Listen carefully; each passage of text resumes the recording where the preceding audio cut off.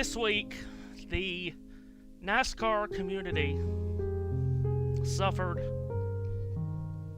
a great loss.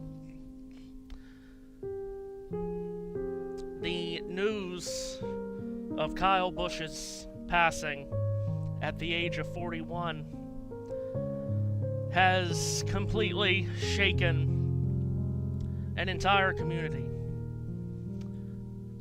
We have lost one of the greatest drivers in the history of our sport. It is a loss that is going to be impossible to find a way to move on from on the racetrack. But more importantly, it is a loss of a son, a brother, a husband, and a father.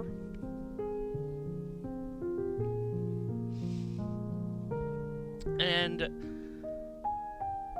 the NASCAR community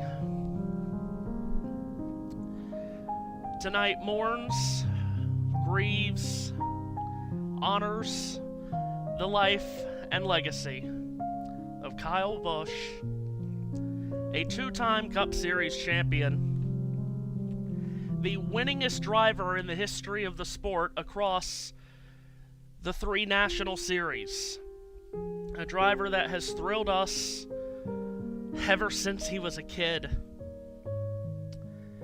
And it is impossible to believe that he is no longer with us.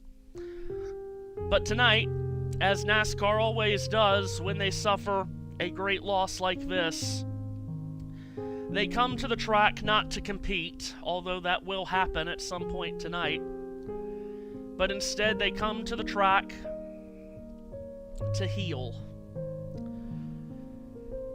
We will start the healing process and start life without Kyle Busch tonight at the Charlotte Motor Speedway, which is the home for this sport.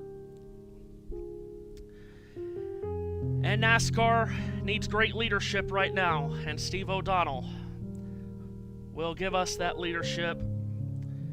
He is trackside with Kyle Busch's family right now. No one ever feels fully prepared to speak at a moment like this. And I think we can all agree that this was Kyle Busch's home. Every racetrack was Kyle Busch's home. He competed like he had something to prove every single race, when in reality, he'd already proven everything. What I think we'll miss most isn't the wins. It's the guy who quietly wanted to help a teammate or give some advice. It was the husband, the father, or the guy who quietly did things for others when no one was watching. And to the Busch family, Tom, Gay, Kurt, all the folks at RCR and JGR, we are certainly thinking about you. Samantha, I want you to know that this sport stands with you and that you and your children are NASCAR family forever.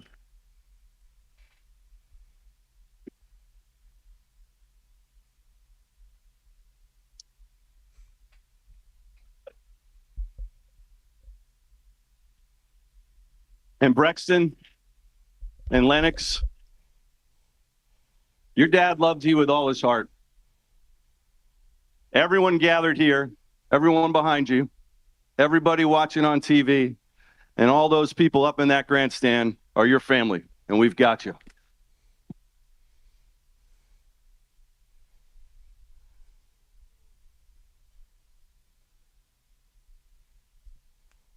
Kyle Busch is NASCAR. He was one of a kind, and there will never be another. And I'd ask everybody now to join us in a moment of silence for Kyle.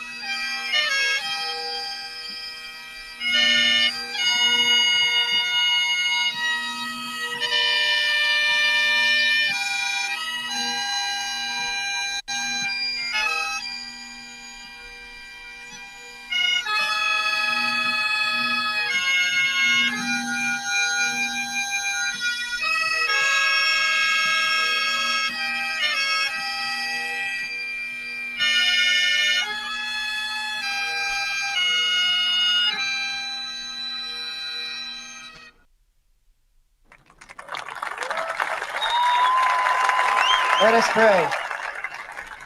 Heavenly Father, this year, our nation celebrates 250 years of independence. However, we would not be a great nation if it was not for these brave men and women, which are husbands, wives, fathers, mothers, sons, and daughters, who fought for the cause of liberty and selflessly sacrificed all for the freedoms we have today. For there's no greater love than to lay down one's life for one's friends, as your Son Jesus taught. Therefore, may we remember all the families who have lost a loved one in service to our nation, and may we never forget the legacy that they represent. For NASCAR and the Busch family, I pray for your comfort and peace to be upon them as they grieve the sudden loss of Kyle Busch. For the Coca-Cola 600, I pray for the safety of the fans and each competing team, for the drivers and the crews to be fast and efficient, knowing only one can win this tough race. Thank you for giving us this weekend to remember and honor all the brave men and women serving and those who died for the freedoms we enjoy today. In Jesus' name I pray, amen.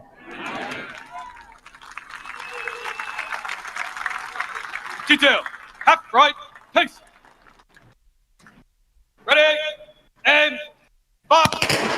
Ready, aim, box. Ready, aim, box. Detail, attention, half left, base. Present, arm.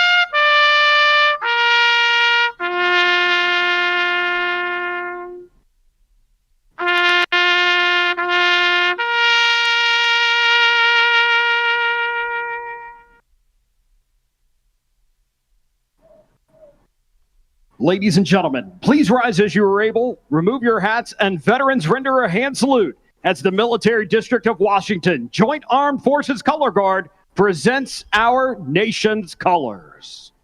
Present arms. Here to perform our national anthem, please welcome Chief Warrant Officer 2, Craig Morgan Greer.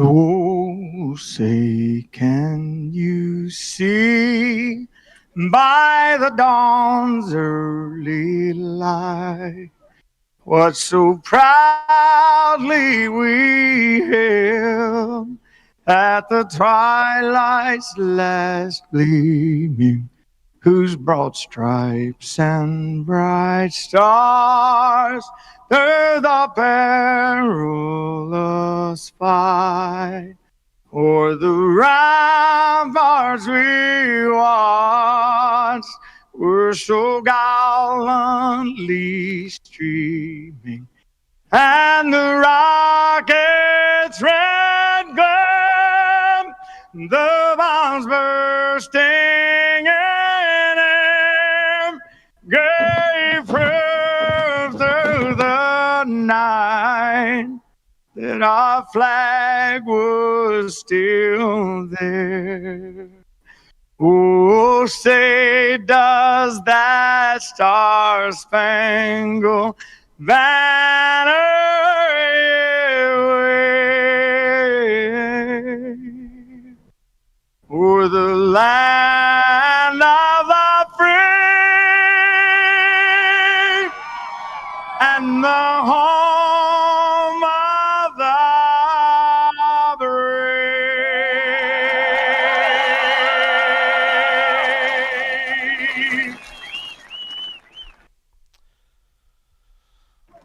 Well, we all knew that this night was going to be very emotional. This night is always emotional, based solely on the fact that it is Memorial Day weekend, and NASCAR does so extremely well every weekend, but especially on this weekend to honor America and the people that have given it all for our continued freedom in this country. But tonight is a night that's very different from what we've seen in NASCAR history and in Coca-Cola World 600 history. Hello, one and all. I'm Matthew Owens, and welcome to Charlotte. Thanks for having us in for the race. This is one of the crown jewel races on the NASCAR calendar. It's the longest race of the year. It is a marathon race, and in the next-gen era since 2022, it has created unbelievable racing, classic races around this racetrack, and last year, a worst-to-first winner in Ross Chastain. But the story of this weekend has, of course, been the sudden loss of Kyle Busch, one of the greatest drivers of all time. The tributes have poured in throughout the weekend, and of course it has rained a lot here at the track this weekend, as it so often does when we come to the track after a tragedy like this. If you remember Alan Kowicki after his death in 1993, and Kowicki's hauler leaving the Bristol Motor Speedway as it rained on that cold, chilly day in the Tennessee mountains. You think of Rockingham 2001 when it rained and forced the race to be run on Monday, the week after Dale Earnhardt's death 25 years ago. The emotions are still so extremely fresh because it happened so suddenly. It happened on Thursday, and we've had to pick up very quickly here, and the sport as a whole has had to come to Charlotte over just the last couple of days with the realization that Kyle Busch will not be racing tonight. The response from Richard Childress Racing has been one that has been applauded and met with positive feelings that they will not field their number 8 car for the rest of the season. The car will continue to run. It will be run with the number 33 on the side and the hood of the car, the roof of the car. Austin Hill drives the car tonight. We will see moving forward if it will continue to be Hill or if it will be Jesse Love. Austin Dillon's number 3 from the Richard Childress Racing stable, of course, will continue to run the season, and I think I can speak for everyone in saying that many would really like to see the RCR cars tonight have a really good run, and they have struggled for speed much of the year, but they have started to turn it around with Busch and Austin Dillon a couple of weeks ago. They both scored top finishes at Watkins Glen. Of course, Busch with a top 10 a few weeks back at Talladega was his first top 10 of the season. Let's go back trackside. Volunteer of the Year and our Grand Marshal, the Senior Enlisted Advisor to the Chairman of the Joint Chiefs of Staff, SEAC, David Isom. This Memorial Day, the USO and Coca-Cola are proud to salute America's military service members and their families, especially those who made the ultimate sacrifice. On this 67th running of the Coca-Cola 600, I am honored to be here today with the 2026 USO Service Members of the Year, the USO Canine Volunteer of the Year, and our Coca-Cola 600 Grand Marshal, the Senior Enlisted Advisor to the Chairman of the Joint Chiefs of Staff, SEAC, David Isom. We are proud to stand here in remembrance of those we've lost and in gratitude for the people serving our great nation as members of the United States military. Please join the Senior Enlisted Advisor to the Chairman of the Joint Chiefs of Staff, SEAC, David Isom, in saying the most famous 4 words in motorsports. Drivers, start your engines!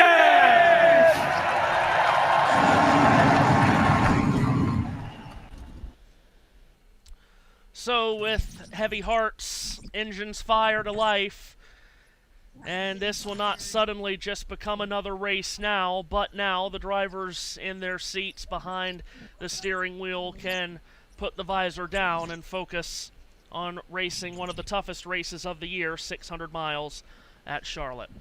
I'm joined tonight by Josh Birch, Josh Turner, the folks at JBM, and well, this was always going to be a tough night guys, and JB, it has been extremely tough. Now we try to turn our attention to racing. A wonderful tribute, Matthew. I was listening to you in my ears while we started our show with a similar tribute, as many people have, to Kyle Busch. Hello, everybody listening in on USN as we team up for tonight's 600. And I think it feels right, Matthew. It was already in the works that we were going to do this, but tonight is a time for the NASCAR community and the whole motorsport community to come together and just deal with the shockingness that has happened. I started the JBM broadcast by saying a death in a race car is somewhat expected. You can accept it a little easier.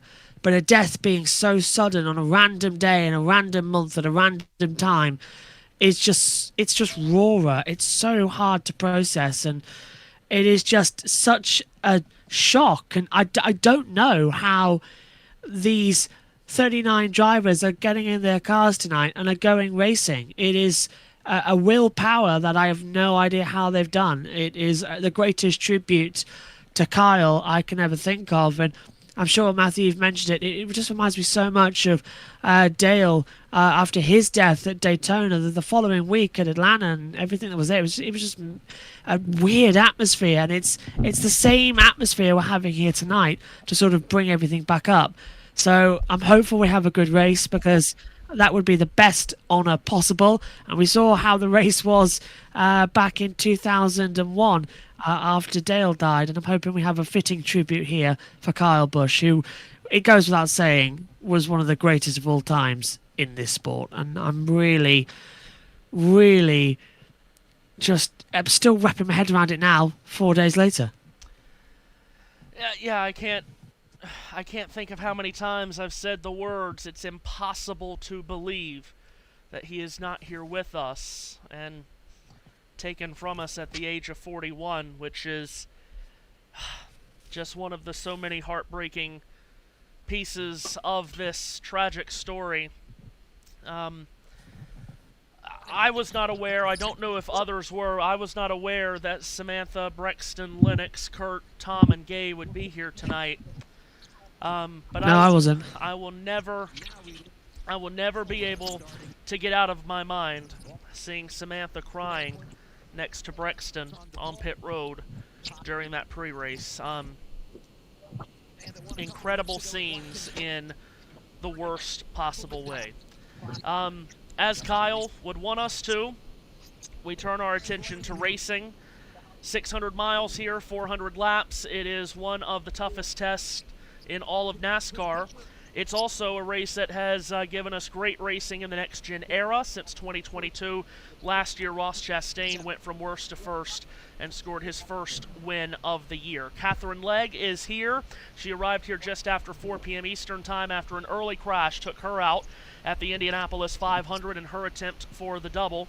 And we hope for Catherine she will have a good night tonight driving for B.J. McLeod's team. Qualifying was rained out yesterday, so the field set by the metric. Give you the starting lineup here with Tyler Reddick leading the field to green. His 5 wins this season, of course, most of all drivers. He's on the front row with Ty Gibbs. Shane Van Gisbergen, the Watkins Glen winner, starts in row 2 alongside the Watkins Glen runner-up Michael McDowell. Chase Briscoe and Ryan Blaney. Blaney, a former winner of this race, in row 3. Row 4 is the Texan Chris Buescher and Austin Cindric. Austin Dillon, former winner of this race, driving for Richard Childress, Kyle Busch's team, of course, tonight, starts in row 5 with A.J. Allmendinger. Denny Hamlin and Ryan Preece in row 6, and then Kyle Busch's car, renumbered from 8 to 33 and driven tonight by Austin Hill, the regular in the O'Reilly Auto Parts Series, starts from 13th on the grid next to a former teammate of Busch's, Daniel Suarez. He gave Suarez one of his first chances when Daniel comes stateside and started his NASCAR career. Another driver that Kyle Busch gave an opportunity to, a young driver, was John Hunter Nemechek. He drove for Kyle Busch Motorsports in the Truck Series. He starts alongside Chase Elliott in row number 8. Row 9 is Christopher Bell and Kyle Larson. Row 10, the front row motorsports duo of Zane Smith and Todd Gilliland. Eric Jones was another driver that Kyle Busch gave a chance to. When Jones passed Busch on the outside to win the Snowball Derby many years ago, that's when Busch sought him out and put him in a KBM truck. Tonight he starts 21st alongside Cole Custer. Row 12, Carson Hocevar, Darrell Wallace Jr. Wallace has been so emotional this weekend. Hocevar posting many pictures over the weekend of when he met Kyle Busch as a young kid. Connor Zilich is in row 13 with perhaps Kyle's greatest rival, Brad Keselowski, who has had beautiful words this week since Busch's passing. Row 14, the defending winner of the race, Ross Chastain. He won last night's O'Reilly Auto Parts Series race, and in Victory Lane did Kyle's iconic bow celebration. Noah Gregson, another driver that drove for Kyle in the Truck Series, starts with him in the 14th row. Row 15, Alex Bowman and Riley Herbst. Row 16, William Byron, won many races for KBM in the Truck Series. He's with Ricky Stenhouse Jr. Joey Legato and Josh Berry in row 17. Ty Dillon and Timmy Hill in row 18. Catherine Legg, back from Indianapolis, will start 37th next to Cody Ware. And rounding out the field is Corey Heim, back in another entry for 23:11, JB. And we are all set for what is hopefully going to be a quite close event as we get going for this one. We have got a new way of doing things, so we'll be on the comcams, then we'll go over to the battle screen, and any cautions we'll see this over on the JMBM side as well. Over on USN, I'm delighted that Matthew and me are teaming up for this one. And, well, Matthew, I want to throw a question to you on this one. From a driver's mindset coming into today, they all have one thing: win the Coca-Cola 600, win one of the most important NASCAR races of the year. It's this in Daytona for many drivers, and they all want to do it to support Kyle. So the question is, how do you put that to your side and race your race today? Because Reddick's off on pole for the metric, and he has been so fast this year. Exactly right, and a lot of these drivers do now have to put the visor down and find a way to carry on with life now in the race car, as difficult as that may be. But these athletes do amazing things each and every week. The good news for them is it is not overly hot as it can be on this weekend in Charlotte. 70 degrees ambient, and that will continue to cool as the night goes on. 50 different pole sitters here. Race winners 57. The last time we were here, we had 40 cars. Today we only have 39. But in terms of lead changes, there was 34. Cautions, there was 8. Caution laps we're here for 52. And the average margin of victory was 0.673 of a second. We're all set, I think, Matthew, to repeat that today, because they are not going to hold off. The conditions are superb, and we can go into the night. The chances of rain have also dissipated, which is good, because we've been fighting that all day, which just cost the start of F1 when Rosenquist took the checkered flag. How did you find that 500 end, by the way? Oh. It was here, there, and everywhere for us. Oh, God. Amazing. I'm literally... we started Formula 1, gave up for a lap, and then called the end of the race. I'm so glad we did. Closest ever finish in history. And I loved it. Bring it on. Bring it on. Well done, Felix. He deserved that race win. So, say again? Oh, wasn't me. I saw someone come through there. I had feedback. Sorry, yeah, so... it was a radio message coming through. So, yeah, Rosenquist deserved the 500. Arguably, Antonelli deserved the Canadian Grand Prix we just had. Who deserves this one, mate? Well, again, I think everyone would love for one of these RCR cars to get up and get a win. Chances of that aren't great, but they have shown much better speed over the past handful of weeks. But that would be so great to see. Of course, Austin Dillon, a former winner of this race. As ever with these races that are long and physical, you certainly have to look at Denny Hamlin, as Prime has had something happen there. Have to look at Denny Hamlin as one of the favorites. He's won this race before and will be a favorite tonight. And now, oh Lord, Tyler Reddick has dropped back. Are you ready?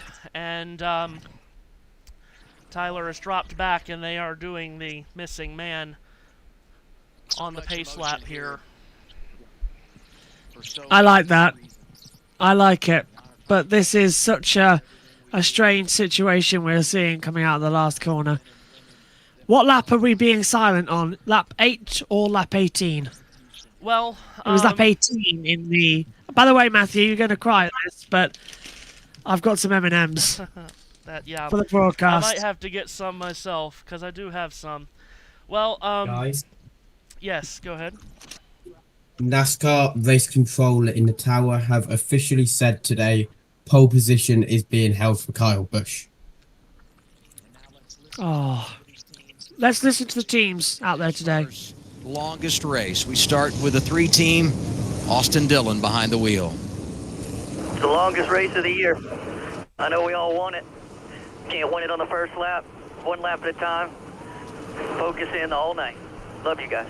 No matter the result, work is off. Make TP proud. Daddy? I love you, buddy. Okay, have a good night. Love you guys too. Standing tall up there, brother. I love it. Well, all night for you guys. Love you, brother. Love you too. So much. Matthew, I think it's safe to say that nobody at all is ashamed to cry today. Kyle Busch will have another pole position. Comically enough, in all this weird circumstance, the truck race didn't have a qualifying. That was set by metric, and it was Kyle Busch's car who won the last week at Dover. That started on pole position. So another car, Matthew. If your camera doesn't work, leave it, mate. We're not going to be on that much. Oh, okay, very good. I see what's happening now. Yeah, sorry. Apologies. Okay, we should be getting one to go this time around.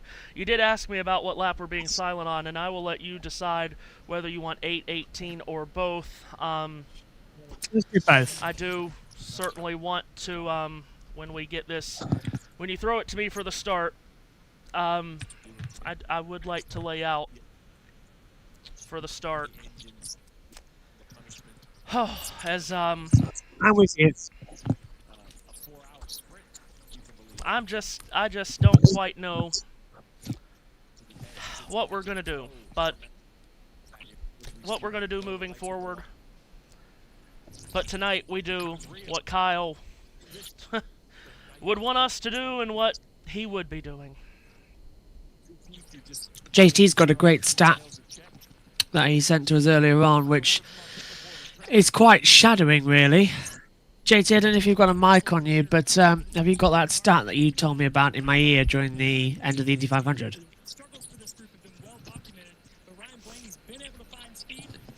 Throw him under the bus, but it was about how this is the first race in a long time since we've had no Busch, no Earnhardt on the field. And that's quite scary. I sent it in Madhouse just for this. I've got Madhouse open on my chat. Oh, now it disappears from me. Here we go. So the stat is, Matthew, the 2026 Coca-Cola 600 will be the first NASCAR Cup Series race without an Earnhardt, Busch in the field since 1979. It's the first Coca-Cola 600 without either since 1977, and Richard Petty won that race. The 47 and 49 year streak will be broken tonight. Wow. All right, JB. That is. Let's go. We race for Kyle Busch. We give him the pole we know he probably would have taken. And now we go racing. Let's put everything that's happened in this terrible week behind us, close the visor, and focus on racing.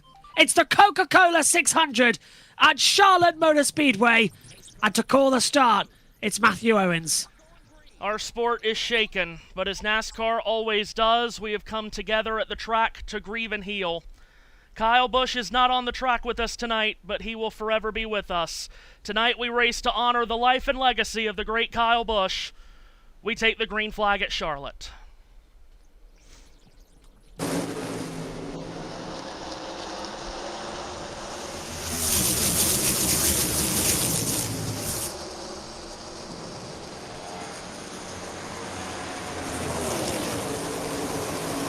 Drivers getting... Clean moves from everyone on the start. Matthew, go on. Kyle Busch led 1,061 laps in his career at the Coca-Cola 600, including the first lap in 2008. Tonight, lap 1 of this 600 is led by Tyler Reddick, who leads lap 1 from Ty Gibbs, Michael McDowell, and Shane Van Gisbergen. And with that, the Coca-Cola World 600 is on. One thing to remember, Matthew, is that these guys have only had 45 minutes of practice, so getting this started is going to be a little bit tricky. It's a narrow track. We saw in the truck race earlier on this morning, you make a mistake here, you're likely to bounce off the barriers. There's so much momentum and air swinging through. It's going to take its time as SVG, who's now down into 4th place in the metric, now down to 5th as Blaney goes through, it's still getting a good traction. Give it about 15, 20 laps for these guys to warm up the tyres and get everything dialed in. And, of course, switch off, because as a driver, there's nothing more worse than having to go through everything you've just done in the pre-race ceremonies, remembering a fallen colleague, and then snapping the visor shut and going racing. So these guys are going to be on edge for stage 1, and then we should see some good racing. But so far, they're giving it side by side, and they're doing Kyle proud as we come through. Lap 4 already, and we'll switch over now to the battle screen. Great start so far, Matthew. Yeah, it has been a strong start, and Tyler Reddick from pole leads this race from Ty Gibbs. Gibbs in the number 54 Toyota for Joe Gibbs Racing. Of course, that was the 18 car that Kyle Busch drove when Busch stepped away to RCR in 2023. They renumbered the car 54 and put Ty Gibbs in it. It runs second here in the early laps. Now again, no qualifying, very little practice, about 45 minutes of practice yesterday. And again, this is a long race, 400 laps, 600 miles, JB. But there are stage points on the line. In fact, there are more stage points on the line tonight than in any other race this season, with 4 100-lap stages. So there is reason to try to get to the front early if you can. If you don't feel like you have the car to get to the front early, more than happy to settle in and just let these 600 miles come to you. It is not a race where you have to set an ultra-quick time and an ultra-quick pace at the start, as we saw with Ross Chastain last year, starting last and not taking the lead to the final 10 laps, but then winning. Yeah, and we see a couple of guys going right up high towards the barrier, coming out of turn 4 before the trial section, so they're just trying to rubber up every single part of the racetrack. It's lap 8 next time by. We will go silent on the stream as Michael McDowell taking over around the outside now and belaying with Blaney massively as they come through. Blaney's trying to come through back and through turn 4. Lap 8 and 18, we will be silent coming through. And a very special moment coming here. As we work lap 8, we go silent in honor of Kyle Busch.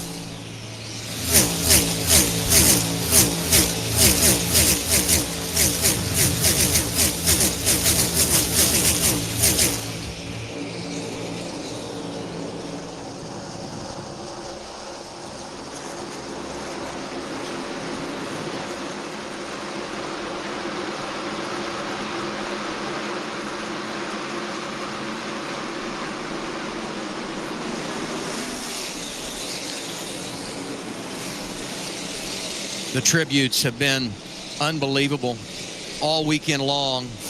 They continue here tonight, and the fans getting involved. As they always do, Matthew, holding up the number 8, either the 2 ways I did it, with a 5 and a 3 or 2 4s at each finger. There's no better tribute. I can't wait until we get to lap 18 to do that again, because it's such a tribute. And the NASCAR community, it's such a family, Matthew. And they are all grieving together. And that's why these guys and girls are going to give us a great race tonight. Yeah, the race is now on for sure now. And while I'm sure Kyle Busch may come up in the minds of these drivers under caution tonight, we've taken the green flag. Now the business is at hand to drive 600 miles around this very tricky racetrack. And now this field of talented drivers can move forward with their jobs for the night. 10 laps complete, 390 to go, and some separation at the front with Tyler Reddick and Ty Gibbs having about 2.5 seconds up on third place running Ryan Blaney. Watch out for Ty Gibbs tonight as well in that 54. He was running well on the ovals earlier on in the season, wasn't he? And we sort of suspected, could he be something at Daytona before we got that message saying through that, you know, he needed to have it was a special time, wasn't it, coming through? So, I don't know, I'm 50-50 on that front. But I think Ty Gibbs tonight, especially for Joe Gibbs Racing and everything, we're going to have quite a nice night to come in and push some pressure on it. Taking a look, where's that 33 car with Austin Hill? It's down into 17th position, so drop back a bit, pit lane. Talked to crew chief Tyler Allen about what's been the difference this year. He said Ty has shown a huge improvement on his focus for driving the average 400-mile race we typically see each weekend. He said, now we got to add 200 more miles. So the goal today was to keep him focused. They are absolutely doing that on the radio right now, telling him really good off 3 and 4, reminding him to settle in, make it live, and be sure to take care of that right front. One thing, actually, Matthew, before I throw it to you on this one, is that I know a trick the drivers do, because this is 200 miles and we usually run... Sorry, this is 200 miles longer than the 400s we've been running. They actually trick their brains and they don't go on the miles, they go on the laps, which is 400 laps. So that helps them just tick it down a little bit easier than going on the distance with how many miles to go. Is that something that the drivers are going to be using tonight as well to sort of try and dial themselves in with no practice? Because the track's incredibly green. We haven't had much running at all. Yeah, for sure. You know, I think each of these drivers will do it in their own way. And, again, a lot of these drivers are veterans as well. There's not many drivers that don't have multiple attempts at this 600. So I wouldn't say they're used to it, but they're at the very least accustomed to it. Each and every year, once a year. Here's a couple of drivers that have won this race before, Denny Hamlin and Kyle Larson. This is back at the 13th position. Have to think of them as two of the favorites tonight, especially for guys that can run 600 miles faster than anyone else, but also just pick their way through traffic, calm, cool, and collected. I certainly think of those two drivers, Hamlin and Larson, in that. Just quickly coming into now as well, the qualifying record here set by Kyle Busch, 197.39 mile per hour. We're averaging at the moment a 176 in the cooler conditions. So that was back in 2014 as we start the 17th lap now on the board coming through. As it's Tyler Reddick leading from Gibbs, Blaney, McDowell, Frank Gisbergen, Briscoe, Buscher, Cindric, Dillon and Preece inside the top 10 as they fly through again. And this first stage, as I say, just getting up to temperature. I think actually, Matthew, stage 4 is going to be a lot more quieter than you think, because I think we're not going to have many left by the end of it. Every time we go for a metric score at one of these places, it never goes well. Well, and of course, the track's going to change throughout the night, going from the sun being up, although not overly hot, to the sun going down as the night goes on, as we approach lap 18.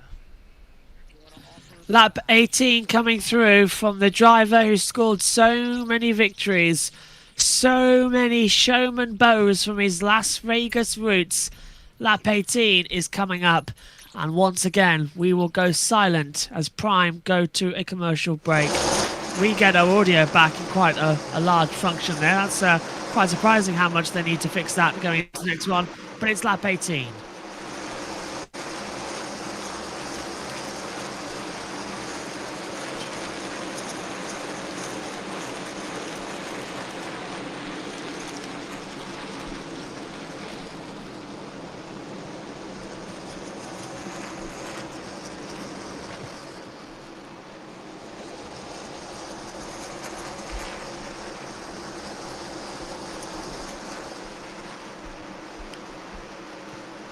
Some M&Ms, Matthew, on that lap time, I think, was accurate for that.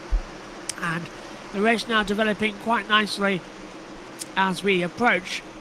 Is there a chance of rain bubbling up? There are some dark clouds out there. Yeah, there's just some spots that could drop in tonight. By the way, it was once said about Kyle Busch that he was the only driver that could run 3 wide all by himself, and I thought it fitting on lap 18 that we saw 4 wide going into turn 3. Joey Logano, Riley Herbst, Cole Custer, and Alex Bowman running 4 wide down the back straightaway. You certainly don't see that often at Charlotte, and they're just about 3 wide this time coming out of turn 2.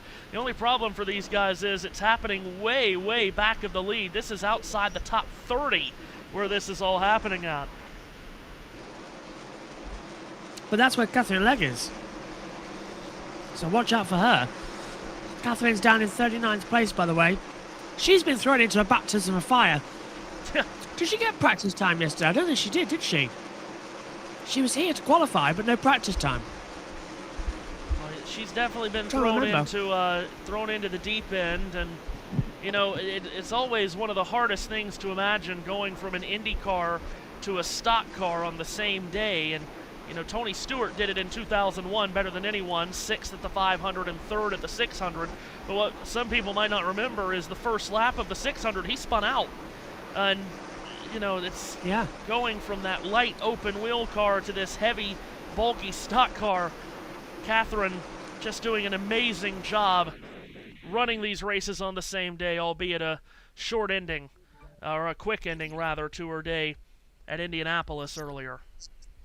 At what point do we point out to viewers that she's now run more laps in this race than she did earlier on in the Indy 500? Yeah, she's done the double. Do we count it as doing the double? Well, yeah, for sure.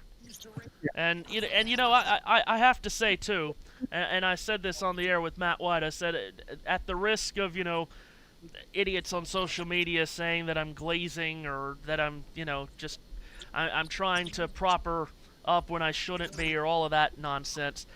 Unbelievable driving by Catherine earlier today at Indianapolis, because the crash was caused by Ryan Hunter-Reay spinning right in front of her, and had she not cut hard to the left, quick reactions to cut that wheel hard to the left, which is what, of course, turned her around. But had she not done that, she would have impaled the side of Ryan Hunter-Reay's car, and we would have had a horrible accident. I hate to say it, but they come in 3, and we've already had 2. Alex Zanardi, Kyle Busch. I did not want a third. I do not want a third. To me, Catherine, as I said in my commentary, did brilliantly to avoid that accident. JT said she's done the double, but she's not completed the double. Does that work? I think it does, because Kyle Larson's on the same. Right. She has run the double, running the double, attempting running the double, different than completing the double. That's right. I'm liking this since the start.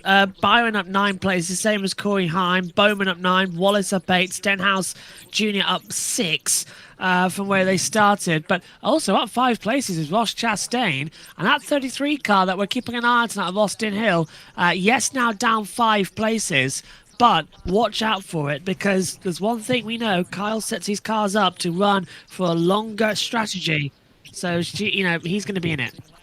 And another thing, too, you talk about being thrown into the deep end. I mean, Austin Hill, an O'Reilly Auto Parts Series regular, he runs very sparingly in the Cup Series when they run the 3rd entry. He and Jesse Love every now and again will run the 33 car in certain races.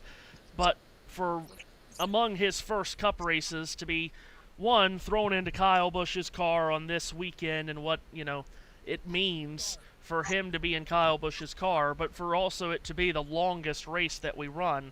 I mean, listen, as I said, I think everyone would love to see the RCR cars run well tonight, but if you think Austin Hill's going to turn up tonight and pull a Kevin Harvick at Atlanta and win, I mean, that's very unlikely to happen. Let's go to pit road. Really struggling with the balance of that car. Take a listen. Absolutely screaming. Trying to just be conservative, but they're struggling bad.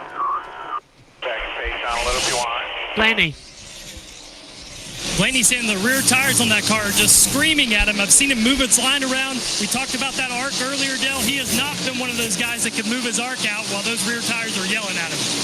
Yeah, it's Ryan Blaney again. I said that at the start. He was running up, but actually, Matthew, he does not look good. He's won the 2023 Coca-Cola 600 Speeds, DNF'd in 3 of the last 4 we've held since he took that victory. So, again, it looks like the curse is on him. But a sunshine coming down the backstretch to 3 and 4. But watch out, as SVG using that metric to go well. This is a replay.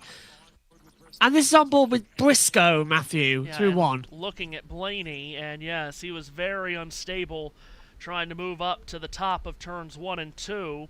Briscoe was able to get by to take over the 3rd position. Now, Blaney doesn't seem to like how his car is handling, but he's still running in 4th position. Now, granted, that's a long ways back from the lead. He's almost 8 seconds off the lead of Tyler Reddick, but still running solidly in 4th. These drivers will make one pit stop for tires and fuel in this stage because of it being a 100-lap stage. We talk about how long the race itself is, but these are long stages too. Normally, the first stage of 1.5-mile races are about 80 laps or so. Here we got a 100-lap first stage. All the stages 100 laps tonight. And they'll have a chance to come down pit road and adjust on it. Here's Austin Dillon for Richard Childress Racing, Kyle Busch's teammate all season long. Running up in the 9th position. He's between Austin Cindric and Denny Hamlin here, JB. Dillon, a former winner of this race, and a lot of people would love to see him run up front tonight, and right now he is.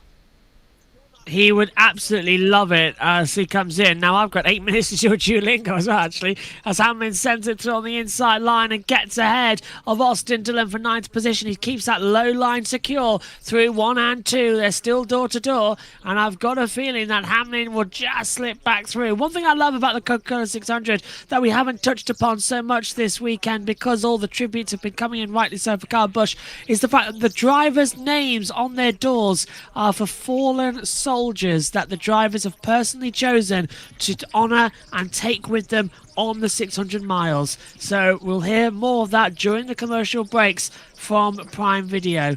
But at the moment, Matthew, Hamlin gets ahead and makes his move. Yeah, so Hamlin moving up into the 9th position, overtaking Austin Dillon in 10th. Kyle Larson and Denny Hamlin have been moving up basically together all race. Larson back at 11th. Meanwhile, one car that's starting to backslide is Michael McDowell. He started 4th. He has parachuted down to 12th on the running order. Remember, he and Shane Van Gisbergen getting much better starting positions than perhaps they would have expected had we had qualifying through the metric. They finished 1st and 2nd at Watkins Glen. Of course, the metric set off of Watkins Glen, not Dover, as Dover was a non-points race. So that's why they started up towards the front. And Shane has done an extremely good job here as we've got caution on the racetrack, and I think it's a spin off of turn number 2. Spin off 2. It's the 21. So it's the 21 who spun around on the exit of turn 2, Matthew, and that brings out our first yellow of the day. So, yeah, Josh Berry off. Go on. So Berry spinning, and the yellow comes out. And as I said, pit stop to be made by everyone for tires and fuel in this stage. Have to think that they would all try to do it here, but problem is they still have more than 60 laps to go in the stage. Berry was running up high in turns 1 and 2, and I mean very high, and he just lost the rear, and around it went off the top of the 24 degrees of banking. Absolutely nuts how close that got to being a sort of turnover. Not too bad, actually, between them. I think we're in for a very interesting end of the race, Matthew, personally. What do you think? For this first stage, 36 down, it's all shaping up that the last laps is going to be mad. And welcome to the booth, the Little Owl. Hello, Jack. What a horrible week we've had. How are you, my friend? Hold on, I'm just joining the Ninja. There we go. I can't get in the Ninja. Mine's failed. Go on. Not sneaky enough, clearly. Anyway. But no, yeah, it has been a very, very tragic week for NASCAR with the shocking and sudden death of, in my eyes, one of the top 5 greatest drivers we've ever seen in this sport. And I took a walk because I thought that the race was starting later than it was. I thought it was starting a little bit later.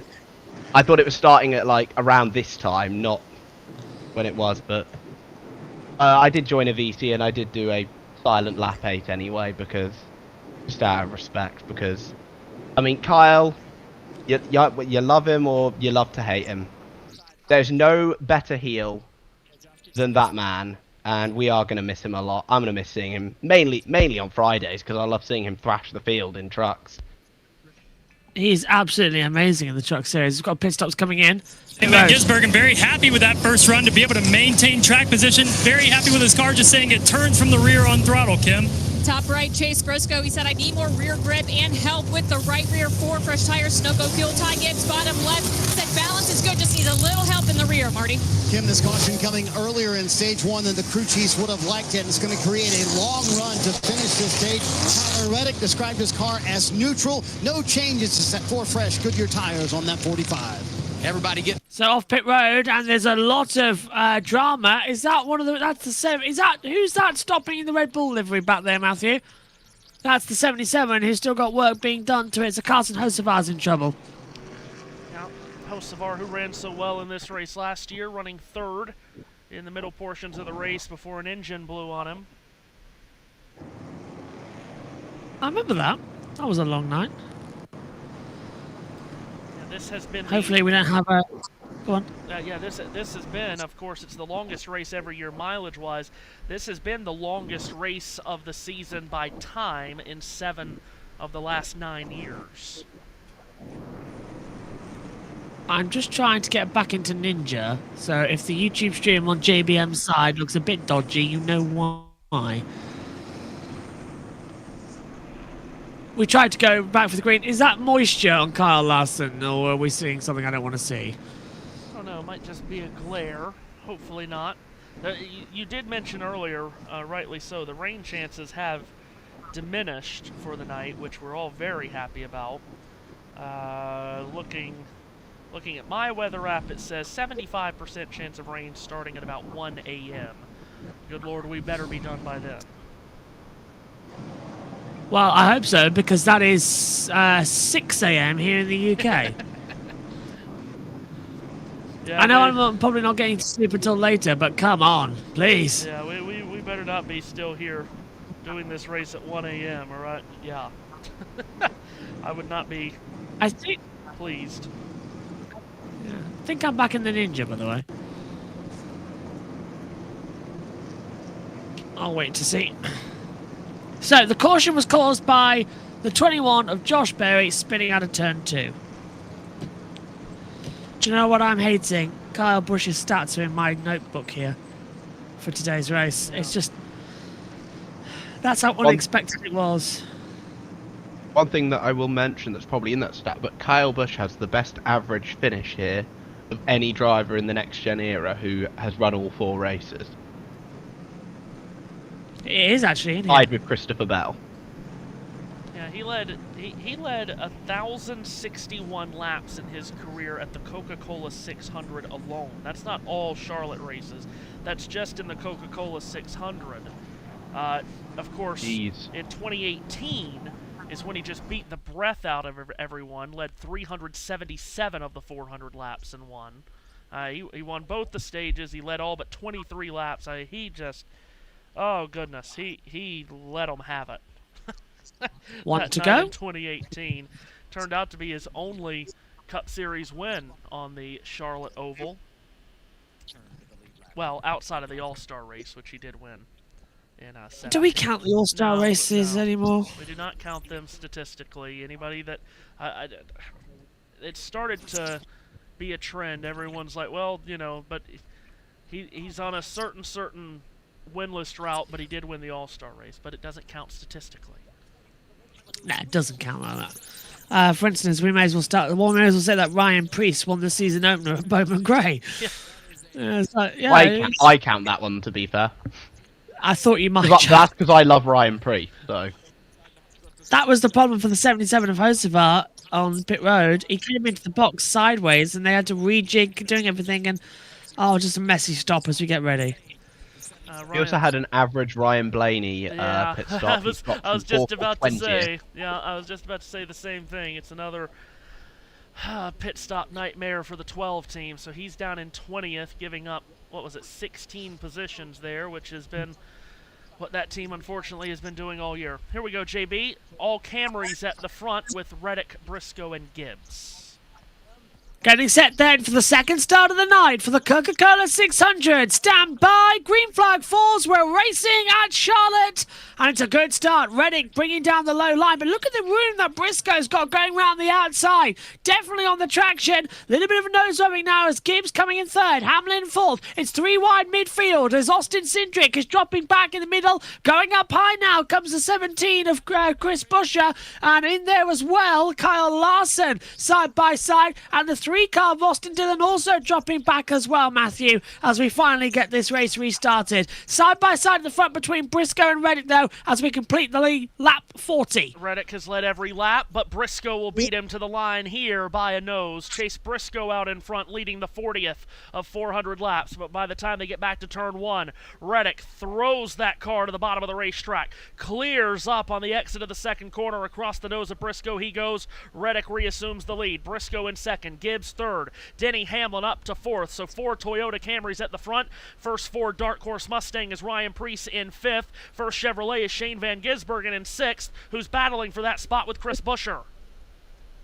And this is getting mental now as look around the outside. There comes the 43 car of Eric Jones with Ryan Blaney and William Byron in traction. And Blaney, he's been struggling with the rear all race. He's just going below the apron line and it's just twitching on him as well. He's going to cause a wreck if he's not careful. Look at the 9 coming back through on the inside. Chase Elliott trying to make it 3 wide, Matthew. Almost get a big one. And he gets through the 42 and drops back. Well, we saw 4 wide earlier before that first caution. There's 3 wide on the back straightaway. Elliott and Byron come out of it, teammates running side by side. John Hunter Nemechek backs away. The other Legacy Motor Club car just ahead of this in Eric Jones. Of course, Legacy Motor Club sent some team members to help pit Ryan Hunter-Reay in the Indy 500 today. They were never able to make a pit stop on his car as Hunter-Reay crashed before the pit stop, first pit stop of the day. Meanwhile, at the front, challenge for second off the banking of turn 4. Ty Gibbs to the left elbow of Chase Briscoe. They'll run door handle to door handle through the quad oval and across the line.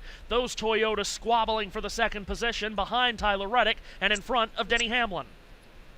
And this is going to be a good traction point in the race now. Just get into a rhythm like earlier on. The track constantly evolving, constantly changing. And Jack, I know you were keeping up with some of the truck and O'Reilly racing we have had. It's been delayed and red flagged and stopped and rained over. The track is more like a water park than a racetrack this weekend. The grip is all over the place. It's just like the racing gods are just like, yeah, let's not race this weekend. But no, the weather looked all right for the 600 today, at least from what I can tell. And yeah. I hope that we don't get any more stoppages, because quite frankly, I can't take it anymore, especially after all the other stoppages today in the 500. Okay, that was ridiculous, by the way, Matthew. I agree with Jack there. We red flagged for 12 minutes because of rain. We didn't need to stop. If we had just kept that going, there wouldn't have been a clash with Formula 1. I was so angry. So angry. Who cares about Formula 1? You have the Indy 500. Well, I had to do both. I ended up on a dual stream. Literally, I was commentating Formula 1 with a lip mic, putting that down, putting the headset mic down to commentate on the 500. It was going nuts. And then Love Formula the suit, 1, by the way, JB. Oh, thank you very much. Formula 1 just couldn't get themselves organised as well, because I don't know if you saw, Matthew and Jack, but the 5 red lights came on, and they didn't go out. So they had to abort the start, and then Lindblad had a problem. Incredible. Oh my. Yeah. That's not the first time that's happened in Formula 1 either. I've been told the 88s to look into as well is being screamed in right now. 88 tagged the wall.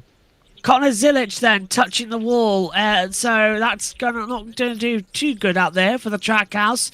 But yeah, it happened in 99, didn't it, at the Nürburgring, Jack? And that was a funny one. And into the pit lane now comes the 7. Yeah, Daniel Suarez has just jumped to pit lane. This is an unscheduled stop for sure. Let's go down. Have we got Kim Kuhn? Midway point here in this opening stage. Yeah, running 11th. Spire is this team now that's not shocking anyone when they run inside the top 10, top 15.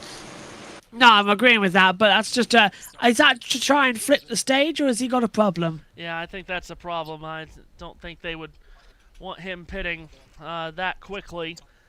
It will be interesting to see how the rest of this stage goes, because the timing of that Josh Berry caution, they just about could make it to the end of this stage without refueling, but the tires would be right down to the very end of a of their tire life, but we'll see how the rest of this stage goes.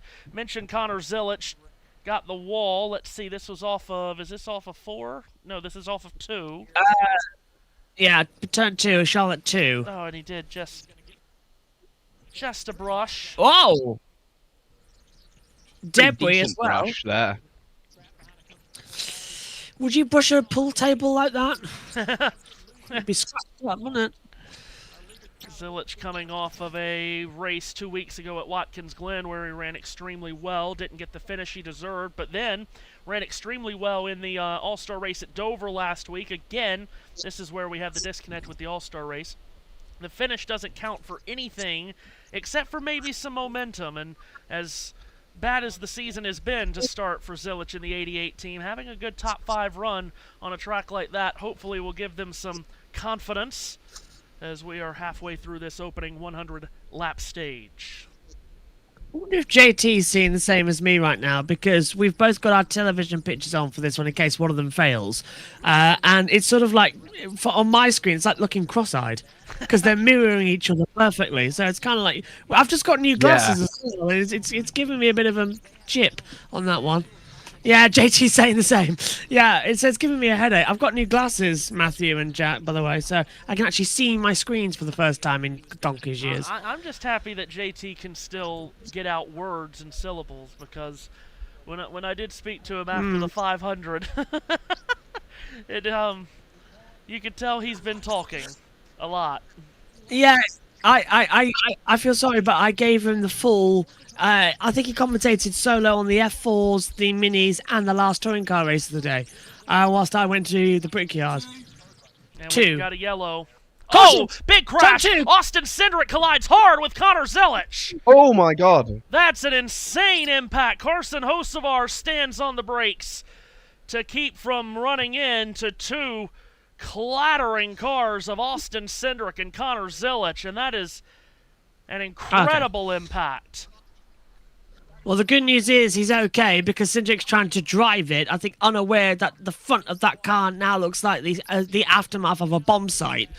As now Zilic, who was running quite well, is now going to dump it back round into pit lane. How did that happen then?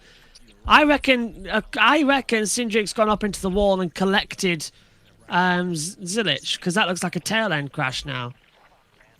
Like in years past. Oh, there's our first F-bomb, ladies and gentlemen. Who wants a tailspring? There's our first F-bomb, by the way, live on Prime, because they don't need to block it. It's Connor Zilic saying F-man. Let's have a look. On the bottom. Okay. Oh, Cindric got loose. Oh, contact. Well, I don't know if there's contact there between him and Christopher Bell or not. It was obviously very close, but oh my goodness. God. Cindric spun that thing at the top of the racetrack for a long, long time. Eventually, gravity did its job and brought the car back down the banking, and Connor Zilic turning the wheel hard to the left, down to the apron to try to avoid, but he loses the rear of his car and spins right into the path of the nose of Cindric. William Byron, I'm not sure how he's avoided, but Connor Zilic did not. Yeah. I was going to say, Byron, how on earth did he avoid that? So it all starts off with Bell, and then, how did Byron survive it? Stay top. Go top here. Go top. Oh, man. That's just... I think, Jack, that's a ball wizard. That's just bad timing.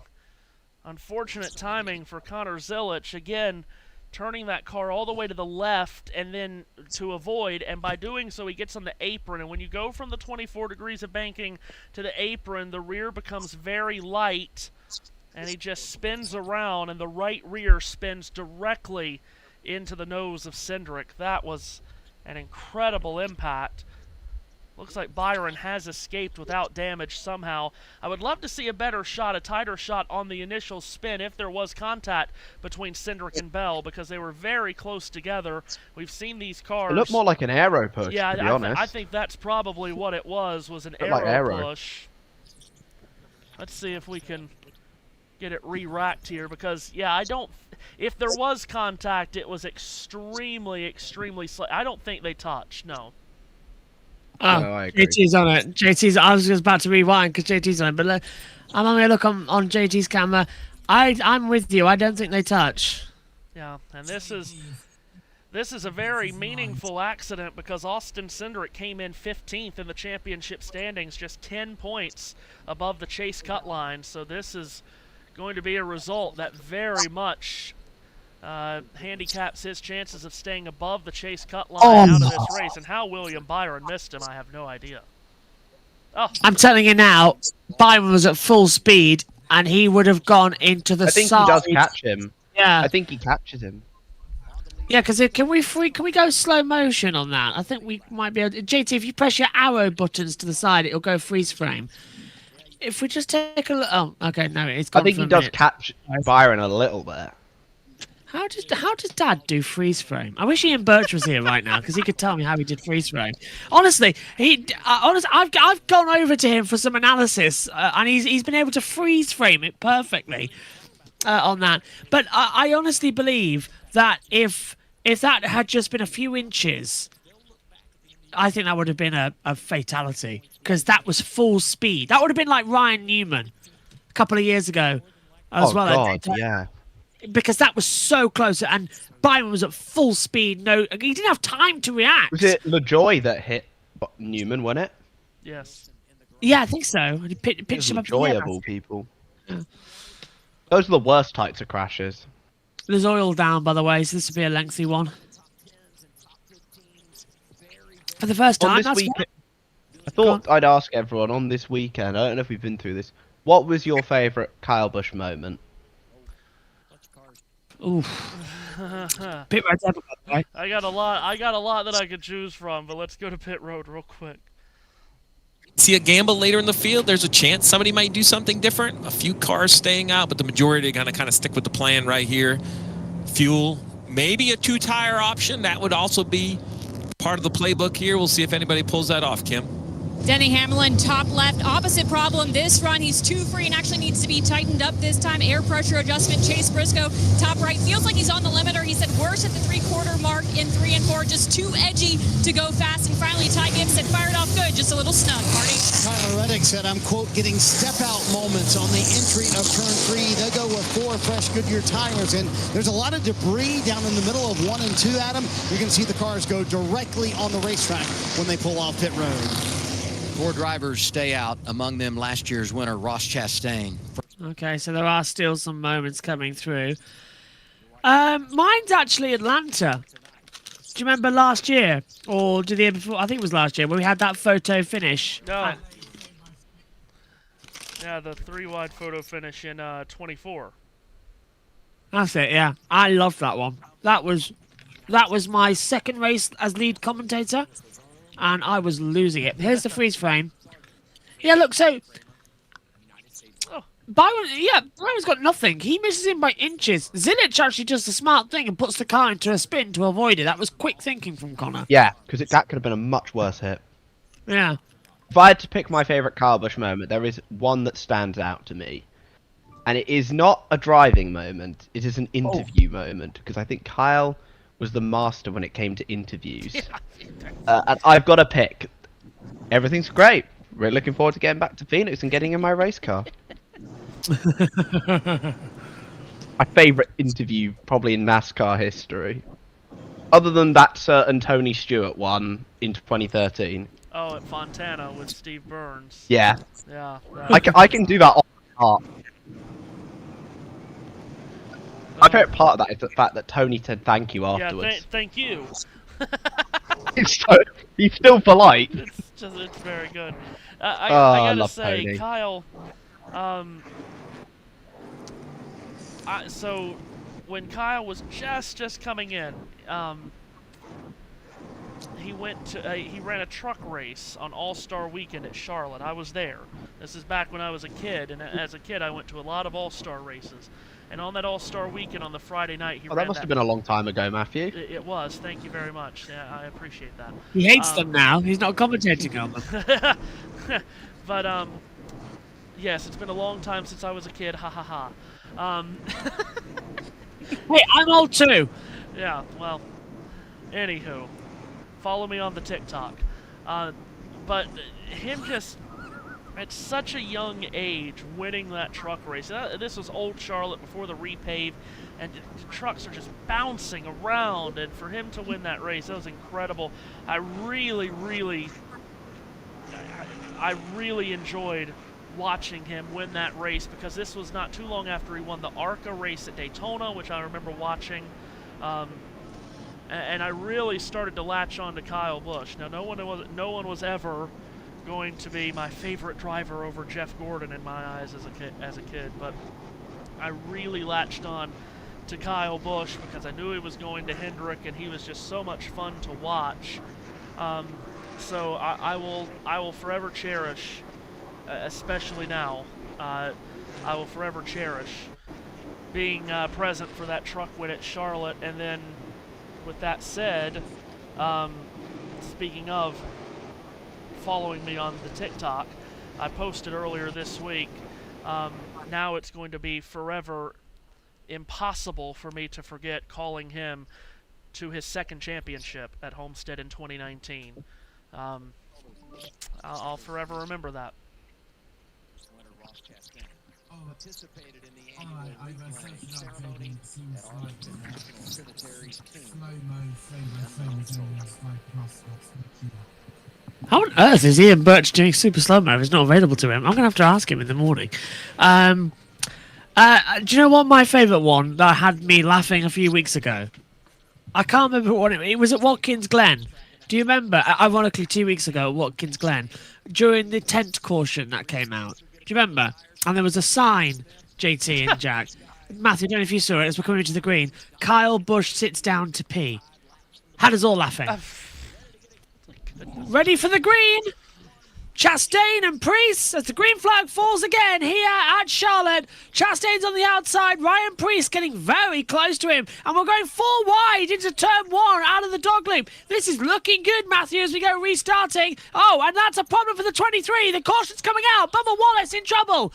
Bubba's in trouble. He might just stay green, though, but he's slow on the backstretch. Look at the slingshot from Zane Smith. Wow! Zane Smith is going to take the lead of the race. He's side by side with Ryan Priest, Matthew. What a restart from him, from 5th to the 1st. Out of absolutely nowhere, Smith shoots to the inside looking for the lead, side by side at the stripe with Priest as Wallace limps his way to pit road. You got cars up front that did not pit under the caution, and you've got fresh tires roaring up behind them. We'd love to see the leaders here, Prime, please. Thank you. Side by side down the back straightaway, Priest and Smith, 2 Fords, still battling for the top spot. Behind them in the 3rd position, Tyler Reddick rides the rim off the top of turns 3 and 4. Ross Chastain is down there too with Chris Buescher, but it's Zane Smith who leads the World 600. My goodness, who would have expected that?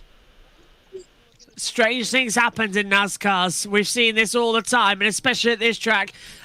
Byron, by the way, for some reason on my screen, is showing as a DVP in 13th place, but I think he's out there. I'm not sure what's happening on my There was a bit of contact. Let's have a look then. This is Byron and Bubba Wallace. And this is why he got out-settled, Matthew. Oh, wow. Oh, Byron got squeezed. Yeah, Michael McDowell came up and hip-checked Byron, and that, like a cue ball in pool or snooker, as you guys over there would call it, just kicked him up and different into sports, Wallace. Matthew. Yes, okay. Anyway, McDowell with a hip check on Byron spits him out into Wallace, and Wallace hit the wall pretty good. Might have a broken toe link, as he has already come on and off of pit road. Change at 2nd. Reddick winds it up around the outside of Priest, gets by him for 2nd. Now Reddick can set his sights after Zane Smith. Coca-Cola World 600 has produced a lot of first-time winners. David Pearson got his first win in this race. Jeff Gordon, Bobby Labonte, Matt Kenseth, Casey Mears. A lot of first-time winners in this race. Zane Smith and Ryan Priest, 0 wins in their Cup Series career, currently running 1st and 3rd. Further back, Denny Hamlin trying to scoop up a spot on Chase Briscoe here. Hamlin will make that pass. That's for 6th. Of course, most recent drivers who are active in the Cup Series who got their first victory, as you said, Austin Dillon and Casey Mears. 1 in 2007 for Casey, Austin Dillon 2017. Both, I think, were on fuel mileage. Yes, both of those were on fuel mileage. You're Something right. that has gone the way of the dodo bird recently. As Kyle Larson fireballs his way to the inside of Chris Buescher in turns 3 and 4. They're side by side coming to the line. This is a scrap for the 4th position. The Ford of Buescher. The Chevrolet of Larson is the highest running Chevrolet, and it's the only one in the top 8 positions here. And Larson's going to make the pass. Carson Hocevar on pit road unscheduled here in the black and white Chili's mobile. Unscheduled stop for the Talladega winner. Yep, loses out a couple more places. JT's got some news for us, though, down at control. JT, what have you got? Just looking back at the pace laps before the start of this race, it seems like Tyler Reddick and Ty Gibbs channeled their inner Kyle Busch, having some fun bump drafting the pace car before we went green. I did catch that part. I did catch that. It's typical of them, isn't it? I remember when Kyle Busch bumped the pace car in 2021. I think it was at New Hampshire. Believe me. Did you do it a few weeks ago? Believe me, Kip Childress. Which he didn't actually get in trouble for, by the way. Yeah, Kip Childress remembers that well. He was on Sirius XM NASCAR radio this week as, boy, Ross Chastain sliding high in turns 3 and 4 as cars racing to his inside. Noah Gregson gets by. Josh Berry gets by. John Hunter Nemechek will try. Unable to get around Chastain, the defending winner of the 600. Yeah, Kip Childress, former NASCAR official and pace car driver. They had him on Sirius XM on Thursday, and he was sharing that story from his point of view of getting run into by Kyle Busch after that crash in the rain at New Hampshire as Corey Heim knifes his way down the back straightaway to the inside of Nemechek. Heim, who of course led a good amount of laps at Texas a few weeks back in was just ahead of him. Some contact with the wall there for Ty Dillon. But Heim... And he lifted off, Matthew. Yeah. Corey Heim lifted off, and that's allowed the 42 to go around the outside. So Heim lifted off through 1, and now he's been forced up as a car just on his low line. Yeah, this happening outside the top 20. Also, Heim definitely one of the stars of the future. Rumour has it that he is pretty much guaranteed a full-time Cup ride next season. So I'm very excited to see how he can get on in these starts this season. As Larson nearly dumps Tyler Reddick, nearly went into the back of him there. Boy, Larson's really feeling it here in this 5 car. He stuffed it into the bottom of turn 1. Reddick wanted to come down and thought better of it, saw the move coming. Larson gets to his inside in 3 and 4. Larson trying to take over 2nd position, and he does. Well, this Memorial Day weekend has not been very kind the last couple of years to Kyle Larson, now focusing solely on the 600 and Charlotte. Hopefully he can free himself up here to have a good 600. Former winner of this race, of course, moves up into 2nd. I am stunned, JB, that Tyler Reddick was not able to get up there and wrestle the lead away from Zane Smith, who now leads this motor race and leads it well. Reddick's been having a weird day, hasn't he? He started well from pole. Oh, and he brushes the wall. Sorry to cut across myself there, but Kyle Larson getting very close out of turn 4 into the tri-oval. That was almost a big one. He's really rugging the dog out of that car. Look at his eye focus on the prime zoom in as well. His eyes are looking at every single corner, looking in the mirrors, looking everywhere around. And here we go on the inside. Here we come again. Reddick goes through. Larson has not got the speed after that scrub at turn 4. And Reddick goes back through. Well, that was a close one there. These two could provide us a really fun 600 miles tonight because these are two of the best drivers in the sport, especially at these kinds of racetracks where you've got to work the lines. I mean, look, oh my gosh, Reddick throws it to the bottom of 1 and 2. Larson's a groove and a half higher. These two, it'd be really nice to see these two squabble back and forth all night, but I am, again, just to reiterate, stunned at Zane Smith getting fresh air on the nose of that Front Row Motorsports Ford, and he is leading confidently. I love Zane, man. He's one of those guys who didn't have as big of a budget as some of these other guys had.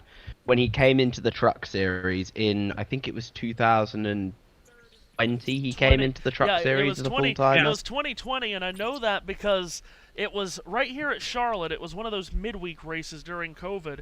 The first time that I really noticed him, and of course, because of... He's a proper talent. With the weekend who we're honoring this weekend, he was taking the fight to Kyle Busch in that truck race, and that's when I thought, my goodness, this kid, watch out for him. And now, of course, he's a truck champion, full-time in the Cup Series Smith, and Well, look at him go out there on 2 tires and leading this race. I still remember his very emotional interview when he won his first truck race. Yeah. Still remember that. He's one of those guys who just doesn't have the budget, and I'm so happy to see him running in the Cup Series. It proves that there is still a route for the guys with the lower budget to come into this series. Yeah, that's exactly right. So he leads here from Reddick, Larson, Preece, and Hamlin. Chase Elliott and William Byron, teammates, running just outside the top 15 here. 16th and 17th is Elliott and Byron, running tight together going to turn 1. They're just ahead of Joey Logano, who has made up some positions now. We saw him running 4 wide earlier at about 30th. Now he's up to 18th. One of the races that Logano is yet to win, this 600.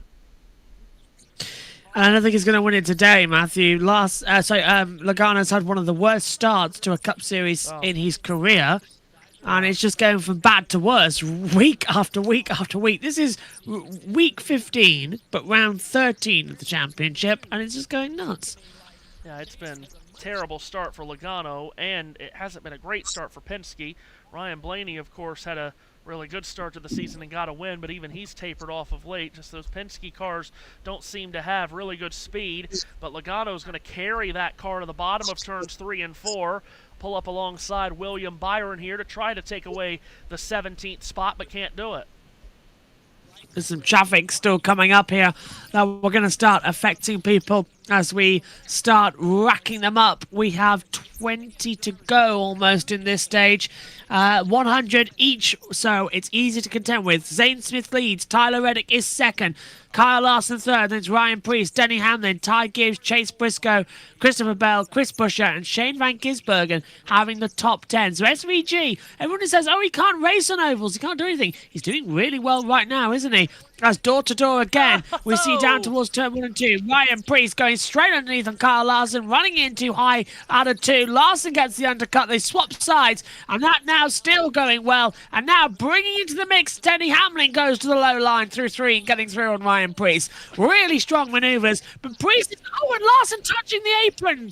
Larson touching the apron coming out of 4. Really good stuff here, and Preece just having to walk that car up the racetrack. This is the reason why the Roval is no more, and we've got another 400-mile race here on the Charlotte Oval in the Chase, because the racing on this Charlotte Oval in this car is really terrific.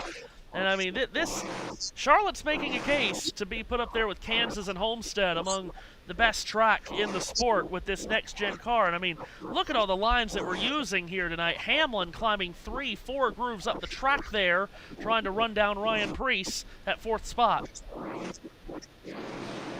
I'd even argue, actually, that this place sort of redefines a NASCAR Cup race, doesn't it? It's old school, it's tight, narrow barriers, and it's an unusual situation, but I like it. It's not Daytona, it's not Talladega, it's not Pocono, which we're going to in a few weeks. But this is just a short track masquerading as a speedway. It's fun. Well, and of course, you know, before Atlanta had the reconfig, and, well, of course, before Texas had their reconfig, you always looked at Charlotte, Texas, and Atlanta as being similar tracks, but Charlotte's always been different from those two because it's a much narrower racetrack. There's plenty of lanes still to choose from, but it is just a narrower racetrack. Turns 1 and 2 are so totally different from turns 3 and 4. So it is not... The term cookie cutter doesn't get thrown around the way it used to in the 2000s and the mid-2010s, but it's certainly not a cookie cutter racetrack at all. And producing really good racing here in the next-gen era. Joey Logano, we were talking about him trying to get around William Byron. He has at the 17th position. Remember, Byron just dominated this race a year ago, lost out late to Ross Chastain, but goodness gracious, he led a bunch of laps. But as has been the story for Hendrick Motorsports to start this season, 24 just doesn't seem to have it here early. Kyle Larson, the highest running Hendrick car, in the 4th position. Prime are not doing any favors right now with cutting away from the good stuff. stuff. Timmy Hill on screen. Let's go. Oh, never mind. See? Love Timmy Hill. Well, can I ask, why are the rad brakes on Prime? That's a wonderful Just want to know. question. You know, That's a wonderful, but at least they're all side by side at the very least, as Ty Gibbs scoops underneath Ryan Preece, makes the pass for 5th. Must say, not very impressed by Prime's broadcast just yet. I think it's going to take a while for me to get used to a new one because it's a bit glitchy today. There's been a couple of errors where I think, meh, Fox are bad, but at least they're smooth. Well, speaking of Fox, I thought I'd give my full credit to the truck commentator today, Eric Brennan. I thought he did a really fantastic job overall. And honestly, fit right in. Get him in for the rest of the season, please. That's what everyone was saying, that they wanted him in for the rest of the year. Do you know how many comments? I mean, I know him from the Cars Tour. He's brilliant. Do you know how many comments I get on the TikTok about people wanting me to take over for Jamie Little? People just aren't. But I've seen your TikTok, mate. I've been looking at it. Every time it makes me smile that you're getting so many lovely compliments. Yeah, lovely compliments on social media. Didn't know those existed. I know, it's amazing. It really is amazing. 99% of the comments have been very positive, but I did like the one earlier today about how a person thought that obviously I watched the game ahead and then just rehearsed the call. Okay. We're live now. Is that person in the room with us? Yeah. Well, guess what? Guess what? We know the entire result of today's race and what's going to happen. So Matthew's rehearsed his calls perfectly. Yeah, it's amazing. Including that last sentence I just said. Yeah, I mean, I'm not to boast, but you know, we are literally coming off of the back of IndyCar, Formula 1, and NASCAR back to back on JBM. So, like, yeah, can't do anything. Again, speaking of other commentators, by the way, but full credit has to go to Will Buxton today. Oh my goodness. Oh my goodness. Listen, I have been extremely hard on Will Buxton through his first year and a half on IndyCar. Oh my goodness. I did tweet earlier today. He earned his stripes in the best way today. That was spectacular. Well, what did he say? I was commentating myself. Oh, you'll have to just go back listen and to the find call it at some afterwards point. of the final lap. It was so good. And of course, Fox getting the crowd noise in there. I mean, hard not to get the crowd noise in when you got 400,000 people screaming. But just all of it, his call plus the crowd noise, the car noise, the intensity of it all, that was really great. But to the people, I mean, the closest finish in Indianapolis history. Well, not yes. Indianapolis history, Indy 500 history. Well, indeed. But yes, to all the people that think I was going to say Freedom 100. To all the people that think I do watch this back and rehearse my calls, interestingly enough, oh, Chase Elliott is spinning on the back straightaway. Elliott is crashing, nose first into the wall. Caution is out.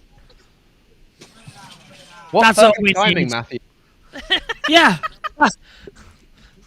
I don't know, that's a commentator's curse, a reverse commentator's curse, but Matthew Owens did literally say for everyone who is pre-recording it, but no, you don't, and that's what happens when you try and do it. Well done. Well done. I mean, Matthew, do you want to say anything else? You know, Tinkerbell? Well, what I was literally about to say is that I don't think I've ever rehearsed Zane Smith winning the first stage of the Coca-Cola 600, but right as I was trying to get that out, Chase Elliott has broken loose off of turn 2. He spun right across the bow of Joey Logano, and it's nose first into the inside safer barrier. And he was... I follow a Zane Smith fan on Twitter, and he's just put on Twitter, call the race right now. It's halfway and it's pouring. Chase was running very high, much like Josh Berry was running very high when he lost it in his spin, but this is on the exit of the corner. So frustrating. Oh. Decent whack, but I think he'll be alright. Steve, they get into the turn and they load really heavily. I'm glad that didn't spin round and get airborne like Corey's truck did earlier today. Corey, oh good lord. That could have been so much worse. What an accident that was. Because there's no catch fence in that section of the track, I'm pretty sure. No, that flip terrified me watching it on the comms. I thought, oh my god, he's going to go back. It was a close one, that one. So Chase Elliott... Yeah, if you look there, there's no catch fence. Yeah, there's not. So Chase Elliott needs to be in place next year. Chase Elliott, who won the last mile and a half race that we ran at Texas, will be the third retirement from this World 600, as he just lost it out of turn 2, and the red, white, and blue stars and stripes livery done for the night. This will set up pit stops here under this caution, even though the sprint to the stage finish will only be about 4 or 5 laps. Everyone's going to come down and try to get fresh tires, except one car stayed out. I believe that might have been Michael McDowell. We'll double check that. Let's go to pit road. Hey, Kim. And the 11 of Denny Hamlin with the first time tonight where there was no complaints. He said that was better, way more stable. They will take 4 tires. You see Zane Smith, top right, they told him good job holding on with 2 tires, just a little tight there. And then finally Ty Gibbs there, bottom left. He said we heard it on the front side of that run, not so good in traffic. Marty. Tyler Reddick said the car started to get too free in that run, Kim, but they were catching the 38, so made the decision to leave it alone. 4 fresh tribute tires. And to Steve's point, I think those 2 pitted here will not pit at the end of the stage, Adam. 4 drivers stay out. Ross Chastain among them again. Eric Jones goes plus 13 with... Okay, during this, I'm going to listen to that last lap again from Will Buxton. I've got it. So good.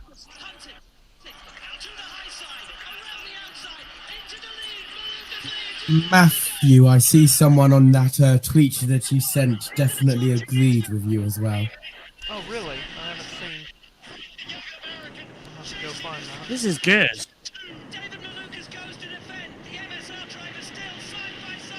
I thought Malukas had it down the back stretch. So did I.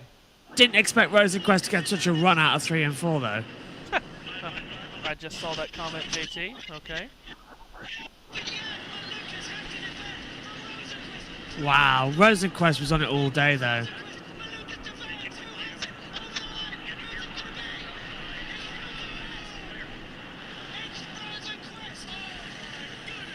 Unreal call. That was fantastic. Car 20. Listen, car 20 sent to the rear with a car interference. Car 20 to the rear. Go on, Matthew. Christopher Bell loses a bunch of track position. I've been really hard on Will Buxton for the season and a half he's been in that IndyCar booth, because I've felt at times that oh my god, sounded natural. Wow. But today was really Zane good. Smith, the race leader. 38's been sent to the back for too fast on pit road. 38 with a penalty. Sorry, Matthew, back to you. Go on. That's such a shame for Zane. Oh my goodness. By the way, that was Michael McDowell that stayed out. He and John Hunter Nemechek have stayed out here, and I think Eric Jones and Cody Ware as well. So those will be your leaders on the restart. But yeah, just to finish up that, I've been really tough on Will, but I mean, that was so good. I do think he's a better commentator than a pundit, though, personally. Yeah, but I've always. Then again, I don't think he was a very good pundit, so. I'm just going to say this. I think Fox's broadcast of the 500 this year was miles better than last year. They've really learned. Yeah, 100%. It was great. I thought it was great. Well, I was just going to be pleased if there were no issues with their timing and scoring, and there wasn't. So that's all I needed. I really enjoyed it. It was a good race. I didn't agree with the red flag. But yeah. Well, which one? No, the last red flag for Kyle Collette was, yeah, but the second, the original red flag for Rain, that wasn't needed. We could have just kept going behind the pace car. Yeah. 2 seconds, guys. We race in your honor. First Sergeant Glenn L. Harris, United States Army. Corporal Anthony J. Smarker, United States Army. Specialist Christopher Horton, United States Army. Sergeant Martin Anthony Lugo Jr., United States Army. Chief Specialist Warfare Operator Christopher Chambers, United States Navy. Fireman First Class William C. Hooks, United States Navy. Your sacrifice is not forgotten.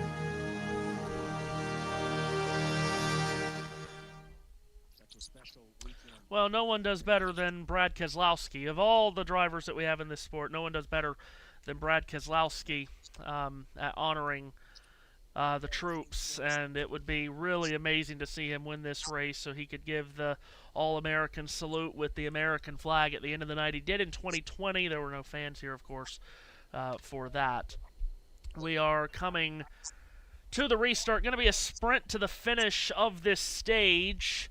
Mentioned penalties on pit road for both Christopher Bell and Zane Smith. That's a shame for Zane, who has never won a stage in his career, and he's not going to win this one despite leading in the last 10 laps. So we do have cars up front that's on older tires. Michael McDowell and John Hunter Nemechek, along with Eric Jones, stayed out. Denny Hamlin on the inside of row 2 is the first car on fresh tires. Green flag up in the air. It'll be a final 4-lap sprint to decide, final 5-lap sprint rather, to decide stage 1, and McDowell on the old tires takes off well, but Denny Hamlin in the corner goes to his outside. Kyle Larson peels to his inside. They go 3 wide around McDowell, and Kyle Larson fireballs his way to the lead. Denny Hamlin all over his back bumper heading back to 3. Hamlin's going to get the traction there coming onto the front stretch. Nemechek's dropping like massive as here comes Hamlin over the line. He's side by side with Larson, and now coming up as well. Briscoe wants to find a way through as they come through 1 and 2 with 4 to go in stage 1. This is going to be something. Boy, Larson went way up the banking, started at the bottom of 1, drifted up off the top of 2, but he takes the clean air off the nose of Hamlin. Larson goes to the front, leaves those Joe Gibbs Racing teammates to squabble behind him for second. Hamlin around the top, Briscoe keeps it pinned on the bottom. Tyler Reddick back there 4th, Eric Jones in 5th. It's Kyle Larson leading, 3 to go in the stage, and he looks into the rearview mirror, and he sees those teammates going side by side. He'd like to see more of that, but Briscoe might clear Hamlin here. It's going to be tied off 2. Nemechek down 13 places from that last lap time with 3 to go here. Larson leading, and Briscoe just getting it wrong over the banking. It was just jumping around. Now watch out for Reddick coming back, and Eric Jones. Where did Eric Jones come from in this? 2 to go. Yeah, Jones stayed out to get track position. He won his first ever Cup Series stage at Texas with a similar strategy a couple weeks back. He's in 5th here, but the top 4 just ahead of him are all right together. Nose to tail stuff here out of turn 2. Down the back straightaway, Larson from Briscoe, then Hamlin, then Reddick. Larson trying to hold off all of these Toyotas behind him as they race to 3, coming to start the last lap of the stage. White flag for stage 1 then is coming up. Watch out for now. Tyler Reddick, he's right on the back of Hamlin. Look at Larson going down low, trying to protect the dog leg as he comes down towards the first 2 corners on the track. Briscoe's got his hands full because he's got Reddick coming in low and Hamlin coming up high. 27 places lost now for Nemechek coming in. That's unbelievable. And now Hamlin under the attack from Reddick, who's going around the outside. Coming over for the green-white checker though, Matthew Owens. Hamlin with a big crossover off of 2. He'll get around Reddick. Reddick comes back at him, but at the front, green and white checkered flag is down on Kyle Larson. Thrilling ending to stage 1, and it's Larson who gets the stage victory from Briscoe. Reddick, who just edged out Hamlin for 3rd. Hamlin 4th, Jones 5th, and Blaney, Gibbs, Priest, Stenhouse, and a stage point for Van Gisbergen, who completes stage 1 in the top 10. 100 down, 300 to go. Only took us an hour and 8 minutes, and now we're going to get set. 4 cautions inside the first hour, and 1 down, and it's Kyle Larson victorious in our first stage here for the Coca-Cola 600. Matthew, this is going to be fun. 77 free passes. I tried to write down that top 10 quickly. Listen, I think we're going to have a terrific race. I mean, there was a lot of action packed into those first 100 laps. Talked about how this track is racing with this next generation car. Yeah, this is really good stuff. Larson showing some muscle that Hendrick Motorsports hasn't shown that much this season. Of course, Larson's on a long winless drought. It's been more than a calendar year since his last win at Kansas in the spring of 2025. He loves this racetrack. He loves the 600. Perhaps tonight is the night for Larson, but all of those Toyotas to deal with, my goodness. 2nd, 3rd, 4th, 5th, and 7th in that stage were all Toyotas. Thank you, JT, for telling me the running order for that one on stage conclusion. So we are going to have at least 5 cautions tonight. 3 of them already for contact. The 21 spinning exit at turn 2. and continued. The 20 hit the 2 and then collected the 88 and smashed. Guess what? Exit turn 2. And the 9 spins. Guess where? Exit turn 2. Turn 2's been a bit of a hot topic tonight. Always is when they funnel out of that corner and go down that back straightaway. So we'll see if we have everyone come back down pit road here. I know it was only, what, 5 or 6 laps under green in anger on those tires, but we'll see if everyone comes back down pit road here or not. And we'll re-rack and do it again. I'm just going to step away momentarily. No worries. So we're now into stage 2. So, and we have already onto the 3rd of 100 laps, and we barely even sort of waited. So we're going to waste about 9 to 10 laps just checking through. Thank you to Save My Republic. Who said the podcast has made great improvements as of late. Thank you very much. Keep it up. We will indeed. Thank you. That's what it is. It's you, Jack. But welcome back. No, Glad everyone's enjoying it. Matthew, clearly. He's not been here for the other ones, so. Yeah, Matthew. You get the credit, Matt. Glad everyone's enjoying the coverage. Well, pit road is open. Next week, as we are going to be in Nashville, followed then taking into June when we're at Michigan, Pocono and San Diego, before going over to Sonoma. Then in July, in Chicagoland on Independence Weekend. And then we go into Echo Park Speedway, back to Atlanta. Then we go to North Wilkesboro and Indianapolis before break week, before Iowa, Richmond, New Hampshire, and Daytona round out the regular season. Before then, the chase begins with Darlington, Worldwide Technology Raceway, Bristol, Kansas, Las Vegas, Charlotte again, Phoenix, Talladega, Martinsville, and Homestead, Miami. Scary to think that we're now closing through at the front.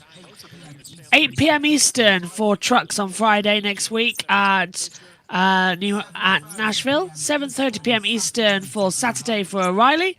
And on Sunday at 7 p.m. Eastern for Sunday at Cup on TNT. Trucks on FS1, O'Reilly on CW, and Prime has the Cup race as well. So thank you very much, JT, for giving us the information there. We'll be live, all of it here on JB Motorsports. And, of course, Matthew will have USN for all of the coverage for the Cup race.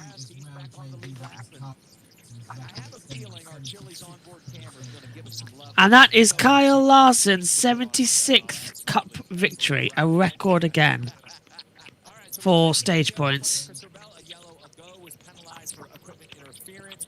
So 76 stage wins for Larson.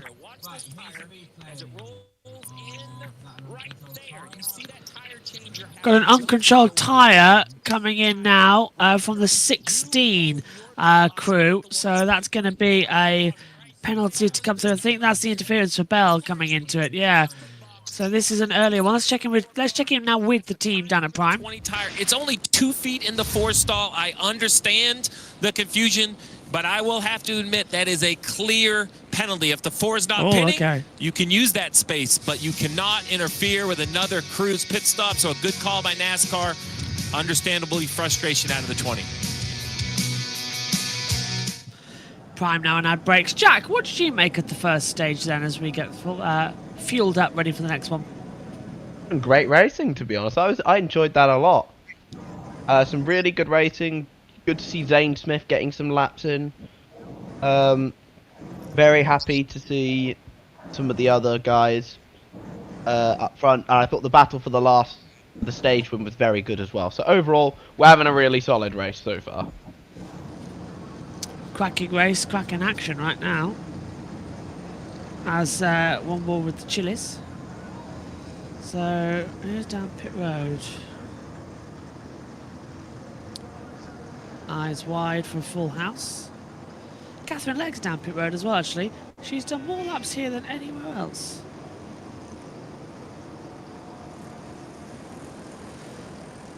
JT on talkback, there's a 2 XLR one somewhere. Ours is 4. Oh, talkback's not working. Talkback's live on US. I may as well just say it now. Take a look then for a 2 XLR one. I think from Birmingham. They do have one because I had one. So, Larson from Briscoe, Reddick, Hamlin, Blaney, Gibbs, Priest, Stenhouse, Van Gisberg and Logano, but that could change if we have another pit stop coming through. As they hold it all together. Yellow flag still in the air. We're now 4 laps down into this stage. 3 cars officially out, the 9 of Chase Elliott, the 2 of Austin Cindric, and the 88 of Connor Zilic coming into it. They are officially out. Catherine Legg and Timmy Hill is a lap down in this event. And yeah, Catherine attempted the double. She's done 100 miles at Indianapolis, and now she's done a lot of miles, or she's done 105 already here. No, hang on, how much has she done? 200 miles already, yeah? So, 4 stages, remember? 4 stages, not 3, 4 to line up tonight. Back over to the Prime. Let's get into our stage break presented by Snapdragon. Here at Charlotte Motor Speedway, just over this hospitality wall, we see the 9 team of Chase Elliott at Hendrick Motorsports packing up their pit box. NASCAR's most popular driver will have to wait another year if he's hoping to win this crown jewel, the Coke 600. Trevor Bayne is standing by with Elliott now. Chase, we saw the car snap out from under you there off of turn 2. Did you have any warning? What'd you feel?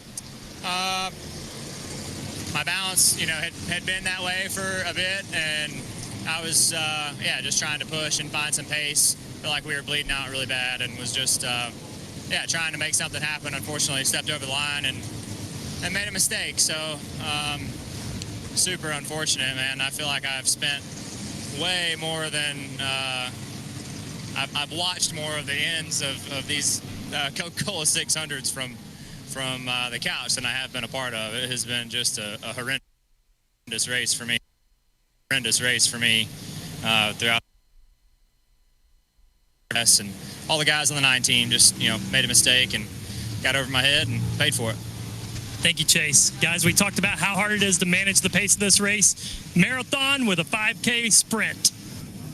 You can hear the frustration in Chase Elliott's voice, Trevor. Thank you. And we've also seen the aggression. Already 3 cautions in this race in stage 1. Carl, what do you make of it? One of the most talented drivers in the sport just lost it, right?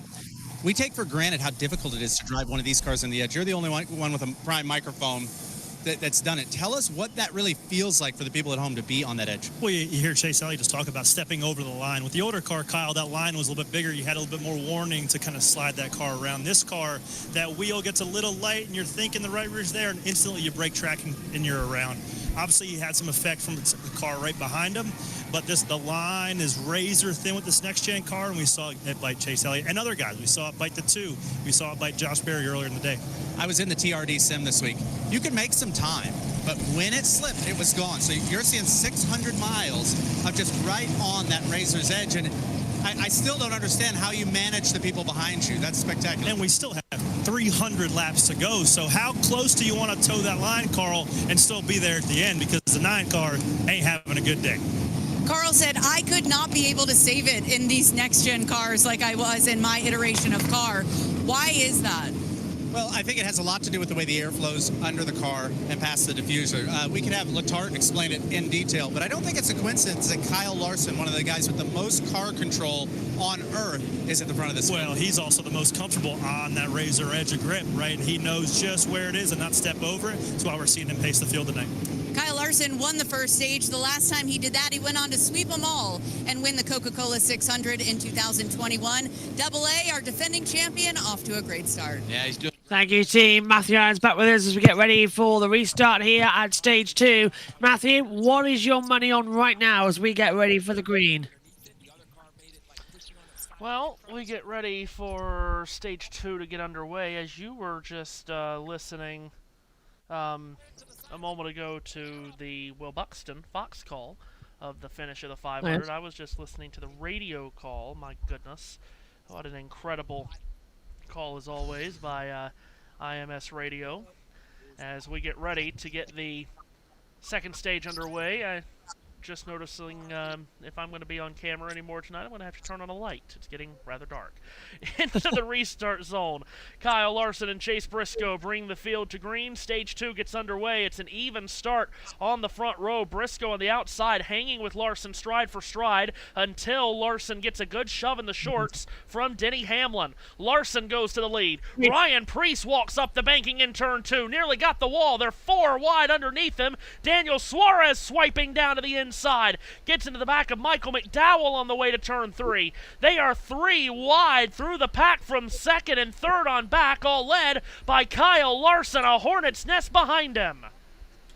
Okay, this is more like it. This is the action side-by-side drama we wanted to see. 90 laps in this stage remaining. We're going to have to consider fuel stages, but watch this drama. 3 wide and not giving a monkeys about how it looks further back as Briscoe goes door-to-door with Hamlin and down now into turn 3. Look, he's coming up high around the outside, the 45. The high-line banking got a lot more grip now, a lot more traction, and he's pushing in. Larson, he's leading. Briscoe in second. Look at the cutback coming through again, swinging down low. Can Reddick find a way through on Hamlin? Yes, he can. Can Ryan Blaney, who had so many problems, actually find a way through? And look at the lead. It's going to change as Briscoe leads on the backstretch, Matthew. Brilliant. Briscoe gets alongside Larson to his left elbow as they race down the back straightaway in towards turn number 3. Briscoe takes it down to the inside, throws that car to the bottom of the racetrack, and to the lead he goes in the Bass Pro Shops livery. Briscoe to the lead. Larson behind him second. Hamlin third. Tyler Reddick riding the rim, trying to make up places, might lose a spot here to Ty Gibbs. Still on the action as they come through. Jack, what did you make of that start then for stage 2?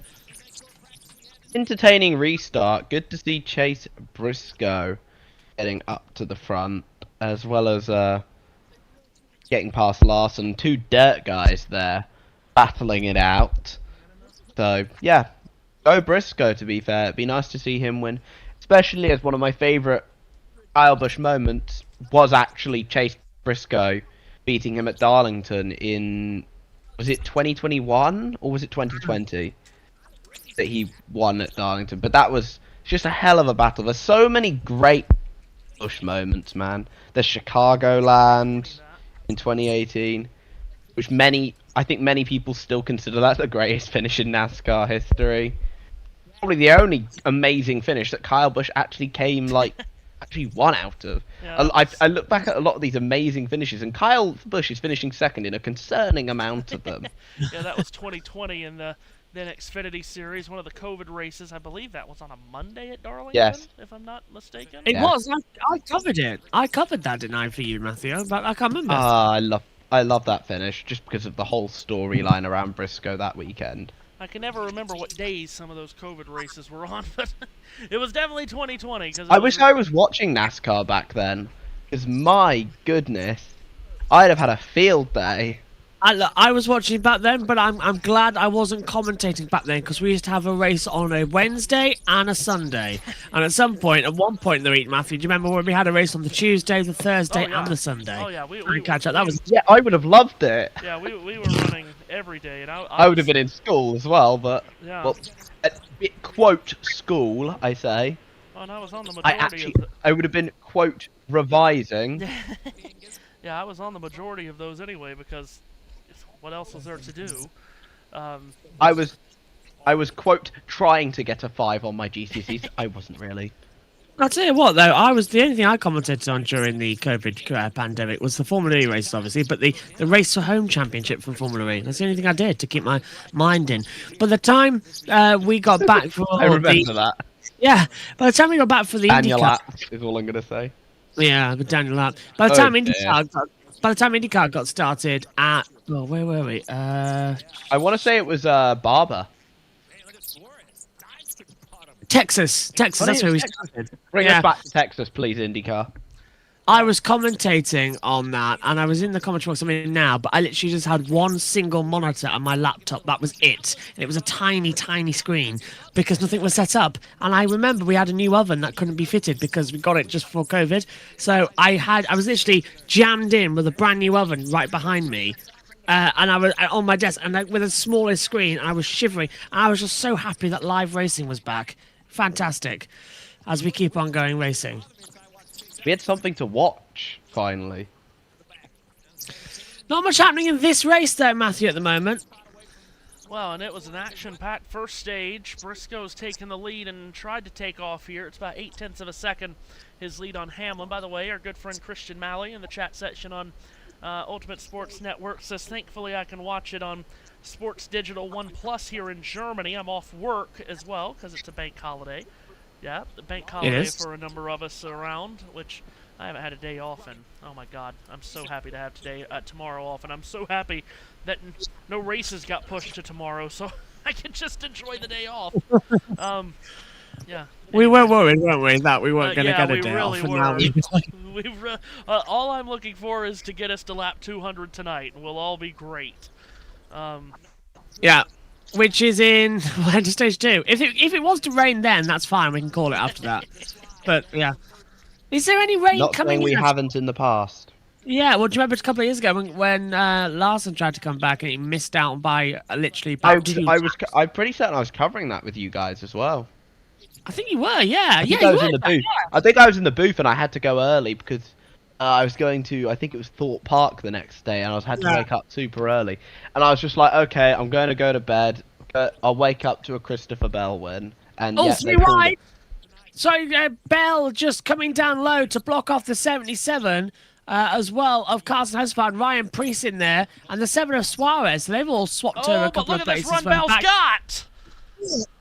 Logano's dropped back massively, and through goes Bell. What's wrong with Logano? We were saying earlier on about he was having problems. I'll tell you what's wrong. He's Joey Logano. He's no horrible start to the season, as we said earlier on in stage 1, and Logano's just dropping places like he's offering them free M&Ms. He doesn't have a quintuple overtime win at Nashville to fall back on this year. We do go to Nashville next week. We are in Nashville next Sunday night. Be ready for another night race. Are we ready for 9 overtime restarts? Oh God. Hang on, what do you mean night and race? Timmy Hill to win the race. Hang on. Shut up. What do you mean night race? What time is it in the UK? Midnight. Oh my God. Saturday or Sunday? Saturday or Sunday? Sunday night, so Monday morning for you guys. I know, but I wasn't listening. I wasn't listening. Oh, great. He was just repeating you, JT. Just... Oh, dear. Yeah. He didn't take the information in. Absolutely. I was repeating JT, I wasn't listening to. Absolutely no idea what JT is saying. JT's like a teleprompter or whatever, isn't it? Basically, Matthew, JT is in my ears and Jack's ears on talkback. Yeah. And he's been feeding me the information, so I read out the stats. Now hold on. About next week. JT has been feeding you the information. Does that mean that actually it's JT that rehearses your calls and then you put them as? Yes. Oh, we've been busted. Yeah. No, JT's been giving me some information in my ears about, pit strategies, when to go to pits. Basically, just directing us and producing us. He gave you the start times, which you read out and then somehow forgot immediately. Yeah, it's in one ear, out the other. Are you on stream, JT? Pit road. Stage 1, lowered the left front. That seems up the car. Brad saying we haven't gained everything we need, but that definitely was a step in the right direction. But there's a bigger problem from Brad. His cool suit is not working. They tried to reset it around lap 56, 57. It has been glitchy ever since. So the next yellow flag, they will flush that. He'll stop to purge that warm water that's circulating through the suit when we do get a yellow flag. Okay, so unfortunately, there is a little bit of a cool sync issue coming through. Matthew, I really hope my camera's not live on USN right now. No, it is not. I get paid too much, and there's weeks like I feel like I don't get paid enough. And it's just going to have to be one of the lighter of the two. I'm just tough it out, man. So basically, he's got a lot of hot water. Full suit's not working, by the way. Yeah. So that cool suit needs to be drained and refilled. It shouldn't take too long He to says, do. I am freaking burning in this thing. Well, so the problem is when a cool suit fails, it's not only that it's not keeping you cool, but it uses cool water to help cool the driver. Well, when it fails, that cool water gets hot, and it almost becomes boiling water. And so when a cool suit fails, you might as well. It's always Kozlowski. It seems to always be Adrian Allmendinger a lot too. But yeah, when a cool suit fails, They that's just a hate big them. deal. That's what it is. Because that water melts and then begins to get extremely hot, and yeah, that's a problem. How does water melt? Sorry. The cold water, you know what I'm saying here. Cold water gets warm, thank you, and almost goes into a boiling state. Lessons now, ladies and gentlemen, boys and girls, sit down while we learn the water cycle with Matthew Owens. Right, there you go. Yeah, starts as a solid, becomes a liquid, then a gas, all of that. Yeah. I'll read out this tweet quickly from somebody. Always appreciate Prime diving deep into the challenges drivers face in the car versus Fox, who'd rather talk about what hot dog condiments they think drivers prefer. I tell you what, great comment here from Steve, who says, dude is getting a nice spa bath while driving, sounds relaxing. I could do with that right about now. Yeah, well, when you consider the fact the car is already like 100 degrees or something. Yeah, but still, that's just not ideal. Actually, I'm just worried about Brad Keselowski. Let's not forget, he's racing injured for the entire season this year. And now it's not going through. H2O is now understood with PhD levels of physics. Thank you, sir. Yes, it is. Hello, everyone. What did you make of the 500? Hello, my friend. Go on, Matthew. Yes, I'm glad I could help everyone understand all that is the story with water. Matthew, I've got a question for you, by the way. All right. Since you are the mayor of Indianapolis, how many days is it until the Indianapolis 500 from now? 361, because it is May 30th next year. The fact that he knew that off the top of the bat is just impressive. You rehearsed it, JD. I did, yeah. See, that's I rehearse everything that I do. I put it through a mixer, I edit it, I rehearse everything. I am a big fat phony. He's a phony! Yeah, exactly. That's what I was going for. Good job. I am going to have to turn a light on in here because no one's going to be able to see me when I put the camera on. Give me a moment. Alright. On with so the light. Matthew goes to get his flashlight.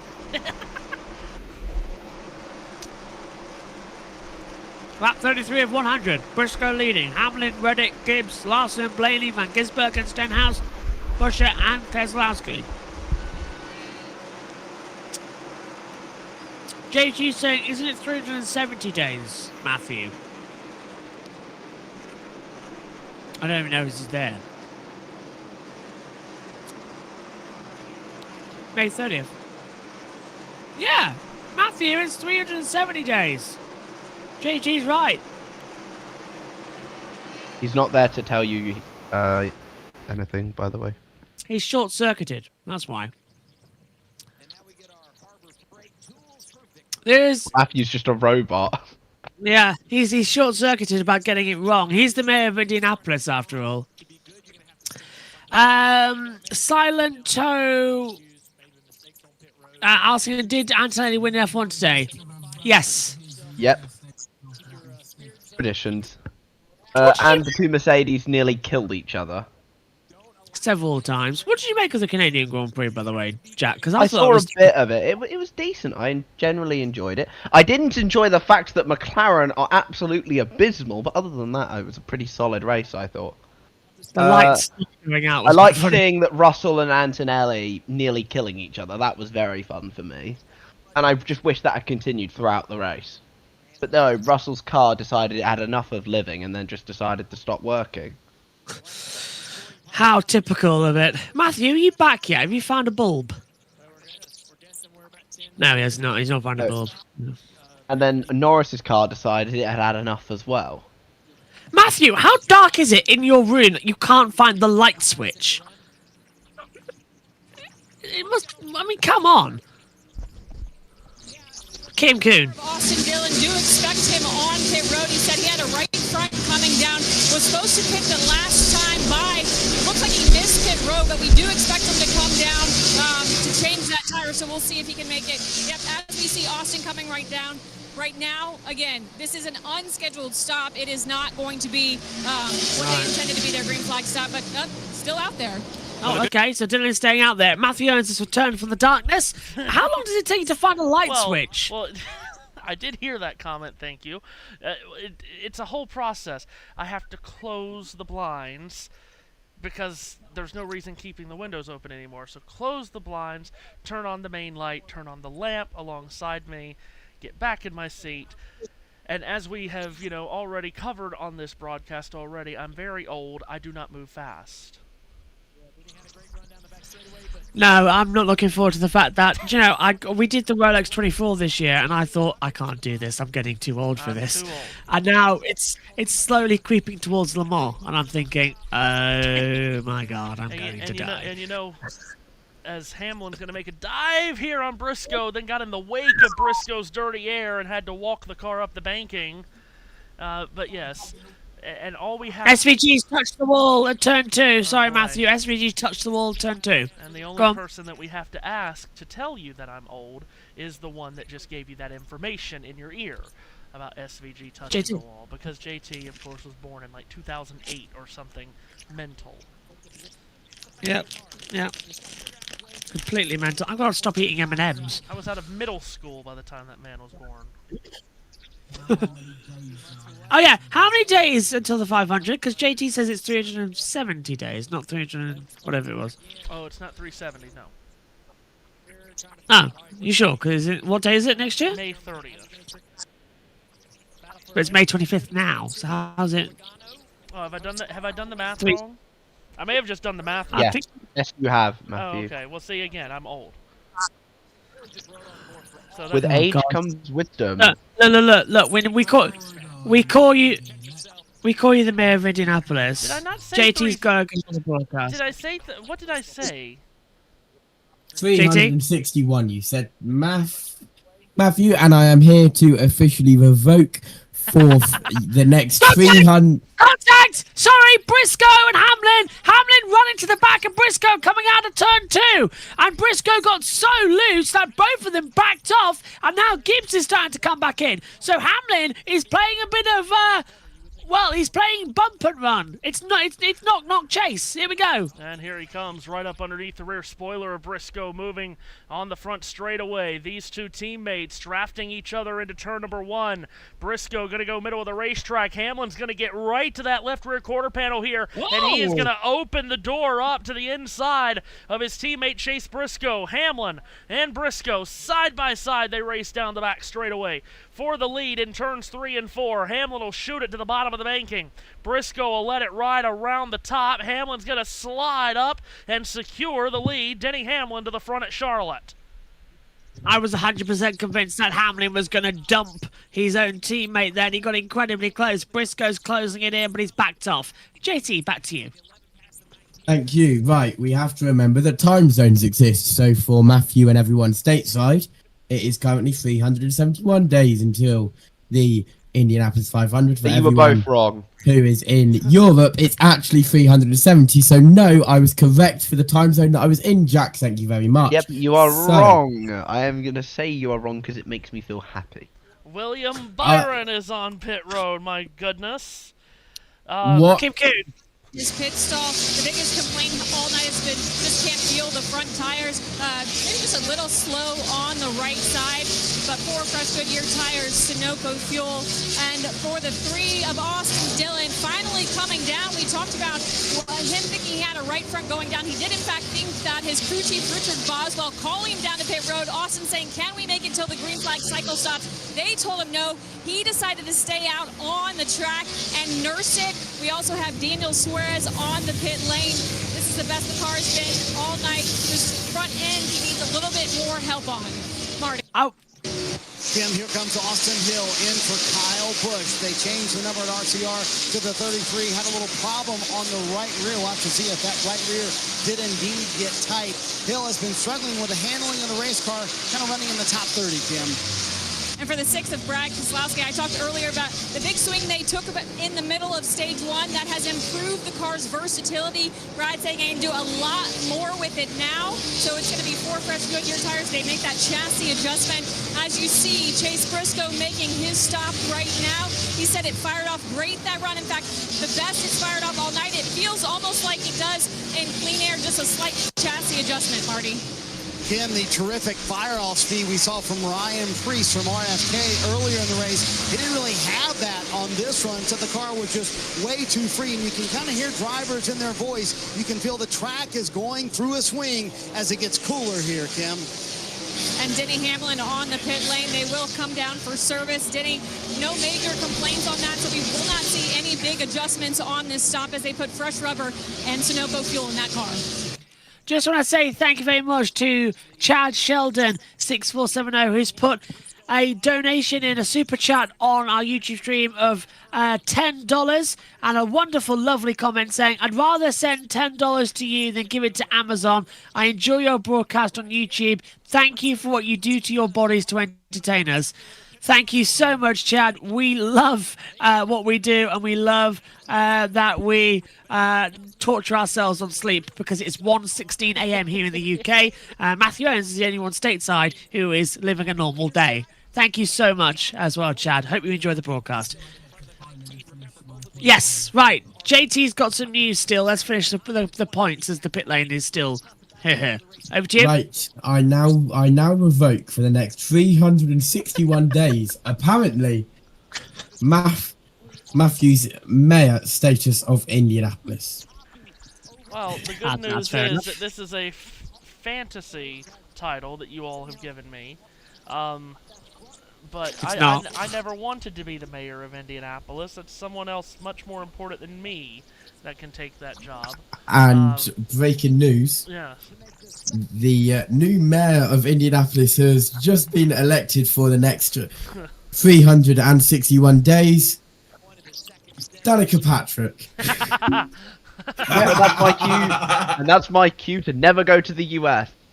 Back home again in Indiana. Also, it infuriates me that I'm on my alt account because I cannot disconnect chat for the comments made earlier. Pit road still active. Pit road. For Bell was able to drive up to 6th place after that green flag cycle. The 22 car, obviously a very slow stop. 20 car will be hitting pit road this time, but the reason they stayed out is because that pace, Steve, they were 3/10 faster than the field the last 4 laps before that green flag cycle started. Well, let's compare where the 20 is when he blends back on the racetrack. Clean right side, Jackman around with that patented swing around the back with the jack, left side down and away. Ooh, very nice pit stop there from Christopher Bell. That was well executed as more still come in. We've gone full screen because pit road's active, so we're going to try and see. Chastain's coming in. Bell was the leader, so Hosebel now takes over at the front of the field. But this is the problem with green flag stops, Matthew. At the halfway of the stage, it's just pretty much anybody's guess what we're going to see. Yeah, no caution so far in this stage, so that's allowed the crew chiefs to keep these cars on the track and try to split this stage basically in half, which is what they've done. As Bell gets back up to speed, we're still waiting on Carson Hocevar and Darrell Wallace Jr. to pit. That'll cycle the lead back around to Denny Hamlin. Bell nearly lost it coming onto pit road off the banking. Ooh. Lost the rear there. Did a good job to hold on to it. Second time today, that apron has been affecting him. Do you remember he touched it coming down low on one of the restarts and he almost spanned the back out? It's the same thing again. This is what I love about Charlotte. You just get on the wrong line and it pays you so bad. And the night is coming in. The sun has set. To quote the Sound of Music, the sun has gone to bed. And now so must I. It's 1:20 a.m. She's... Bubba pit road, pits. Steering wheel for Bubba Wallace was at 2 o'clock, and they have not been able to fix the toe on that 23 car. Meanwhile, if Carson Hocevar told anybody in the field about that last run. They told everybody tires are very important tonight. He restarted 34th, drove to the back half of the top 10 purely on speed. They bring him here down pit road right now. 46 to go here in stage 2. Clearly some speed in that 77 after a problem earlier. And now a problem on the right rear. You see the waving there. They've got to get it jacked up on the right side once again. This will cause Hocevar once again losing track position. Is it me as well, Matthew? Is there a bit of a fuel leak down there? As you can see, look, there's some sort of fluid that's just alongside where the pit box is coming in. So that fuel had to come out very early. It's been a disaster on pit road tonight so far for Hocevar. I mean, they've had tons of stuff go on pit road already, and goodness gracious, just could not get that right rear latched. Let's have a look. They're going to have to clean that spilled fuel up on pit road, actually. So does the jack fail? Does that cause a problem? Why does that have to come out when it was gassing up? Let's have a look. Oh, he bumped the bloody fuel there, and then, oh, for God's sake. It's not been a great day for Carson Hocevar, I must say. No, and then he steps in it as well. Yeah, look, now they're getting the jet dryer out to try and clean up, to try and dry the fuel patch. Oh dear, because of course it can burn clear, can't it, Matthew? That's the same thing with IndyCar. That's why we see sometimes you see the spray of water, because this thing doesn't produce a normal flame. It can burn clear. Well, disaster on pit road for Carson Hocevar. At least he has that Talladega win in the back pocket to clinch his spot in the playoffs. Oh wait. I'm trying to work out how we are 1 hour 45 minutes into this race and we've only done 58 laps of stage 2. That doesn't make any sense to me. It's like we've lost time somewhere and I can't work out where.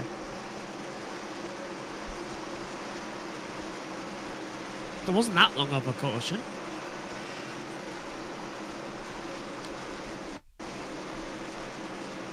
Stage brake cautions did take a little bit of time, yeah. 10 laps behind it. Averaged out at 90 seconds. Adds on a good 5 minutes. I tell you what, you need a calculator with this thing. We've been running 1 hour, 46 minutes and 33 seconds in total. I'm just looking at some of the pictures that people took of the finish of the 500. Listen, I had to shift mentally so much to get ready from the 500 to get ready for the pre-race and what it was going to be for the 600 here. But that was the greatest Indianapolis 500 ever. I truly believe that is the greatest Indianapolis 500 I've ever seen. I've watched every year from 2019 onwards. That's the best one I've ever seen. Yeah. The 1992 now finally gets beaten. Yes, Scott Goodyear can breathe by a two sigh guys. of relief. By two guys. Go on. I was gonna say by two guys who had one win apiece prior to today. Yes. Well, Okay, one win in total, I mean. Yeah, one win in total, right. Yeah. So, I mean... Honor Zilic has apparently posted on Twitter. I don't know what else you can say about an Indy 500 that broke the record for the most lead changes and had the closest finish. It's the greatest Indy 500 ever. It had the most lead changes ever. It had the closest finish ever. It was a thoroughly entertaining race. Matthew, did you get a boost in viewership? Because we had to go off air quite quickly to go back to Formula 1, so we sent everyone over to you. Yes, I did notice that, yes. Excellent, excellent. Because I know you would have had all the post-race shenanigans. I will forever believe that there is no more magical event in the world than the Indianapolis 500. And I mean that sporting event, entertainment event. There is no event in the world more magical than the Indianapolis 500. And I will fully agree with you on that front. Even though we have the World Cup coming up, which I'm sure we're all excited for, except for England fans after that lineup yesterday. And extremely excited for the World Cup, but my goodness, how many of these World Cup games are going to be attended by 17 people with the way they're pricing it? What I'm going to say about the England squad is I am a Spurs fan. How on earth did Jed Spence get into that team? Matthew, the 2026 World Cup will be won by the United States of America. Thank you very much. Thank you. I want to know what kind of delusion land you are living in, Matthew Owens. Maybe one where Donald Trump is president. Oh wait. Oh, dear. I will place my bet here, and I'm going to say Argentina go back to back.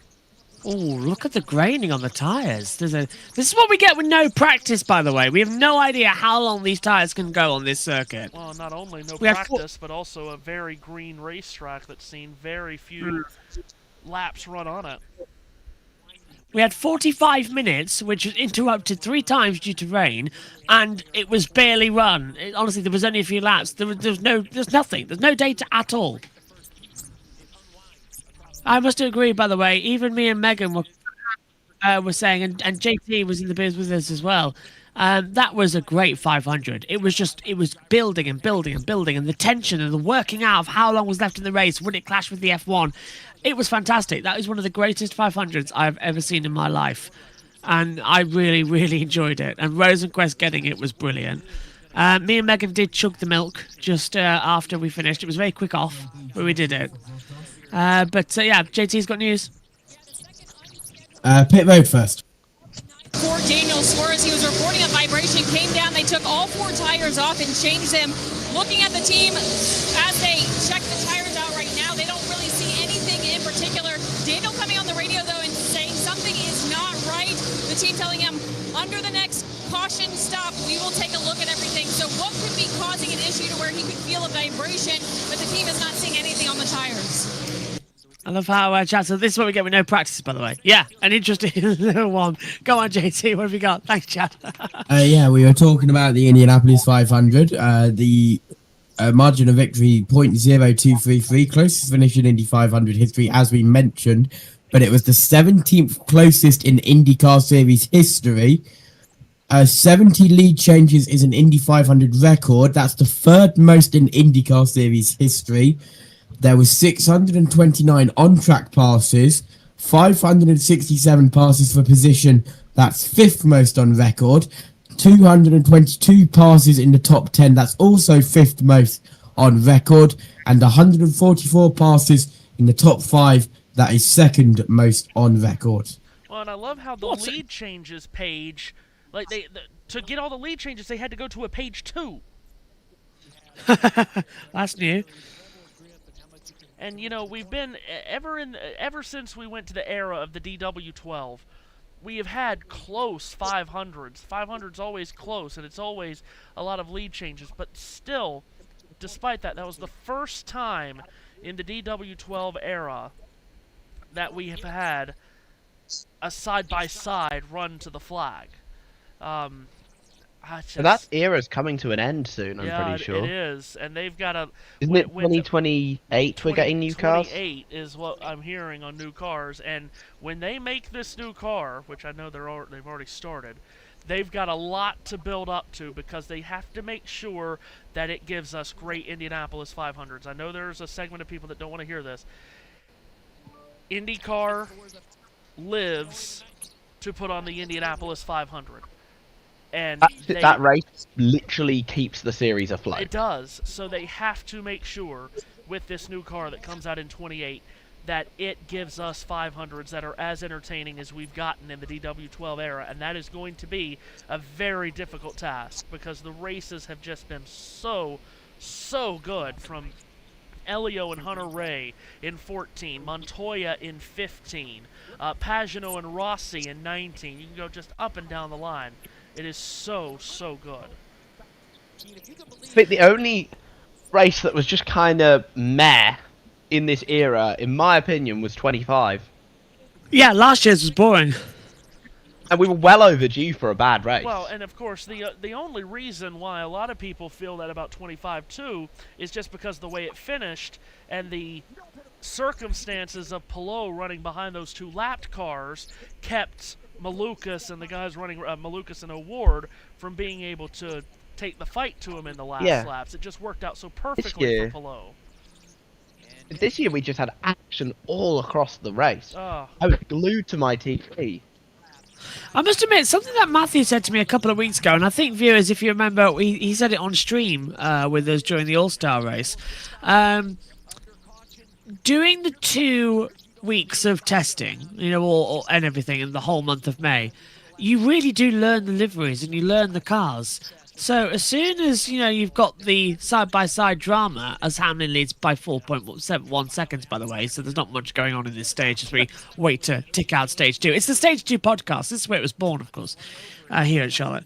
But, I was loving it because I was identifying the cars flying around and I know JT was in the pit reporter role today for it, but me and Megan were the 2 commentators, and it was fantastic. We were, it was to and fro the entire time, working it out. I really enjoyed calling that race. It was one of my favourite 500s I've done, because when I originally started it 10 years ago for the 100th, now, it was just me and Megan who did them for a couple of years, and now it's changed. So, yeah, nice actually. Yeah, my voice might be dead tomorrow. My video on the TikTok of the finish was posted at about 2.5 hours ago, and it's already gotten almost 7,000 views in just 3 hours.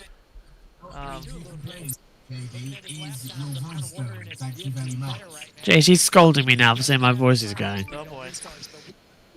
Yeah. What I want to know is the Canadian Grand Prix got 3.8 thousand viewers. The Indy 500 got 3.5 thousand viewers. Okay, so it is actually closing up. I think it's not finished processing yet. One's longer than the other, of course. We got very close today to breaking our FOM contract because we nearly missed the intro from the world feed and we very nearly missed the outro. So we got very close to that. So, at the moment, we are 20 to go. Pit road. A road course, and that's kind of what got Shane his track position. The metric from Watkins Glen allowed him to start this race third. Really, I believed he would kind of sink back into the bottom half of the top 10 and maybe the top 15 by the end of stage 1, but he has fought hard, stayed in the top 10 all night. He was even surprised to start this race that he was able to do that, but now he's settling in, starting to work on this car some, saying he needs a little bit more short run speed, a little bit tight right now, getting fired off. Matthew, to you, as I just gonna check the ending, by the way, of the race that I called. So Matthew, over to you. So Van Gisbergen, who's been solidly inside the top 10 all night long, got the report there, running in the 9th position. Ricky Stenhouse Jr. in the top 10. How about that for Shane and Ricky, both running top 10 here. Kyle Larson, by the way, to answer a question in the comments on USN, did pit along with everyone else. Larson running in the 4th position. Larson has really stretched out that lead, though, up over 3.5 seconds for Hamlin. If I said Larson, I do apologize. Hamlin, the leader by 3.5 seconds on Ty Gibbs. All Gibbs cars at the front running 1st, 2nd, and 3rd as we're down to 20 laps to go in stage number 2. As we get a very strange aerial shot from outside the track. I don't fully understand why that's necessary, but okay. Matthew, JT. here's one for you. The first ever Grand Slam in Banana Ball history happened today. Just a bit. Okay. I think that's what to do because Trackhouse has struggled just a little bit this year. And who did it? The facility's just TJ Reeves. Oh, and you're going to say to that who? On Memorial Day. I figured it'd be Jackie Bradley, but I guess not. No. And remember. Let's go to honor and remember some fallen Sergeant soldiers. David Brado, United States Army. Chief Warrant Officer Michael L. Wright, United States Air Force. Corporal Eddie Wade Force II, United States Marine Corps. Sergeant First Class Glenn Jacob Wetton, United States Army. Captain Ralph Earl Hines, United States Marine Corps. Captain William Jacobson, United States Army. We say your names so we never forget. And that is what this weekend is all about. I called the ending quite interestingly. Take a listen.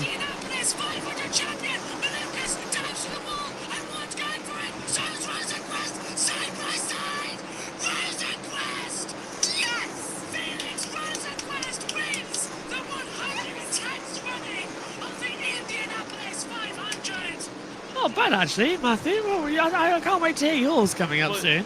of course, you had a lot going on. Sorry, I can't hear you right. Go on, say again. You had a lot going on. You had a lot happening all at once there. So I had to commentate on the start, the not start, then the actual start of Formula One, then leave to commentate the last lap of IndyCar, and then come back to Formula One straight away. It was a very chaotic couple of hours. yeah, I would not have been able to maneuver through all of that. Better you than me. Honestly, by the end of it, I was sweating. Megan had to... I was literally like, this shirt, I don't know how it's looking white. There is just sweat everywhere. I've got a fan next to me that's keeping me nice and cool. There's 16 to go, by the way, in stage 2. We're nearly at the end. I'm just gutted about the fact that the Indy 500, my boys not finished inside the top 5 again. As soon as Felix got ahead of Pat, I was like, okay, so this is how we lose this one. Great. What happened? By the way, we just ticked over 2 hours, so another 2 hours to go. Yay! Out of interest, what happened to Ferrucci? Where did he finish? I didn't know people cared about Ferrucci. Sorry, hold on. I think. Well, is only because has he kept his top 10? I think. Yes, let me have a look. Hold on, I'm going to 7th, Wikipedia. If I'm not mistaken. He can double check that. He 8. He got 8. Okay, very good. I was going to say, first time someone's actually cared about Ferrucci in this box, but anyway. I give him credit. When it comes to the Indianapolis 500, Santino Ferrucci turns into something else. Every now and then he becomes a really good driver, and then the next weekend he remembers he's Santino Ferrucci. Hang on, it's Detroit next weekend as well. It is, yes, at noon. Okay, that's the weekend he'll remember he's Santino Ferrucci. Yeah, you've got a double on Sunday there with IndyCar and NASCAR, and isn't Formula One at Monaco? No, Is that next week, that's or too. is- Wait. okay. So NASCAR, we've got Nashville, isn't it? Yeah, so you've got Detroit at noon next Sunday, and then you have to wait 7 hours for NASCAR at Nashville. Oh my god, I'm gonna nap in the time. I think I'll get some sleep. Oh wait a minute, I just realised I can't. I don't have my own bed. Oh. Great. Yeah, lovely. Just realised that. I just want to read this, by the way. Before the post-race press conference began, Max Verstappen was the first one in there, and he immediately asked who won the 500. And so many people are going to be saying Felix Rosenquist. And Joe, I'm so glad Felix Rosenquist has done it because I'm happy he's finally got a win again, because he never won one for us. So, as a McLaren fan, never won one for us. He came close on several occasions. His first oval win. Alex. Only second win ever. So of course, 1992 was the closest finish ever between Al Unser Jr. and Scott Goodyear, and of course we broke that 92 record today. But as it was in 92, that was Al Unser Jr.'s first IndyCar win on an oval, just as it was Felix Rosenquist's first oval win today. Keeps it nice. How and many close. wins did Al Unser Jr. have at that point, though? Oh, he had many more than one. The thing is with Felix, I always say this about him. That guy's race pace is what always lets him down normally, because he is an insanely good qualifier. Drops like a rock. He had the same issue in Formula E, to be honest. He did. Rosenquist was extremely strong. But goodness me, he would just drop like a rock. I think he got about 3 Formula E wins during his time there. But he had about like 6 poles. He was fast. He's really fast. Very quick driver over 1 lap. Reddick's trying to get through on on Larson for fourth place. So Larson fourth, Reddick is fifth at the moment. I just want to take a moment to say it does feel weird. I've just thought this, being here in the box, and I thought, wow, it really does move on without you, doesn't it? This sport, and nothing stops it. Kyle Busch, all the heartache, and we still race. It's a weird thing, isn't it? That life goes on, and I hope we're making everybody just heal. This is effectively a wake. this race, isn't it? And I hope we can give it. Oh, look at that! Oh, and there you go, as you see it, because there we go. Bell getting involved with Reddick and Larson's battle, and Larson going up high. Reddick sent it down low, coming out of turn 2. I think there's going to be a little bit of a fly through now, liking the action.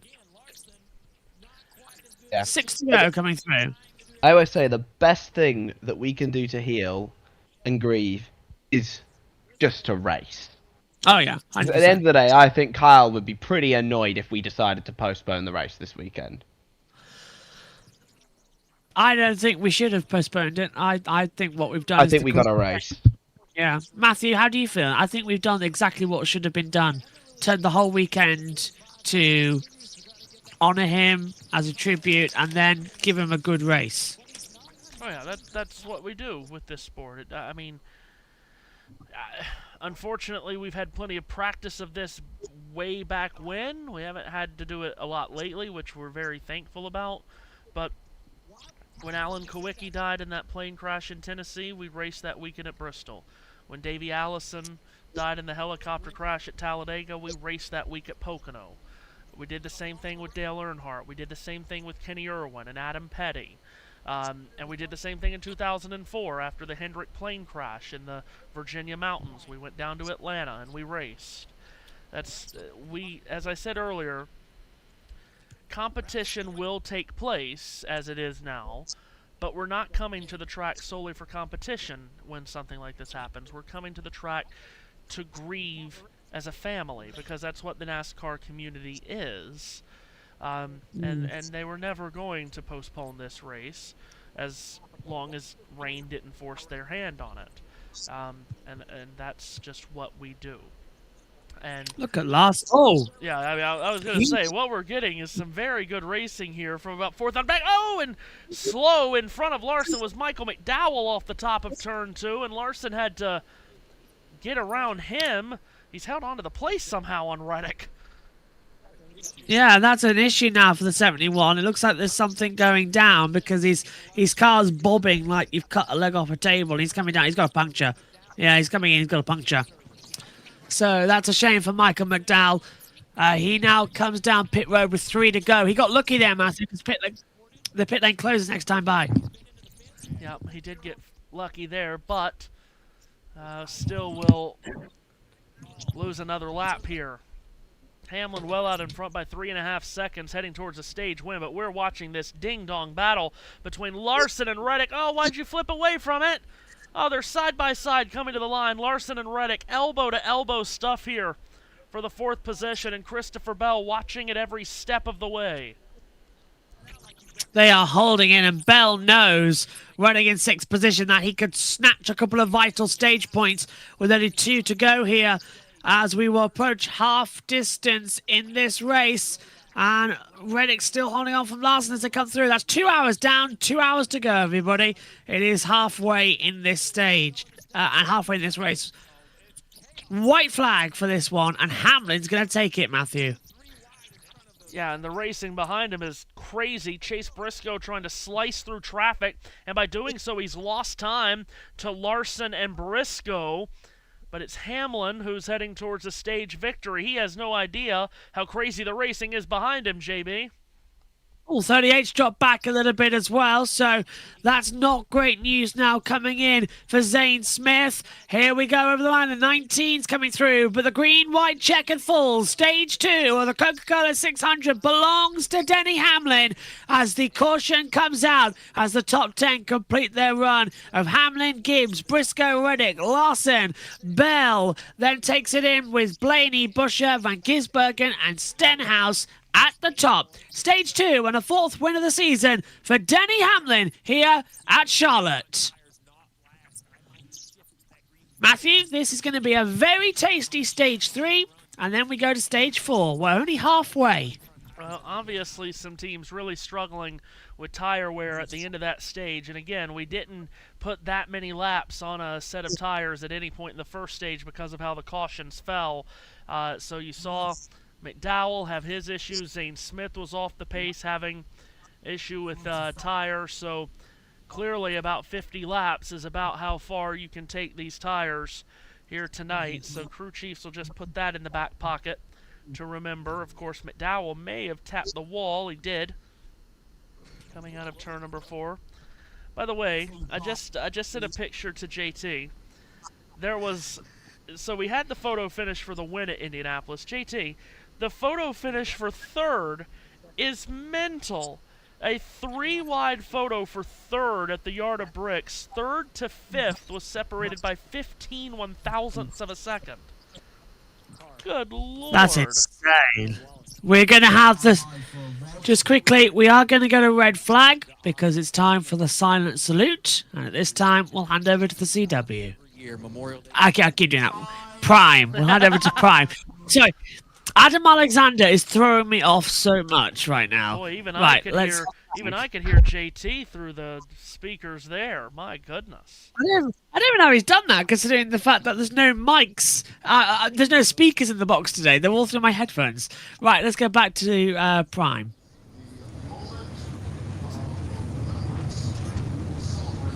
I don't know if they've gone to ag break or not. I'm a bit worried about that.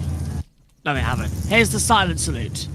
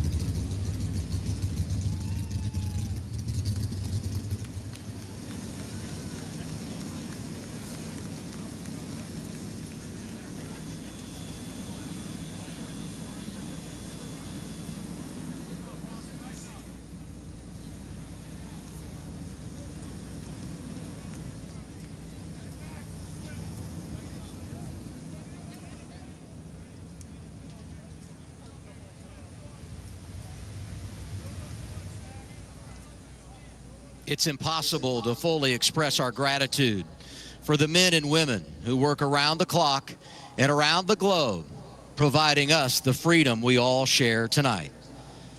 Their selfless commitment allows us to live freely. On this Memorial Day weekend, we honor and remember our fallen heroes, those who have made the ultimate sacrifice. We lift up their names, and we lift up those Gold Star families who have lost a loved one serving this great nation. Let's join together for a moment of silence.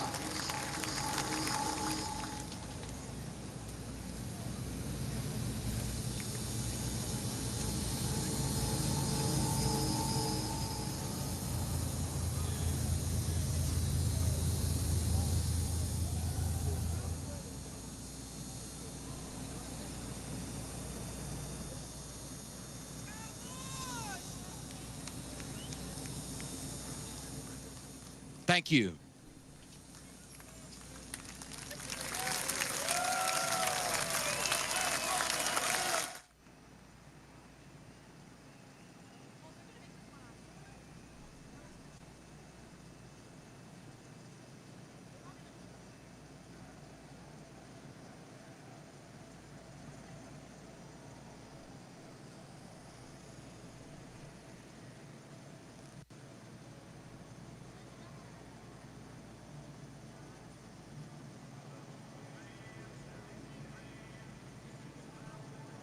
The silent salute being taken part now out on the circuit.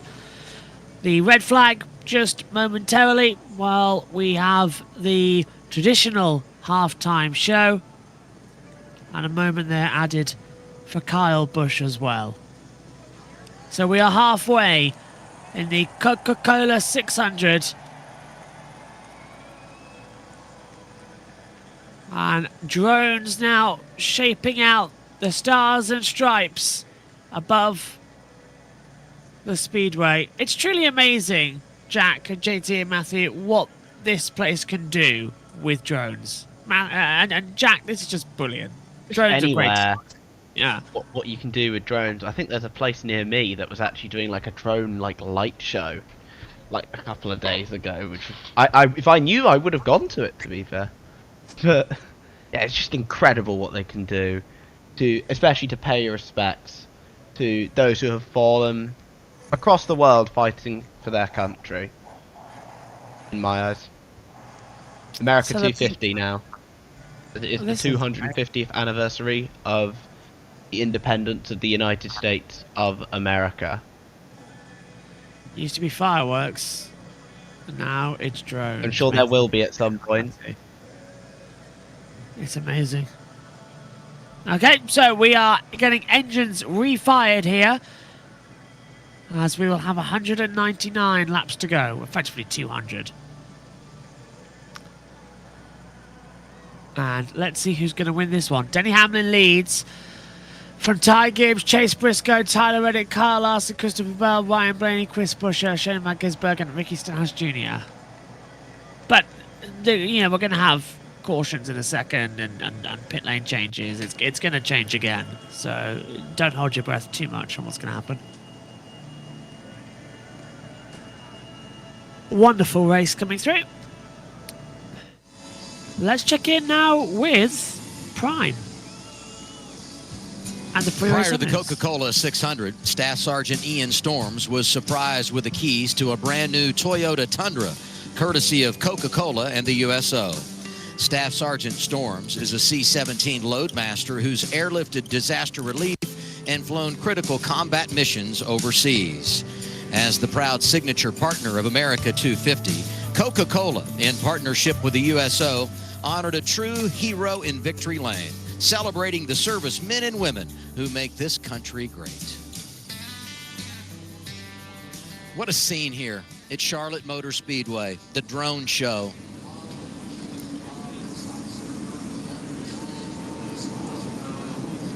So awesome. You know, I was talking to Mike Helton from NASCAR when he was up here with us on the pre-race, and we were talking about this night. And I said, it just gets better and better every year. All the things that we do to recognize those that serve our country. And he said, this is like the party you keep going to every year. And as soon as you get here, you remember why you keep coming back. It's 600 miles of remembrance. On Memorial Day, we remember Lance Corporal John R. Wheatley Jr., United States Marine Corps. Chief Specialist Warfare Operator Mark Cardillo, United States Navy. Staff Sergeant Jack Zygmunt Sky, United States Army. Staff Sergeant Michael H. Ollis, United States Army. Lieutenant Eric Parker Bryce, United States Navy. Chief Warrant Officer Nicholas P. DeMona II, United States Army. And Specialist Nicholas P. DeMona III, United States Army. We honor the fallen. And so now, start thinking once again about the second half of this race. And one of the big elements, no doubt, going to be execution on pit road. The pit lane is open now. They're heading your way, Kim.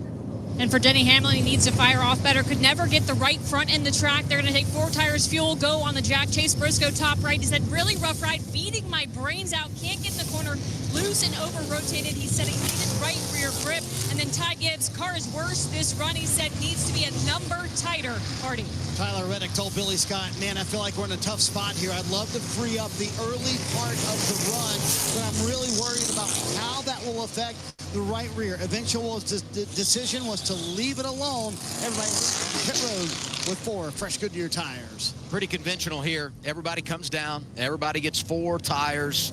Going to be level to begin this third stage of the night. +1 for Briscoe. Gibbs goes 1 in the wrong direction. Larson feeling good. Reddick lost a spot. Chris Buescher stays in it. +2 for that 17 team. And I got to tell you, Shane Van Gisbergen, I mean, just doing an unbelievable job, and the crew delivering as well. Well, I don't want to be the weatherman here in the booth, but I will tell you, in a race of ever-changing conditions, the sun has set, the lights have come on, and the rain that was a good distance away is closing in. And Look, I don't know what it's going to do in the next 30 minutes or 40 minutes, but I do think we're going to start hearing more and more radio chatter, because are we looking at a 600-mile race or a 500-mile race? Here we go and again. You start positioning yourself and leaving yourself the biggest window of opportunity to stay on the racetrack if you think weather is coming. Let's listen in to Team 11. There is one cell that popped up about, 10, 11 miles out.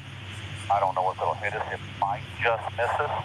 And then the rest of the stuff's still about 25 miles out, but it's still too far away to see if it's going to actually hit us or not.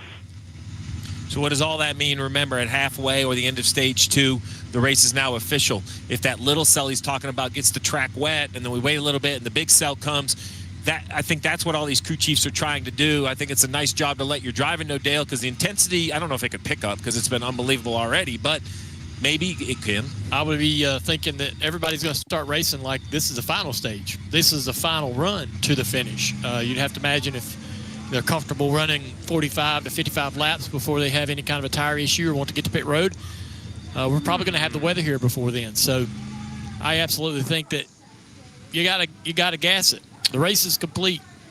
We've had a lot of weather issues this weekend. There's a lot of weather building behind these cells. If we do get rain, you don't have the confidence that it could get restarted tonight. So I'm racing to win as soon as they drop the green flag here, and I think that's what everybody's going to be thinking. And now our pit reporters join the conversation. What do you have for us, Trevor? Hey, Adam, early in this day, we talked about the track taking changes. As the temperature changed, as the nightfall come, well, we're here. It's cold, it's dark. Over that last run, we heard a lot of conversation around cars shifting, getting freer. Ryan Blaney was one of those guys on the radio talking about how bad the bumps are now because the back is just bouncing around and he can't take it. They're having a debate, though. How do we tighten this thing up without hurting our short run when we're in traffic? Because everybody has been tied in dirty air, Kim. Well, Trevor, Charlotte marks the halfway point between the regular season. So I asked crew chief James Small for the 19 team, where do they need to step up their game? And he said, look, stage points have been our Achilles heel so far. We have not been earning the stage points we need to. They've earned 40 stage points coming into this race on the season. That's less than half than Tyler Reddick at the top of the point standings. But he did remind me that was the trend last year for the team too. At this point, they were able to turn it around at this point in the season in 2025, and it looks like they're answering the call here tonight. Chase has earned the most stage points at 17, tied with his teammate Denny Hamlin. So maybe, Marty, they are in fact turning the corner on stage points earned. Well, Kim, if you look at the top 5, it's Kyle Larson versus Toyota, isn't it? He's the only Chevy in that top 5 for Toyotas. He's trying to fight for this win against. Again, Larson has not won in over a year. 7 drivers have broken a 30-plus race winless streak here in the Coca-Cola 600. Larson certainly in a position to do that. Cliff Daniels wanted to make sure that his driver knew the right front that they pulled off of the 5-car last time had some pretty significant cording on it. He said, anything you can do, help me out with that. I know you're free. Do the best you can to take care of that right front. And Steve, look at that right front that came off Larson's car. You know, the good news is... Okay, so we're chasing the rain here as we come in to this one. And I think we're in for a quite tasty run as well. Jack, stage 3 coming up. If we can get to the end of stage 3, I'd be much happier having a 500-mile race rather than a 600-mile race. But I think we're going to be 50-50 on where we get to. The race is official, though, but we're running rain now. I'm hoping we get all 600 miles in, quite frankly. Same. I think that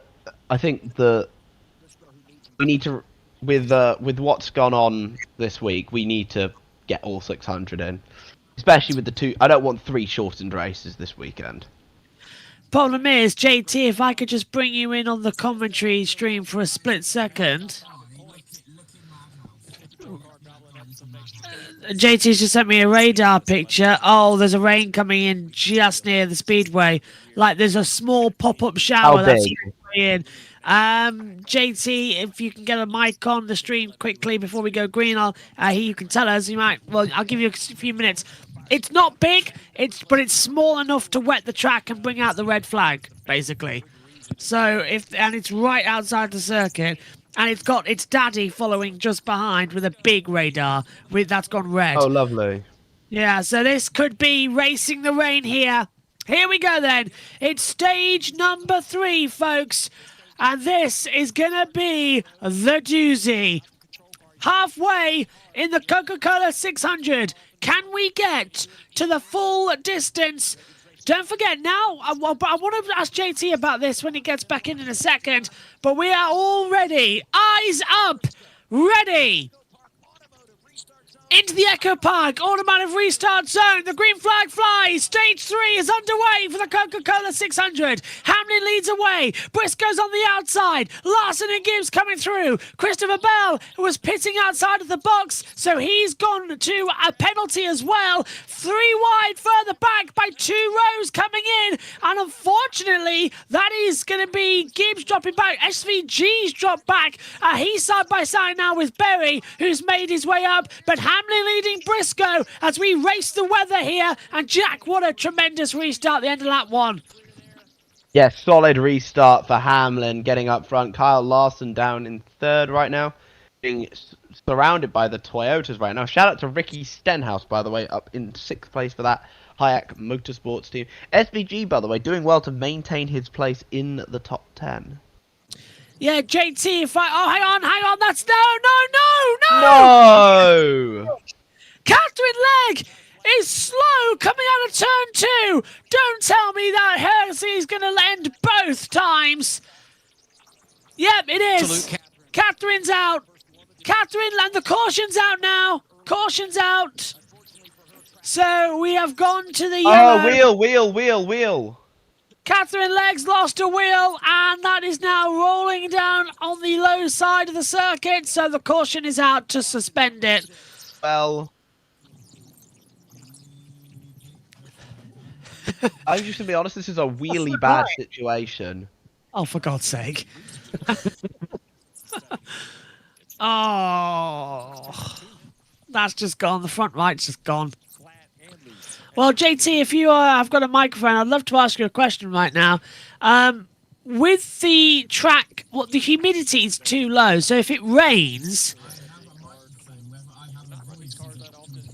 Okay, so JT, if it rains, correct me if I'm wrong, it's going to get doubly harder to drive the track because it's now night and the cooler air is coming in. So if it's a big deluge, we may as well just call it, because we had that 2 years ago and it stopped it. Yeah, but we were under Fox at that point. True. What about you, hang on, JT, what do you think?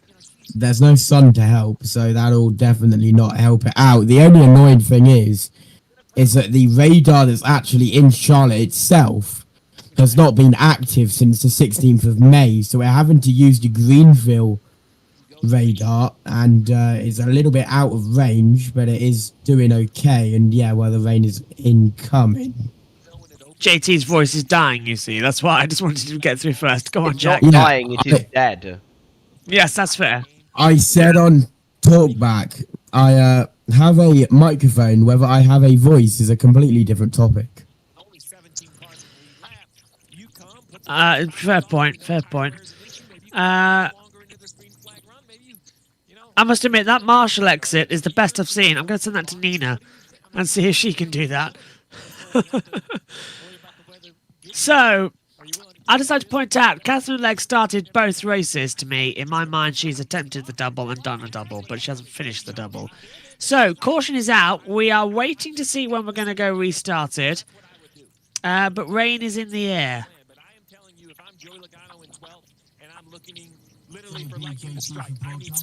JT, what have you got for us? The NASCAR officials in the tower are telling the officials to bring the wheel and tyre that came off the number 78, including the lug nut. That is all being taken to the officials hall. They want a closer look at it.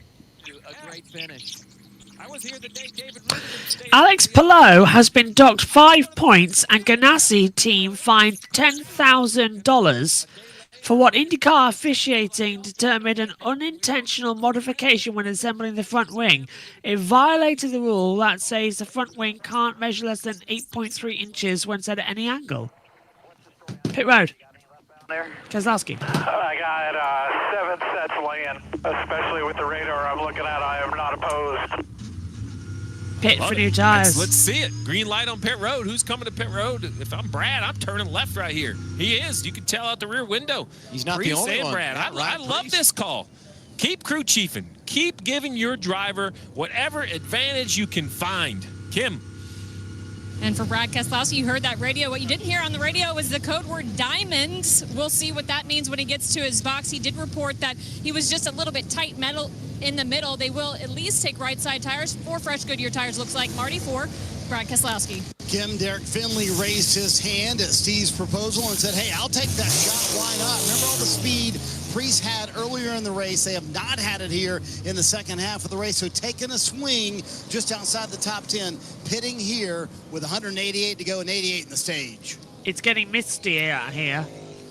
And that's... I just think earlier.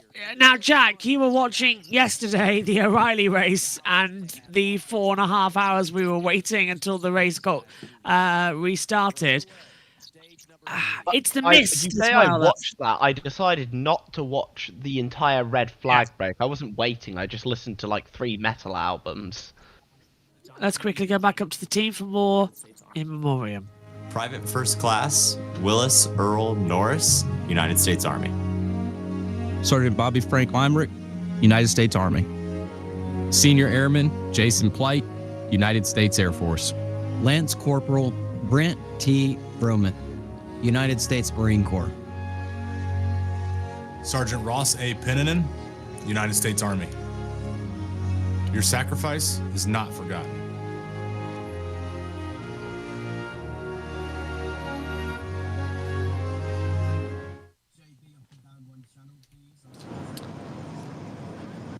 So we are waiting to see what's going to happen. We are fighting the weather here. Yeah, but if it's misty, Jack, then we you know, that gets even harder. Like yesterday, we were just sort of waiting around till 4 a.m. in the morning. We won't happen with that, with it, because the O'Reilly race never went halfway yesterday. We had to really push it. Today, we The haven't. only reason is because of the weather elsewhere. That's the only reason that it got called early. I think they'd have moved it if they could. But realistically, look at the forecast. The weather just isn't going to cooperate with us this weekend. We'd end up having to run the race next week.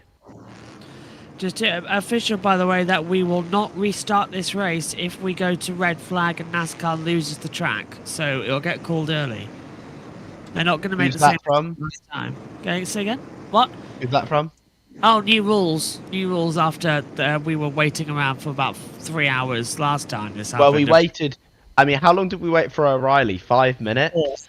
4 hours yesterday. We had 4 No, hours. I meant 4... How long between the red flag and the race being called? Oh, 5 minutes, yeah. It was not About that long. 5 minutes. Yeah, and I yeah. just said... I literally just put in a Discord I was in. I was just like, lads, just call it. Yeah, they won't But look there's around. no point.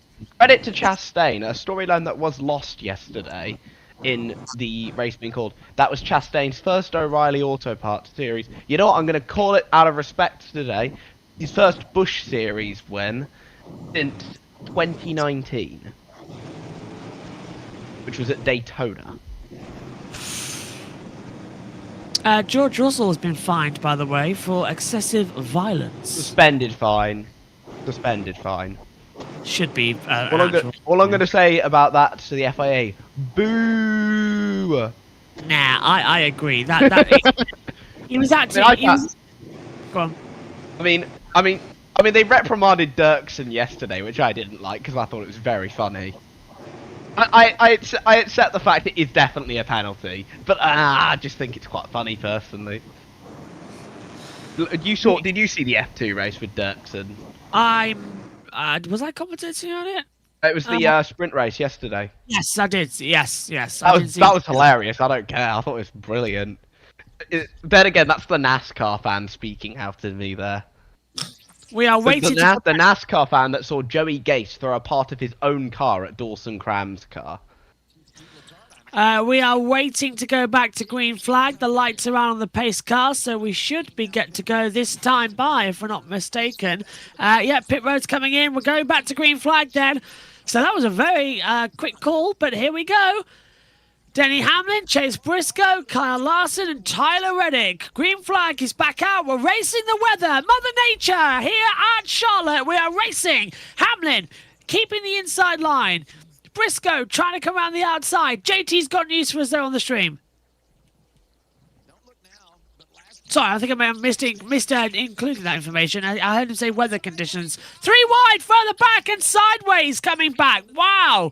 Hamlin takes low. Briscoe coming in 3 wide in the centre pack. And we're staying in green flag conditions.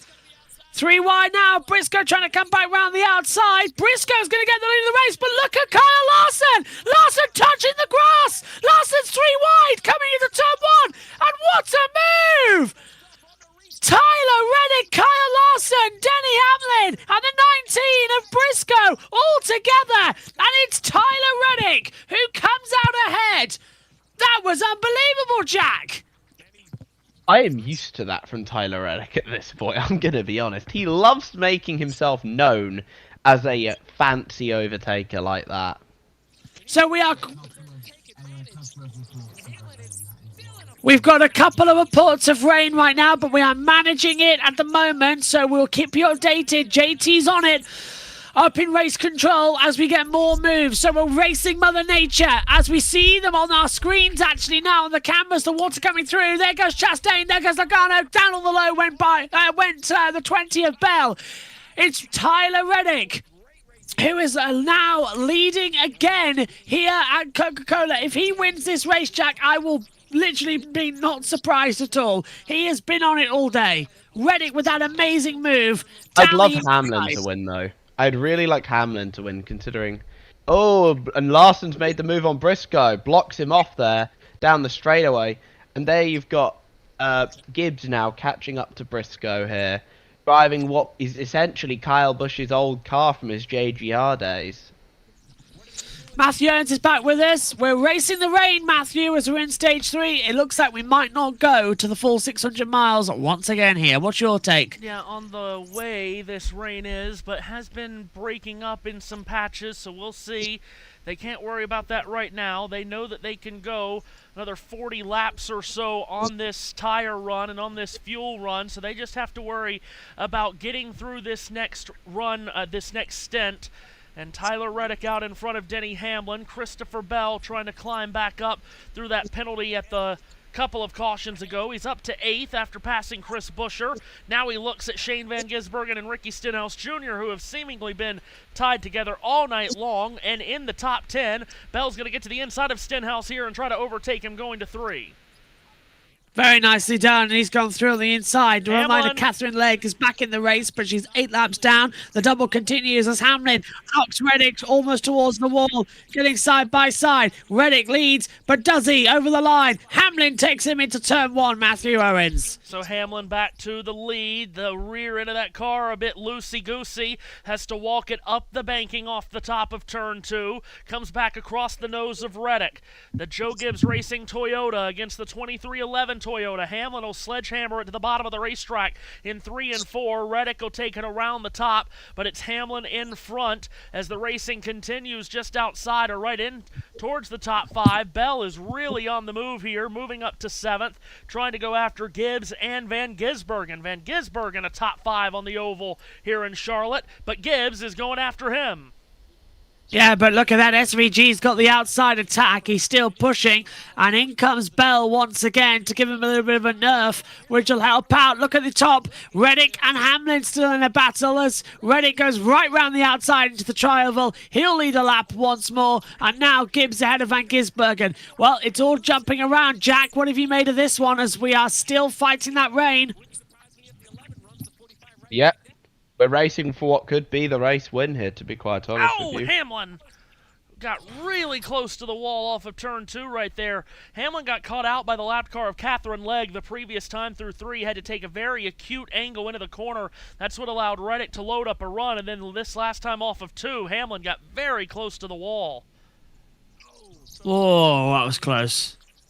So Reddick able to gap him just a bit by half a second. It's another half-second break back to Larson in 3rd. Briscoe 4th. Gibbs has taken 5th from Van Gisbergen. So Reddick out in front. Had a feeling it would be a Toyota day. Toyotas have just had the pace on these intermediate racetracks all year long. Remember, it was Reddick and Hamlin coming down to the very end at Kansas, trying to settle that race amongst each other. Then a late caution came out. Reddick still got the win in overtime. But it's those two at the front. have been so Hey. very impressed, though, with these 97 and 47 cars. Van Gisbergen and Stenhouse, they've been top 10, top dozen all night long. Van Gisbergen under fire here from Christopher Bell at 6th. Looking quite good. Go on, Jack. I was about to bring up SVG. I've been really impressed with him today. But then again, you got to remember, Trackhouse are the defending winners, actually, of this race. Ross Chastain, Melon Man, taking the win here. I think, by the way, as of yesterday, Charlotte has become the first track he's won at in all 3 series, if I recall. That makes more sense, yeah. Right about that. He won here in 2019, I think, in the 41. Yep. And also in 2025 in the Cup Series, in the 1 car. So shout out to Ross. This is a place he clearly has on lock. Well, and he's running 10th right now, so the two Trackhouse cars that are currently in the race are both in the top 10. And remember, Van Gisbergen did win here at Charlotte last fall, albeit on the Roval, but he has visited Charlotte's victory lane, and he's having just a tremendous run here tonight. He'll take it all the way to the very top of turns 1 and 2 here. Leaves a lot of bottom open for Christopher Bell, but Bell is unable to take advantage. Further back, speaking of Chastain running in 10th, might be about to lose that spot, JB. Joey Logano is on the prowl. Yep, Logano's gone through, and he's going to try and bring in Chris Buescher with him because Chastain's out of position, and and that's super close to the wall for the pair of them. As now we see Christopher Bell attacking Shane Van Gisbergen as well. Round the outside there in the bottom screen, Chastain sends it up high, bit of blue flame coming through, and nope, still Logano staying ahead. By the way, did you guys mention while I was away, because I'm just now looking at this, did you guys mention Alex Palou? Just have, yeah, and I've just got the news that Ganassi won't challenge the 5-point penalty deduction. If it's only 5 points, I wouldn't either. I mean, I will also add the fact, I'm assuming that the only reason they're not penalising him super heavily is because they just don't think there was that really any advantage gained. Plus, it's Alex Palou and 5 points. I mean, it's nothing to him. He probably spends No, 5 it's nothing. I'm going to be honest with you, they could have penalised him 50 points and it would have been nothing to I him. wouldn't appeal if it was only 5 points as well, just because if you did appeal, they could always make it more. Oh, Bow is loose! Woohoo! Bow with a good catch of that car in turn 4. He was sideways, middle of the corner, and he had to bail out of the throttle. That's going to allow Van Gisbergen to range back up on him. Shane's going to get to his inside in turn 1. I do just find it interesting, with it only being $10,000 and 5 points. I do just find it interesting what they would have done had he won the race, because it sounds like a very small penalty. So if he had won the race, would they have taken the win from him? But anyway. When was the last time an Indy 500 winner got disqualified? 1981. God, I love your brain. Who was that? By question, just who was that? That was Mario Andretti winning the race, and then the court. Of course, it was Mario Andretti. Yeah, the court overturning it in like June or July, giving the win to Bobby Unser. Of course, it was an Andretti that got disqualified from an Indianapolis race. That family has no luck at that place. No. Can someone explain to me why F1 on Netflix and Apple TV and the F1 World feed today, because it's all the same one, decided to put Jacques Villeneuve and Juan Pablo Montoya on the same broadcast, standing next to each other? 2 former Indy 500 winners, not at the Indy 500.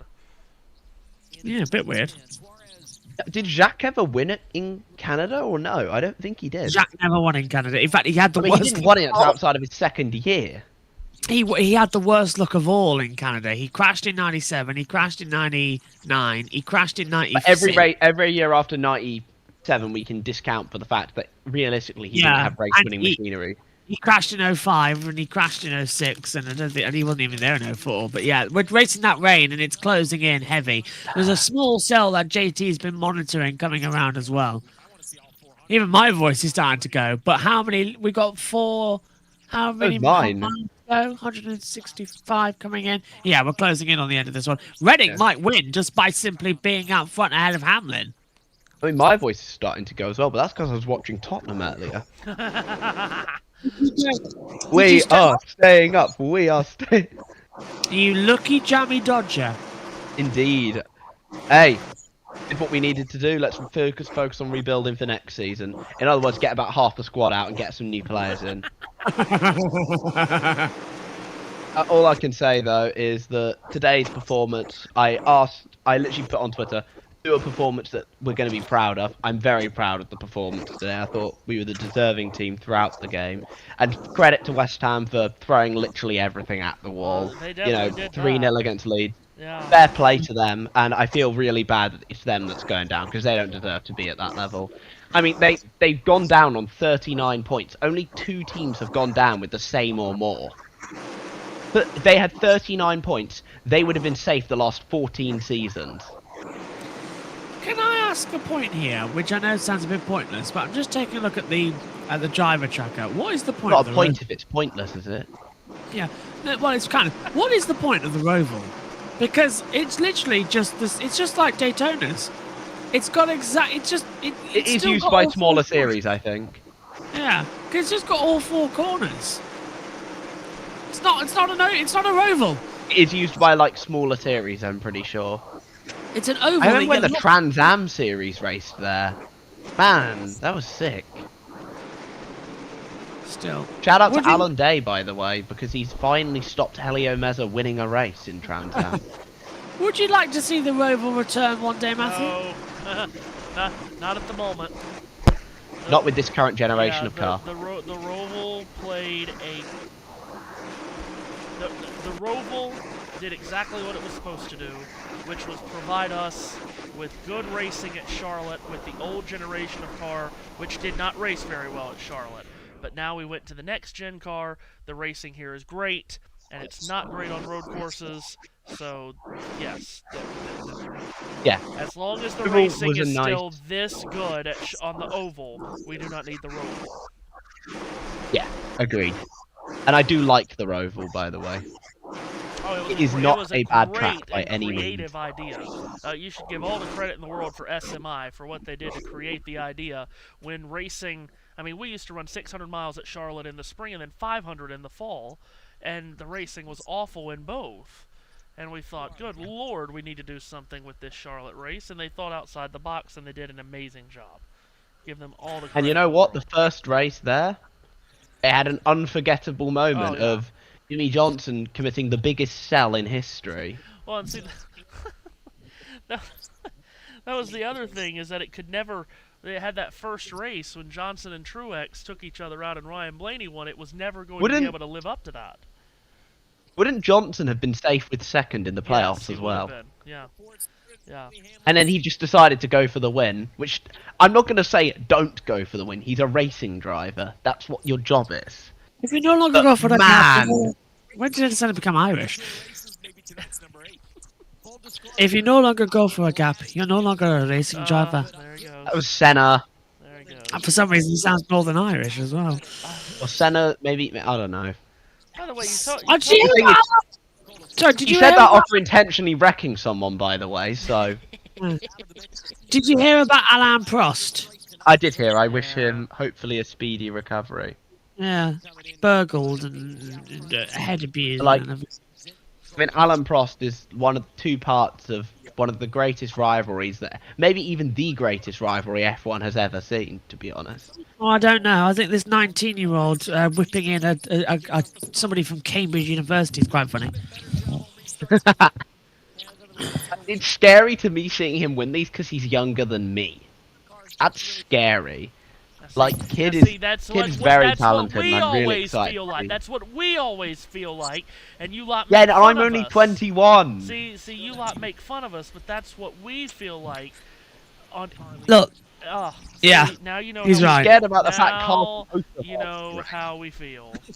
They get younger and younger. Look, I'm getting old now. I feel old. What is it, 2:23 a.m.? I've had 4 hours sleep over the past God knows how many hours, thanks to O'Reilly deciding to start at stupid o'clock. I need my sleep, and I am very worried I'm not going to get my sleep. Okay, they just obviously have more potential. Yeah, I mean, I don't know what to tell you either direction. Yeah, I don't know. Obviously, Chevrolet with a brand new body here in 2026. And Steve, you have lived that before. Is there a time on the calendar when you got a brand new body you had to work through that you would circle and say, hey, by this point in the year, I want to have it figured out, even if it's only 80% of the potential that we had in the last body? I think for sure there are certain ones. This being the 600 is a big one. Just Well, how often has the 600 been called early? Because we're getting there now, aren't we? Well, just a couple of years ago when Christopher Bell won, was called early. Called early in 2003, Jimmy Johnson the winner there. 2009, when David Rudiman won his first race, it was called early. We dealt with heavy rain in 97, but they kept that going very, very late. Jeff Gordon won at a full distance. I do not want to go. I do not want to be here at 6 a.m. in the morning. But you always know when Fox has exited the dance floor of Cup Series coverage, because you go down for pit reports and you get Marty Snyder and Kim Kuhn, who kind of sort of does a report, but they're really just setting up to ask a question to Letarte or Dale or whoever. Like, I don't know when that became the thing to do, but like, you listen to a Marty Snyder quote-unquote report, he just says a few words and then he throws it back up to the booth with a question. Every time. To be it's fair, just if I had hilarious. that lineup in the booth, I'd throw back to them as often as possible. It's just hilarious how he always has a question at the end of it. If I had Adam Alexander in the booth, I would definitely throw back up there as much as I could. Like, that guy is one of the few people who could rival Lee Diffie in my eyes. He's done the double this weekend as well, hasn't he? He was commentating on the O'Reilly. Yeah, so that's the double that we don't talk about. Forget about Catherine's double. I mean, Adam Alexander's had to cover. But I mean, if things had gone to plan, we could have done the triple. I have done all three. Oh, fair point. I wasn't able to commentate the other two. I would have done. And Josh Berry into the pit lane. Oh, right. We're hearing more on the weather, though. with the weather potential. Trevor. Hey guys, 21 starting this pit cycle here, was really happy with his car on the short run, but thought it fell off too hard, fell back to 18th outside the top 10 on that run, taking 4 tires and fuel. I don't think the answer is as clear as what I would do here because of that potential weather. A couple more. Well, what would you do, Matthew? It's going to be box. Oh, and Larson nearly getting spun around by Gibbs coming out of turn 2. Gibbs just getting underneath him on the rear tyre and just about holding it through as out comes SVG onto another lap and gets ahead of Ryan Blaney. Yeah, a bunch of pit stops now. Blaney and Van Gisbergen and so on. For Ryan Blaney, really fighting a loose balance there, trying to work on this number 12 car as he hits pit road. Okay, back to you, Matthew. Yeah, so we're going to see pit road become a frenzy here. You can't allow these guys to come down pit road and then have laps on fresh tires while you're out there on old tires. I get what Steve Letarte said. It's a little tricky with the weather situation, but you have to cover off your closest rivals. Oh, Chris Buescher with a problem. They didn't get the right rear latched on. Oh, and they didn't go back and relatch it. That's a slow stop for the 17, and I wonder if that right rear is going to be loose. So Buescher in. This next run, as we see more cars on pit road, the 19 of Chase Briscoe, I believe, coming in right now. Oh, the 11 of Denny Hamlin. Let's follow that stop. Finishing up there, he said, I just need to fire off better. He likes the balance. He just said he's good. Good meaning Tyler Reddick, Marty. Kim, remember the last run for Tyler Reddick, he wanted to work on the front end speed. He had an outstanding restart, was able to get the lead, happier with the handling of the 45. See the 11 chasing him off pit road, while the 60 of Ryan Preece, he took tires. Remember when Steve said some of those at the back end should take tires? On that last stop they did and drove into the top 10. And also Ricky Stenhouse Jr., they've kind of migrated the speed, which was really on the front end for the 47, to the middle part of the run. They've told them that they need to work on 3 and 4 the most. But this battle up front between the 45 and 11 after the cycle of stops, fun to watch, Adam. Oh, it's been incredible. Okay, Okay, so we have got a cell right next to the circuit that might just hit in the next few, but it is staying to the west right now. It's going to be very, very tight. If it does rain, it'll be light sprinkles, but there is a chance that the rain could come down quite heavy. So we're sort of just playing the gambles, Matthew, about what we're going to see here as we have got, well, we're closing in lap 255. Yeah, and this is an official race because we have reached the end of stage 2, as we saw with the O'Reilly race last night. But precedent has been set by NASCAR, especially with this race. They will look to dry the track if they believe that they could get the race restarted and finished by about 1 or 2 a.m. is normally the cutoff. Which is 6 or 7 a.m. here in the UK. So basically, it's 2:30 in the morning right now, so strap yourselves in. Do you know it's light in 1 hour and 27 minutes here in the UK, Matthew? First light is at 3:57 a.m. So I'm going to probably go to sleep, which is on an airbed in the front room in bright sunshine. Lovely. And it's 31 degrees today, because my room has got guests in it. You know, my room that I spent money on, so I can actually, you know, relax with blackout curtains and not be disturbed. And yeah. Oh dear, not a good day, is it?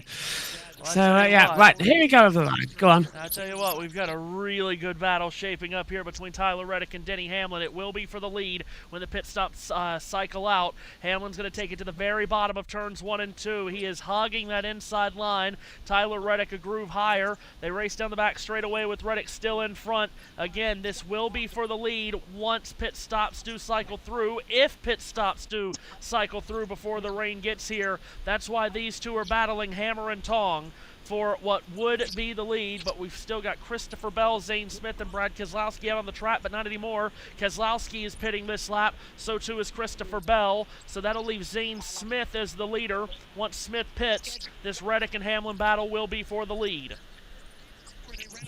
Pit road. Tire advantage on the backside. This stop looking clean so far. 4 tires for Christopher Bell. Really happy with his balance, and they want to keep this track position. Zane Smith gives up the lead, comes down pit road as well, so it cycles back. It's Reddick P1, Hamlin P2. Wow, this is looking strong as more pit road coming through. Bell now cycling through at the moment. And look at Briscoe. This is a 3-way fight at the front. Briscoe's right there behind Hamlin, so now the cycle of stops has completed, and now it's going to be these 3. Is that right? Well, it might be. It's going to be these 3, though, to the end of the stage or until it starts raining. So we'll find out. It's getting a little bit treacherous now, were you wondering it? Oh, by the way, they've just posted the commentary box camera from Will Buxton. Pit road. It was so close. Oh, nice. And then You once like the that? race off, the 45's launch out of those pit boxes out of control. I thought they were door to door. And watch this right here. It's like the 45 just knows the way the timing loop is. He doesn't have to really kind of accelerate, get back to speed, and the gas up again. So he is pedaled down all the way for pit stall 1, and it's like a top fuel dragster. Just Nemechek, too fast entry. He's got a pit lane penalty, Matthew. Well, that's a shame for John Hunter.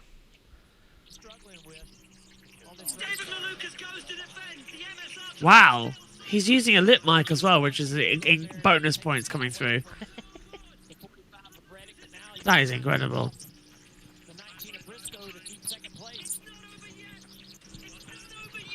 Lucas has to defend from Rosenquist. Great run off the final corner. Here comes Rosenquist. Malukas defends. Who has it? Over the line. Who's it going to be? It's Rosenquist. Wow, Will Buxton was on the floor commentating on that one. That was brilliant. That is hands down one of the best calls we've seen. You can tell Buxton's passion there. He's on the floor. I just watched it. Unreal. That is the show of someone who just loves. He just loves cars going vroom. Let's just say what it is. When was the last time? Sport, man. Oh yeah, when was the last time the Indy 500 was commentated with a lip mic? That's what I want to know. They're not popular over there in the States, are they? First time. I'd say that was the first time that's ever happened.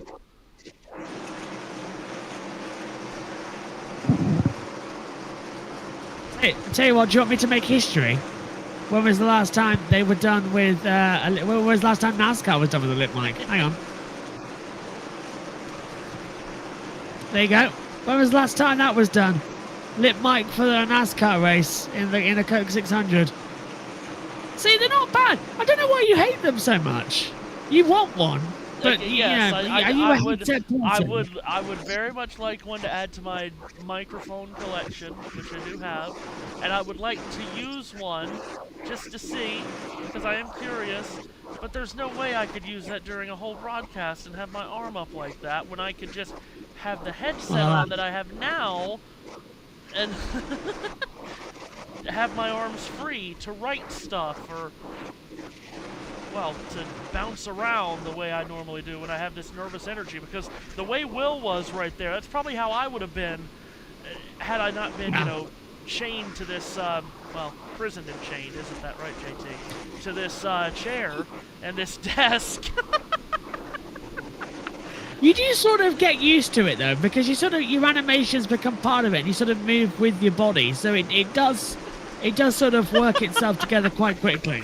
But then they're all right. You sort of just swap hands and do your gestures, and then you look around, and it does work, and it feels natural. But yeah, I must admit, for these long haul races, it's better using a headset.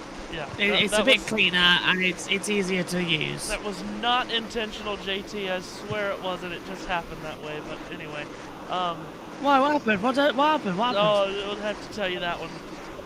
We have to tell you that one away from Oh, we're not on air. Ah, okay. But anyhow, but yes, it's really a good thing. It's honestly a good thing that I've got all these wires next to me and this headset on that does chain me to this desk and this chair, because if I wasn't, I would be pacing back and forth, jumping up and down, and it would just not be a good scene. No, that I understand. Okay, Cooler Coast says, lip mics are often used by cricket commentators. Oh, great. Do they actually use, okay, so they use them over there as well. Yeah, that's what cricket commentators use.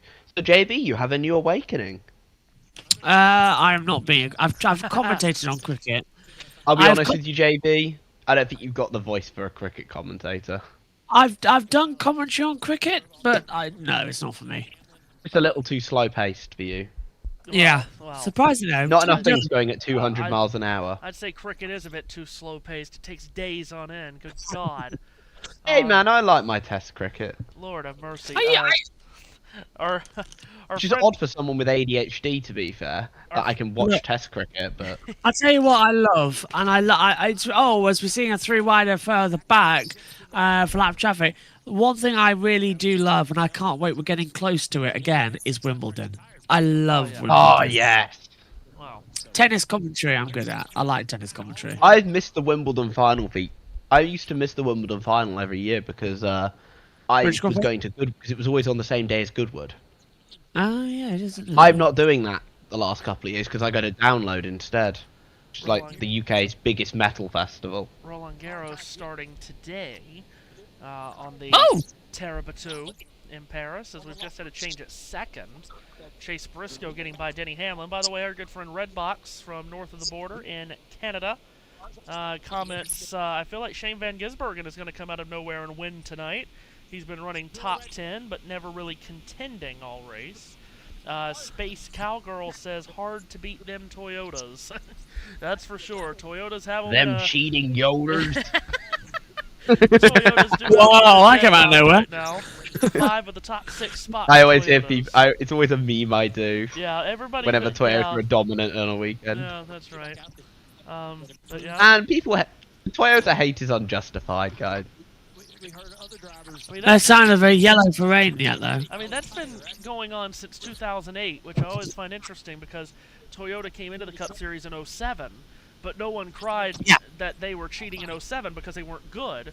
But goodness, when Joe Gibbs goes over and they start winning all the time, all of a sudden didn't help. Toyota's Can I cheating. interrupt for a quick second? It didn't help the driver lineup that Joe Gibbs had at the time. Denny Hamlin, Tony Stewart, and Kyle Busch. Well, that's true. Who all, I wouldn't say were particularly well liked. Well, I mean, Denny was all right back then, to be fair. Well, that's right. But then At the time, they were not all very well liked. But I will say, what an amazing job by Joe Gibbs Racing. Can you believe?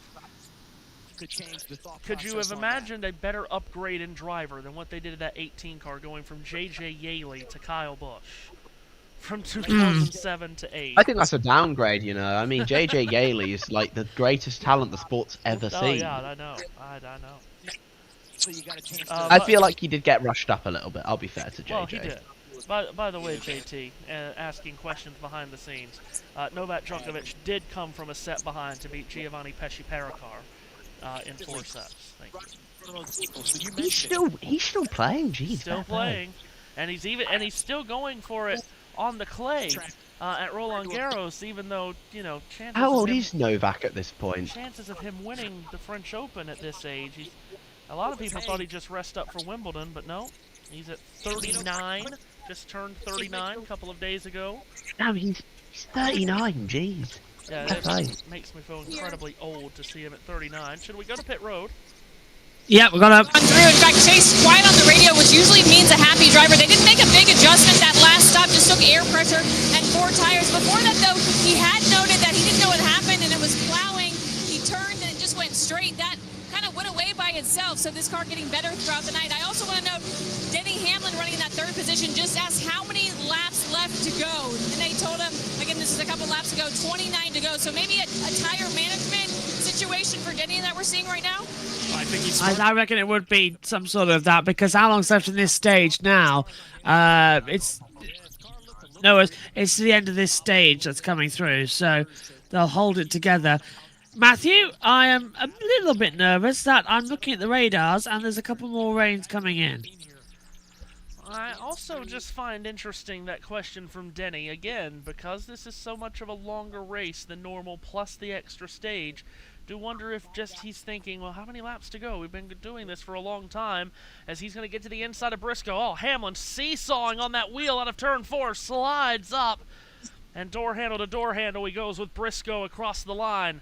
All this happening a second behind the leader, Reddick, but these teammates going at it here, fiddling and fidgeting for second place. Hamlin on the bottom of turns 1 and 2. Again, that car bobbles with Chase Briscoe riding around the top. He'll load up a run off the top of turn 2, and Briscoe will hold on to that spot.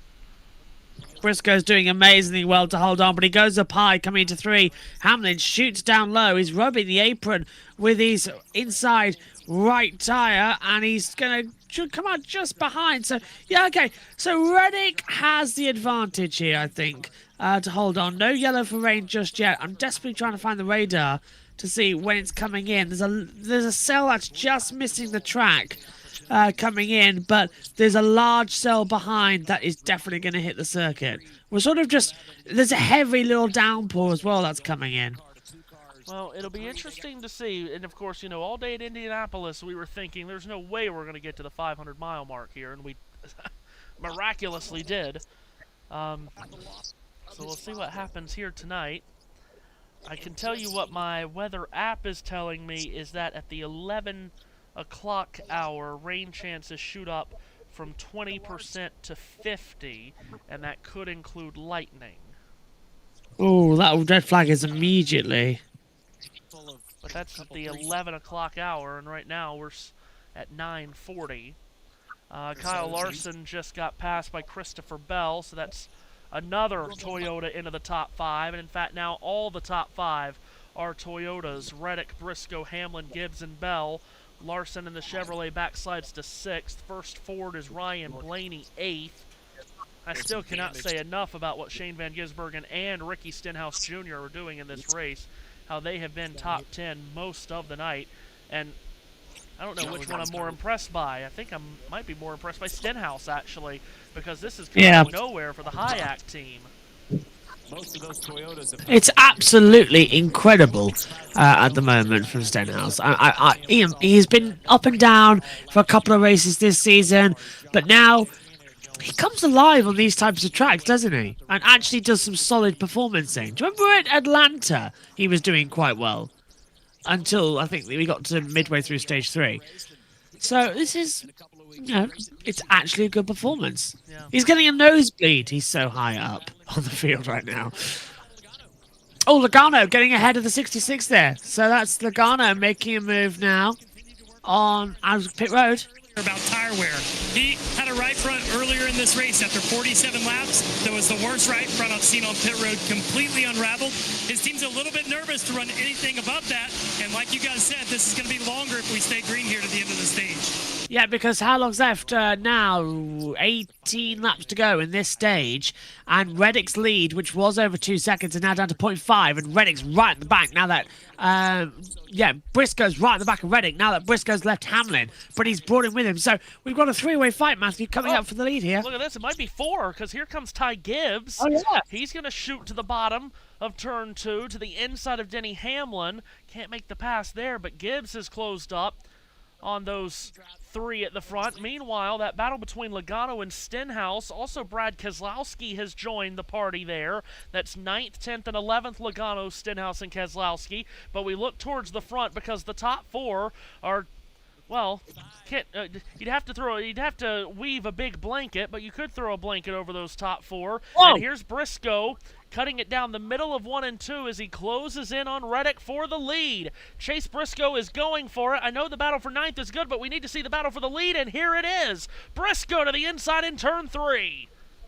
So that lead has now evaporated, but Reddick's trying to hold around the outside. He's going door to door with Briscoe over the line. Reddick will still lead a lap here at Charlotte, but it's getting very feisty just ahead of them as they all try and fight. 15 to go in stage 3 before we go to the stage 4. Very special, the only one we have. And now it's door to door. Look, Hamlin trying to look on the inside line of Briscoe. That's giving Reddick some breathing room. And here comes Gibbs, and here comes Bell. Yeah. 5 in the fight now. Top 5 are separated by less than a second as Christopher Bell sneaks into this battle, and all 5 of them are Toyotas. You've got the lapped car of Austin Hill in the middle of it. Briscoe's going to get around Hill in turn 1. Hamlin's going to take it to the bottom of turns 1 and 2. This is fantastic. These 5 Toyotas coming right together at the end of the stage. Who's going to get this stage victory?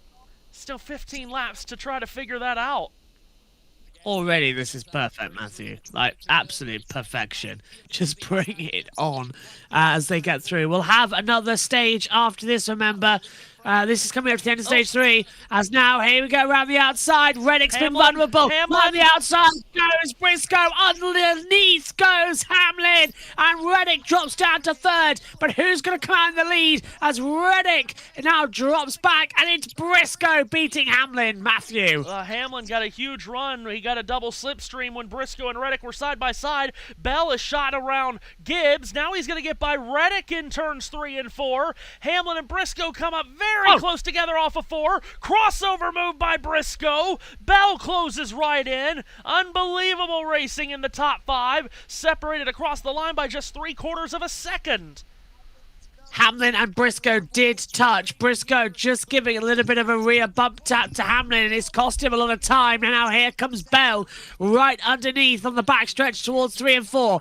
Up the track goes Briscoe. Bell goes in low and tries to go side by side over the line. Hamlin's now pulled out a 2.5 tenths of a second over the line. 12 to go. It's Hamlin, Briscoe, Bell, then it's Gibbs, and Reddick now down in 5th position. How the mighty have fallen.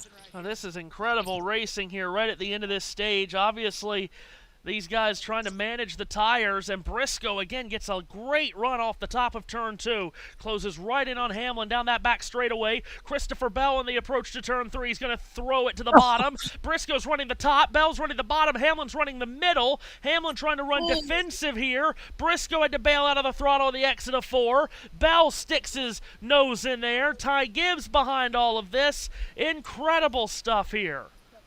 Yeah, and again, Briscoe rubbing the wall coming out of turn 4, but Hamlin looked like he was just standing still out of nowhere. Bell, too, now in the centre of the track. The high line's giving enough grip for Briscoe to really slingshot it. He cuts down low, blocks off Bell. Hamlin goes high and runs the high through 3 and 4.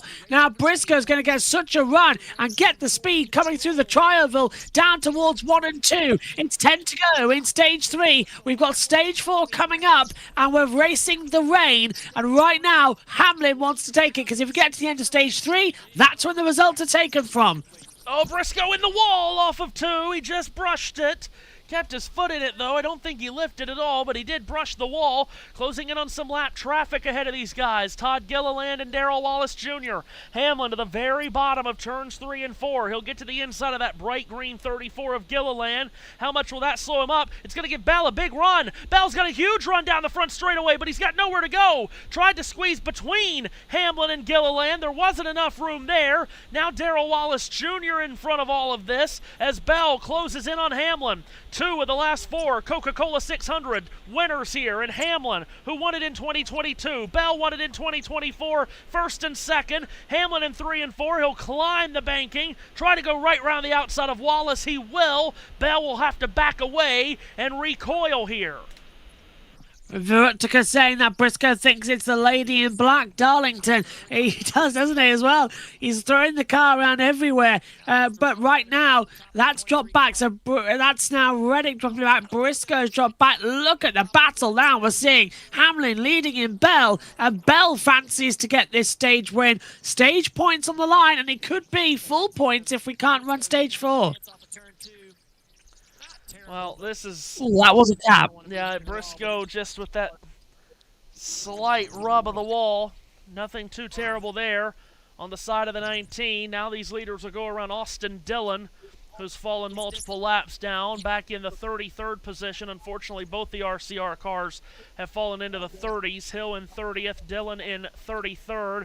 Here's Christopher Bell, puts the crosshairs on Denny Hamlin. Hamlin lets it fade up in the middle of 3 and 4. Bell is right along the bottom in that new look Interstate Batteries. Whoa! Comes up off of turn 4 sideways, has to catch it, and these two starting to pull away from Gibbs and Briscoe, and Reddick has fallen back to 6th. Kyle Larson's got around him. I haven't seen that for a while, circa. Actual photography flash trackside. That's taking me back to the days of Bristol in the early 2000s when the start of the race was just a sea of flashes from around the camera. It could have been a night race illuminated by phones alone. Look at this then. Bell going up high. Hamlin taking that tight line at the exit of 3 and 4. Into the trial will we come. And he drifts it back up over the line. 5 to go in stage 3. And stage 4 coming up. Round the outside on the high line comes Bell through 1 and 2. Hamlin on the low line. Bell's going to have this surely on track. She's got a car ahead of him to bring him in. Some aero look. And he's through round the outside. Bell leads with 5 to go here at Charlotte in stage 3 or 4. Well, remember a couple of weeks ago at Texas, Bell took the lead late in the first stage and then got crashed by a lap car spinning ahead of him. He'll hope for better luck here tonight. Christopher Bell takes to the lead. 4 laps to go in stage number 3. Now starting to drop kick Hamlin just a bit. The former 600 winner Christopher Bell. Long winless drought for him as well. He hasn't won yet this season, and it's been just a bit off for this 20 team this season. It hasn't been bad, but it hasn't been nearly close to the high standards that this 20 team has. Right to the very bottom he goes in turns 3 and 4. Carson Hocevar multiple laps down in front. Meanwhile, Kyle Larson continues to climb up. Mentioned he got by Reddick for 5th. He's closed in on Briscoe, who is faded as we're down to 3 to go in stage 3. Feels weird that we're going to go to stage 4 after this as well, which still gets mental coming into it. It certainly looks like that the tires have gone away on some of these guys at the front, and it's coming to guys like Bell and Larson, who saved their tires at the start of this run. In fact, Reddick has really fallen back. He's nowhere close to Larson or Briscoe anymore.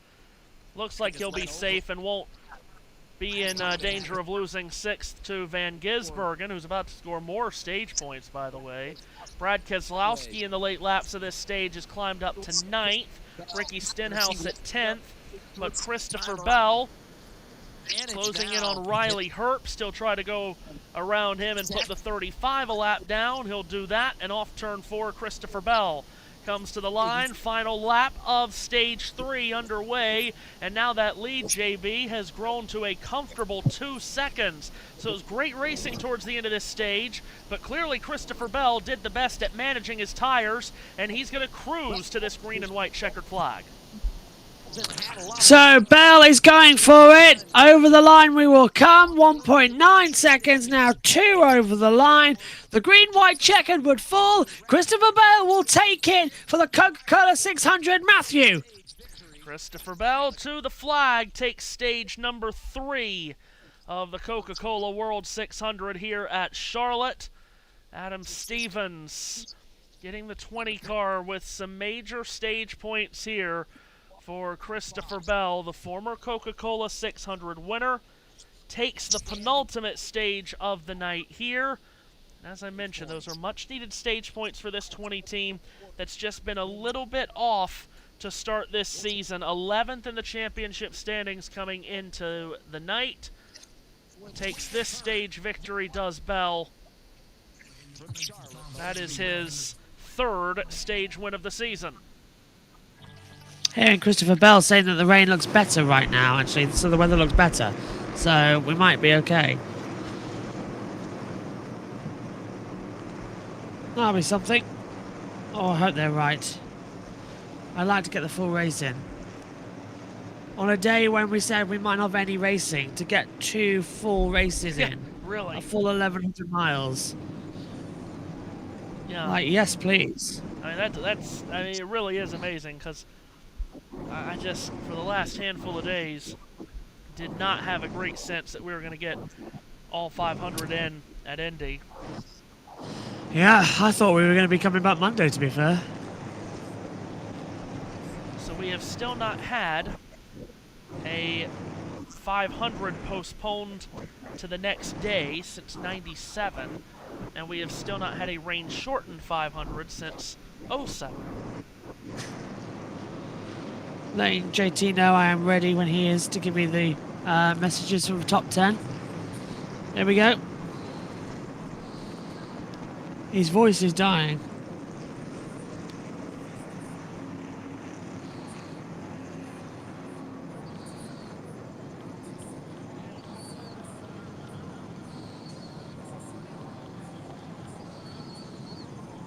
JT is dying out there, by the way, guys.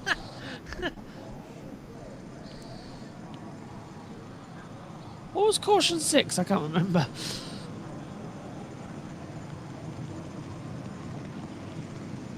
Catherine Legg.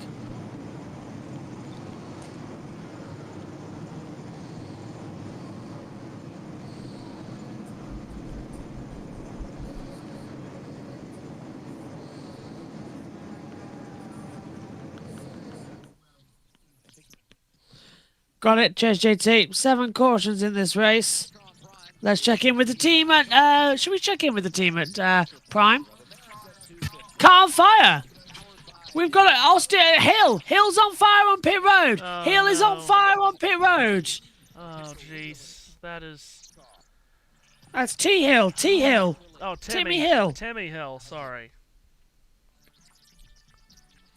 Cheers, JT. That's why Prime hasn't gone to it. They... Like, who's Timmy Hill? We haven't seen him racing all day. Yeah. So, this is the Coca-Cola 600, and I've had a Pepsi instead. What a race day. Right, let's check. There it is. There it is, on fire. So, Timmy Hill's on fire. It's a big fire. That's the smoke inside the car. That's done, Matthew. That is a full-on barbecue s'mores. Get it all in. That's it. Day done. I love how we still even can't see Timmy Hill because of the smoke. Let's take a look. Oh, it was on fire coming down pit road. Yeah, it was. Driver from Port Tobacco, Maryland. Ironic name because he's lit up. I'd say this is rubber buildup in the tire got in there and just started burning. Oh my god, that is a fire and a half. Well, Timmy Hill is now Toasty Hill. He's still smoking. I need a new drink. Can you hold it for 30 seconds, Matthew, while I go grab a drink? Yeah, no mosquitoes around anytime soon here in the area where the 66. JT, are you with us? I want to hear the voice. Everybody else is able to hear the voice behind the scenes except for me. It's so bad. Oh dear. What is happening? Now, you were on with me during the hockey last night, of course. So I want to ask you a question here, JT. It's a very serious question. No. It's a very serious question about when did you see me in the comms box rehearsing and writing out my overtime final call? That team's going to want the car. Oh, you're going to have to say that again. I had Christopher Bell and the officials in my ears at the same time. I was just asking when in the box last night during the hockey, when did you notice that I was on who they authoring my final call and rehearsing it? Great list.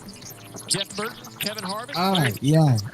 That would have been Incredible career driver. during the second intermission when we were doing horrendous crashes. Yeah, that's when I started it, right?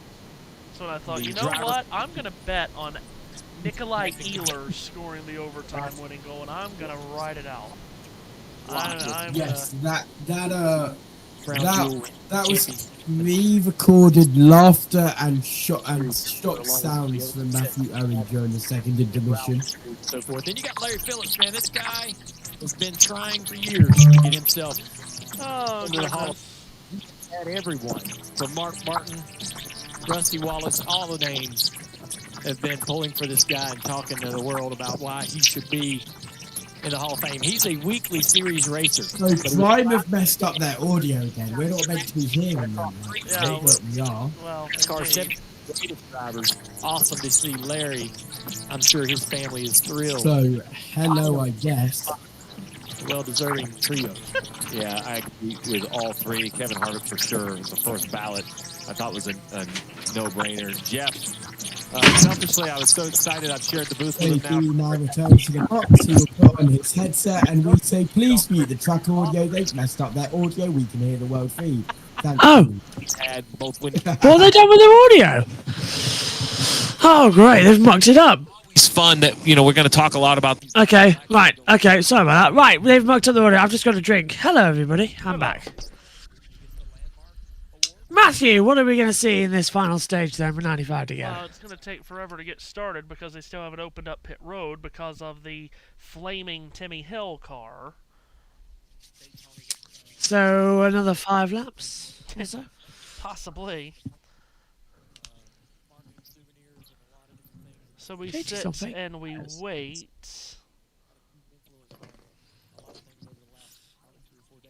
JT is dying, apparently.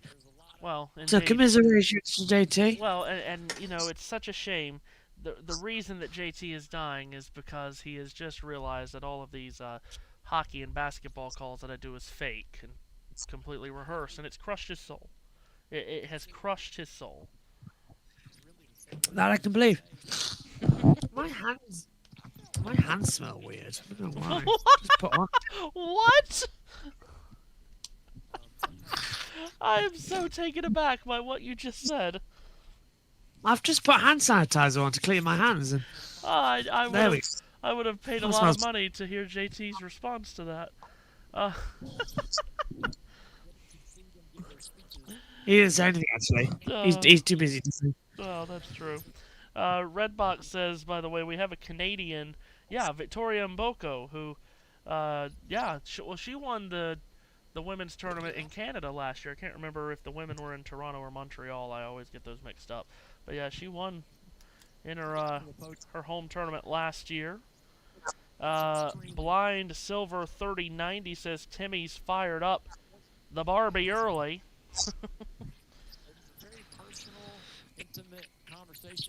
Interesting. I haven't been to an Outback in a while. Maybe we need to fire up the Barbie at the Outback. Just trying to find out where that weather is. That pesky rain. Yeah. It's coming. We just don't know when.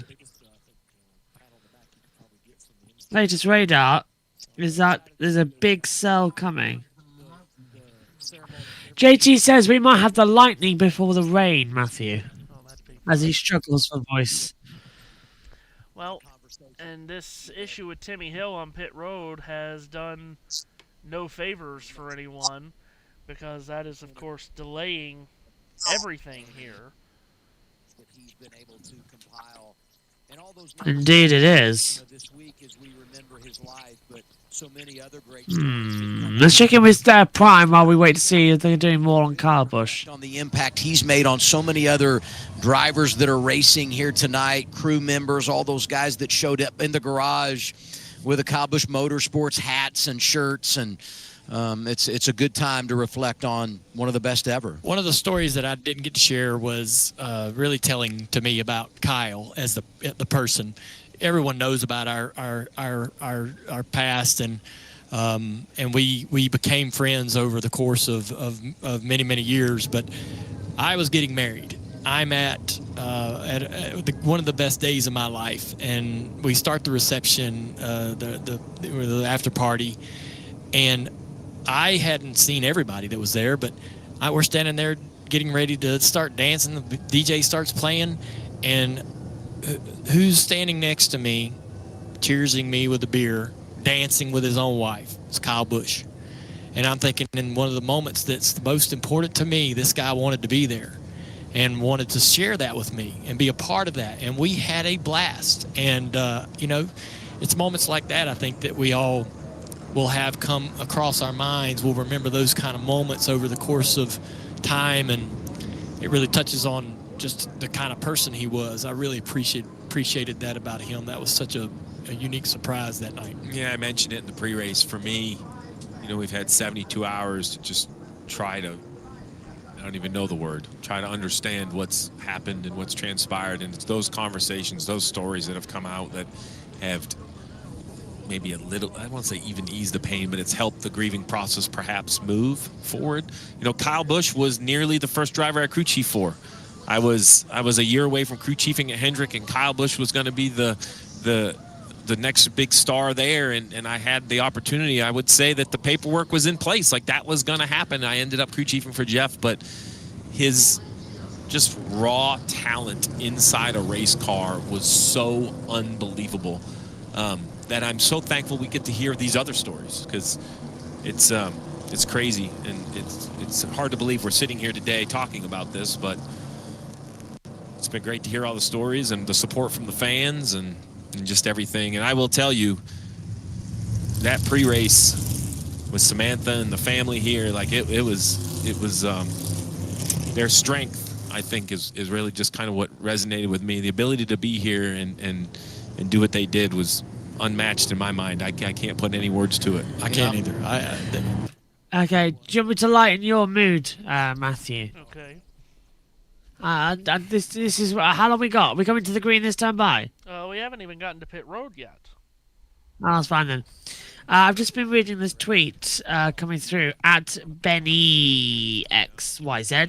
He says, a couple of years ago, I was about to propose to my girlfriend. Ring in hand, speech prepared, everything ready.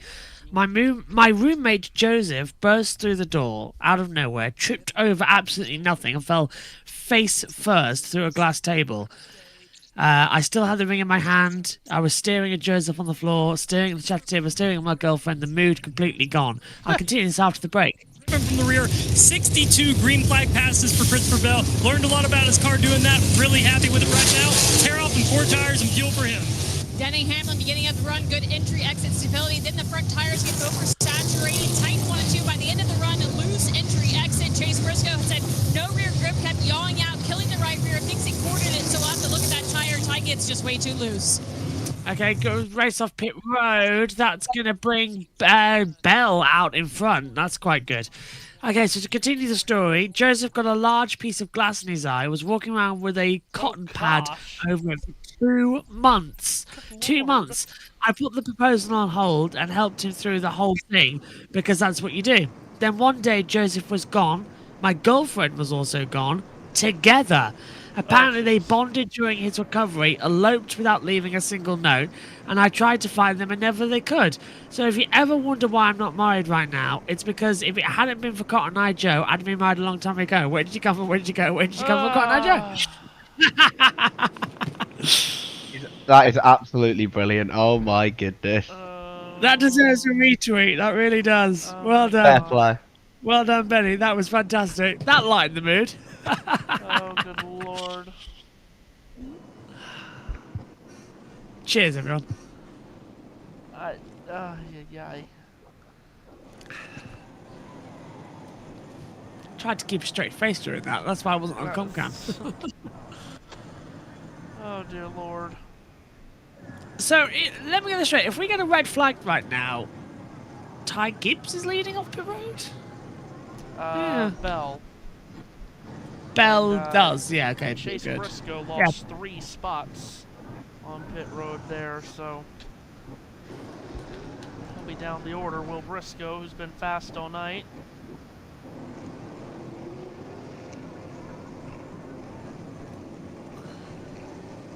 I'm just trying to hear I'm trying to hear JT a bit loud on my ears. Sorry if I'm... Fuck. Okay, there we go. Hello, everyone. I just got deafened. Yeah, I even heard that. I had to stop myself. I very nearly swore live on air. I had to stop myself. That was very loud at what is 3:09 in the morning. Oh, jeez.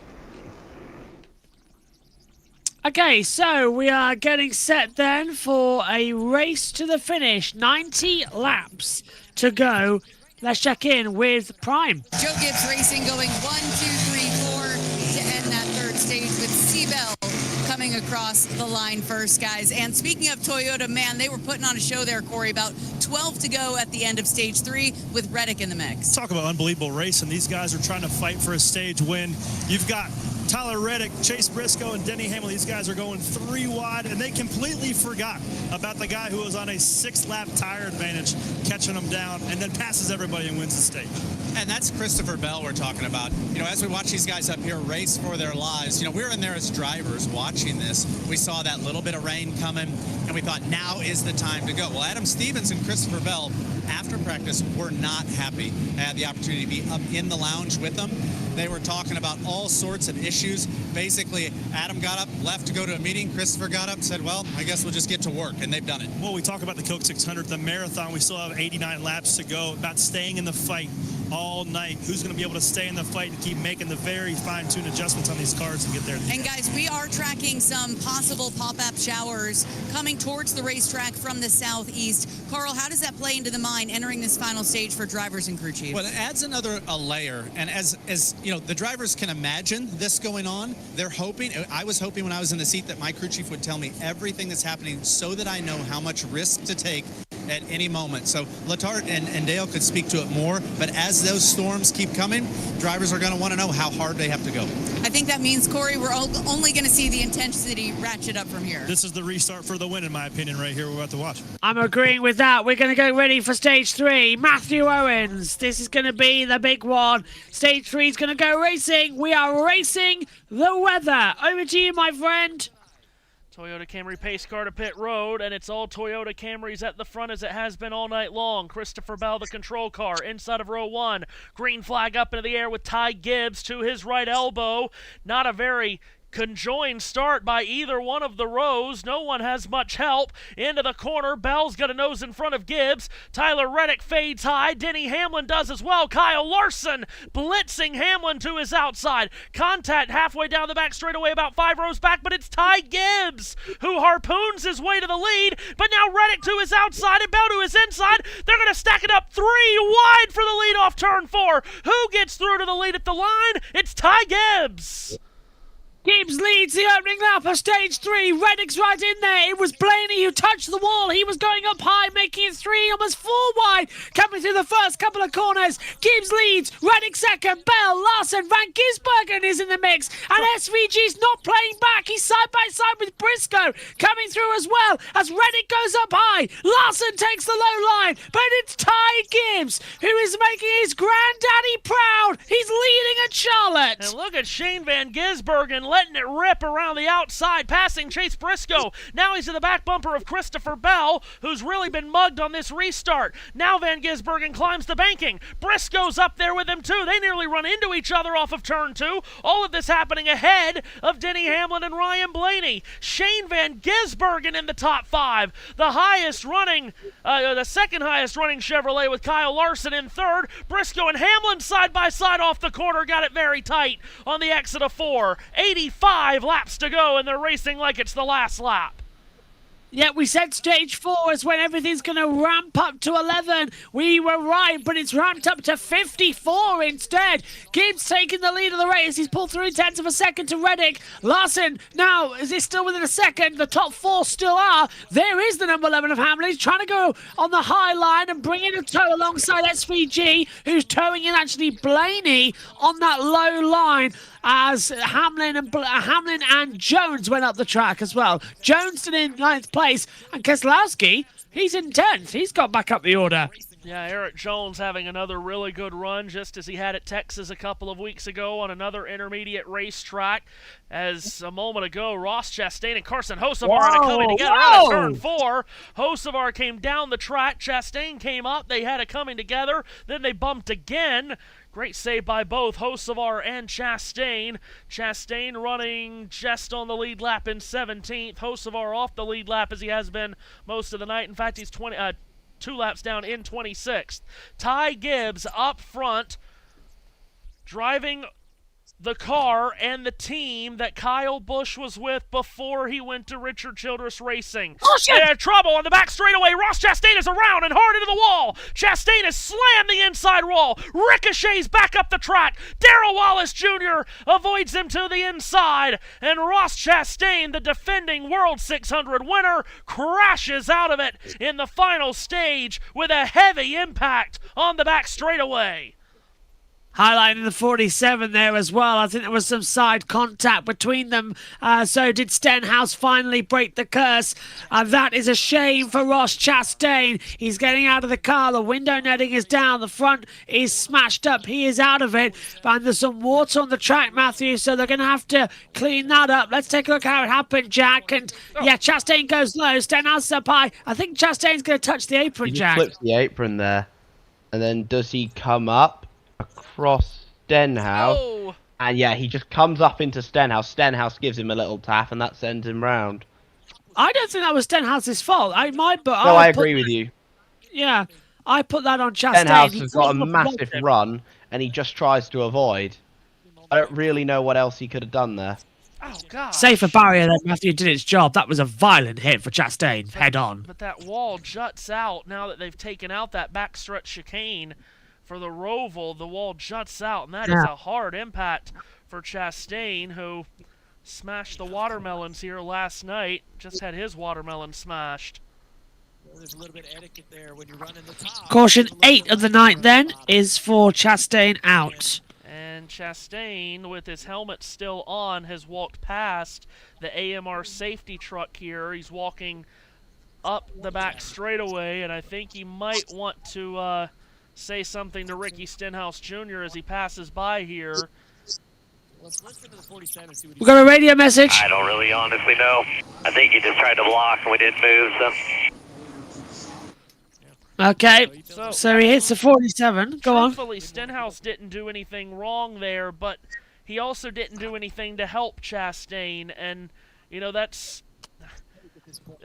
just depends on, I guess, what side of the fence you're on, because Stenhouse could have easily lifted right here and given Chastain a break, and if it's the first 3 stages, he probably does, but it's the final stage, probably not going to give him much of a break there. I mean, Chastain kind of cut the corner, touched the apron with the left side tires, as you said, so he's losing momentum, while Stenhouse around the top is gaining momentum, and they just come together. Stenhouse does try to turn left on a crossover, still makes contact.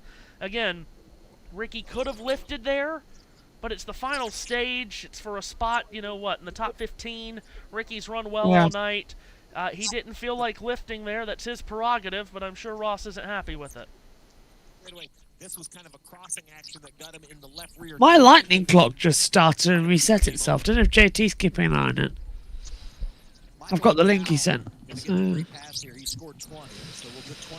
Okay, so we are waiting, and we are under our 8th caution of the night, as they are gonna.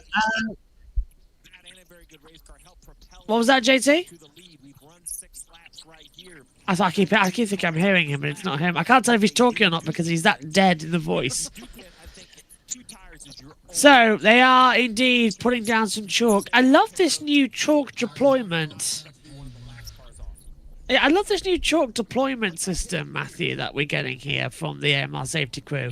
It's a lot better than what we get usually. It's a lot more even, and it just tickles my brain nicely. I like it. Tickles your brain nicely. Look, it's 3:20 a.m. in the morning on a Monday in May after doing Indy 500, Canada, and this back to back to back. Also, I'd like to point out, Judge, thank you very much. I started at 9 a.m. on the touring cars. I haven't stopped yet. It's now 3:19 a.m. the next morning. Well, that is a long. That's a Le Mans I've done. I have many thoughts about Formula One, but as I am on JBM and I don't want to get anyone in trouble, I will not speak said thoughts. Fair dues. Good point. We can't get in trouble, especially as Formula One is actually doing quite well with viewing figures this year, surprisingly. I need to look back at that race because I don't know if I thought Canada was nuts because of what was happening, or I thought it was nuts because we were rushing around doing everything. But the sight of George Russell shaking his head and standing still with his arms on his hips whilst two marshals comically pushed the car back made me laugh.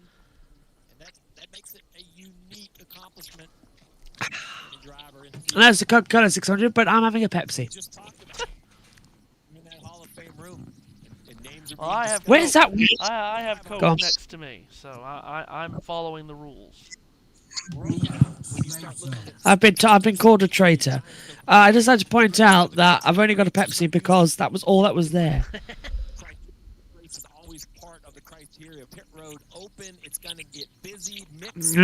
I'm thinking.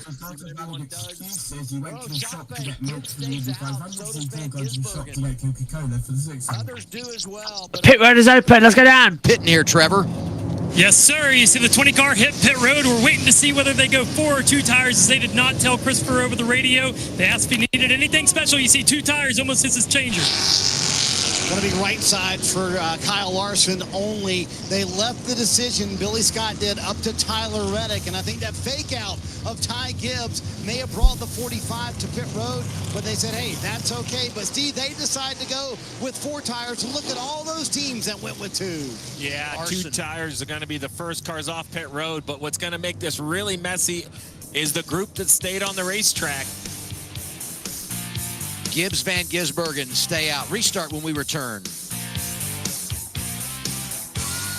Well, Gibbs and Van Gisbergen stayed out. Then you had a lot of guys that took 2. So this restart is going to be very, very interesting here. It's gonna come Liking this. with about 70 laps to go, even though Prime up in the top left of their screen says 90 laps to go. No, we've passed that already. That's all we need. Oh, look, that's going to take ages. I'm trying to find out the weather, and it's not telling me. Damn weather. Lightning is 15 to 20 miles away from the circuit. That's what I was checking. I'd like to, just some video that came out from the pre-race ceremonies from this afternoon. When Owen walked over and comforted Brexton, I know. I have never. Oh, good lord!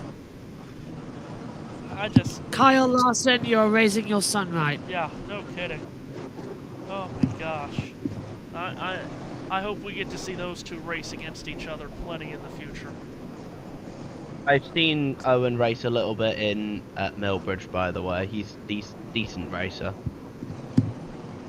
Well, and you know, see, I shouldn't have brought this up because I'm going to start crying again. The fact that Richard Childress Racing made that announcement earlier this week about how they're not going to run the 8 car anymore, but it is reserved for when Brexton is ready and if he wants it. Oh God, that just. And do you know what I love? Some people on Twitter did say, "Oh, but what if Dale Earnhardt Jr. wants to use it?" Well, do you know what he it's said? an RCR number. Yeah, do you know what? That's exactly what he said, Jack. You got it. It's bang on.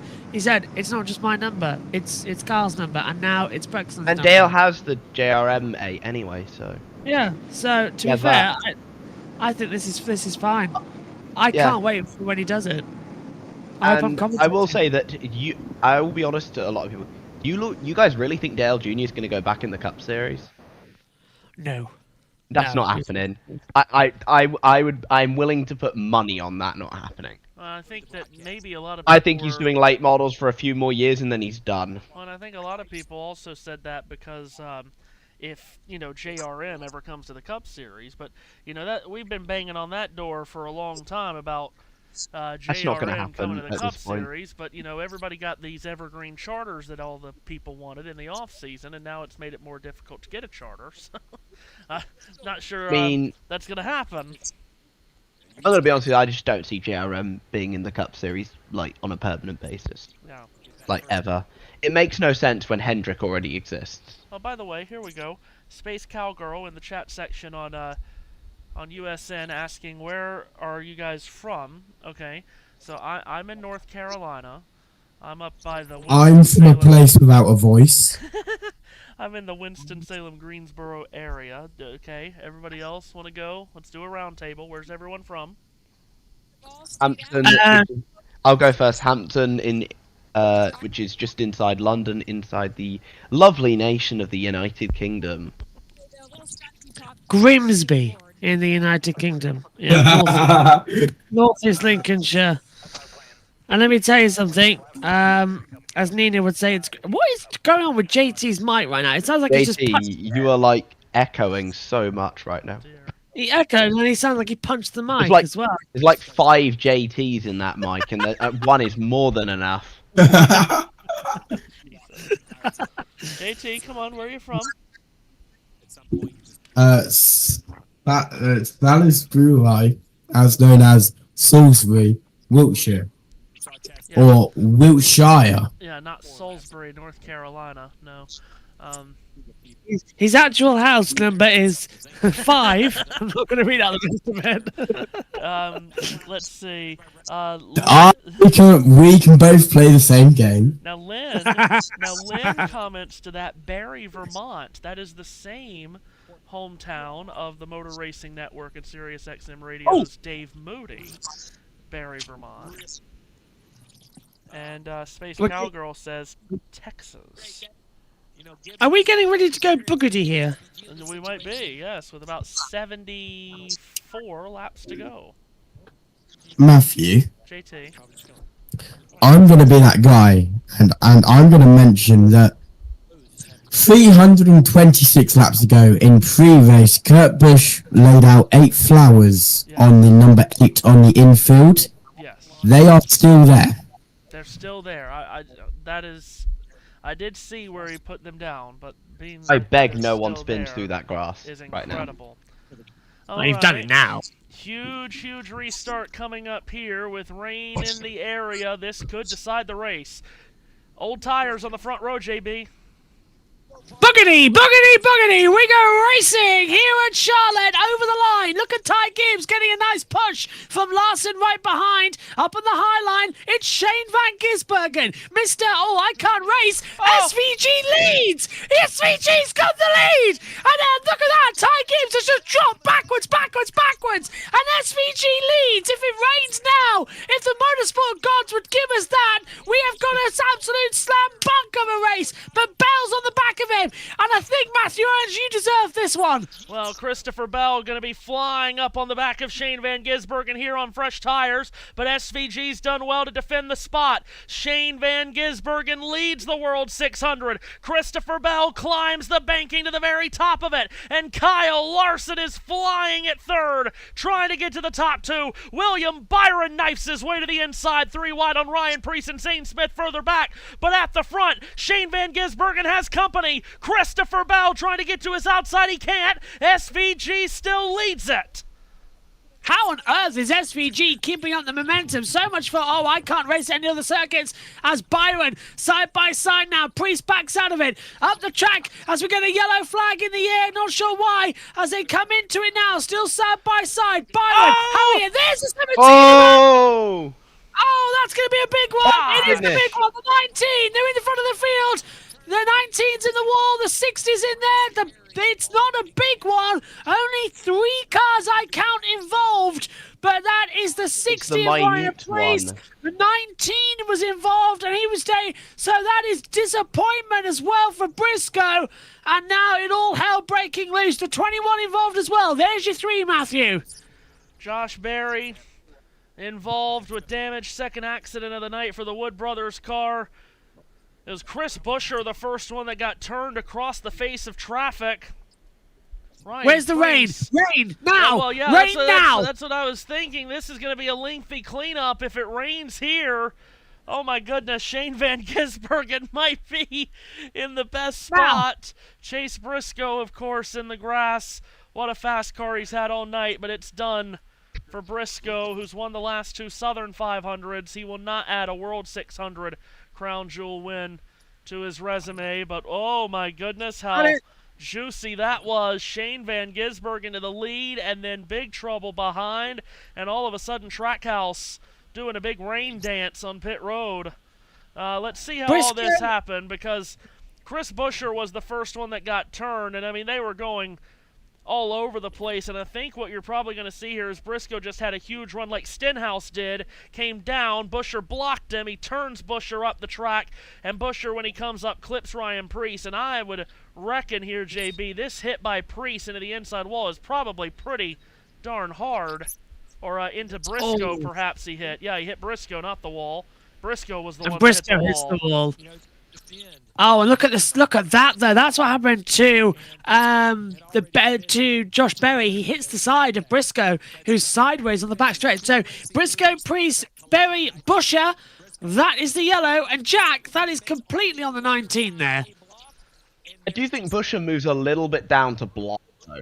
And I also have the perspective of why are you blocking someone with that much of a run on you? I mean, this is pretty similar. Look at to the what run we that just Briscoe saw. gets off the corner. Yeah, this is pretty I similar do think to what Buescher we moves just a little saw bit with down, but yeah, Ross I and think Ricky.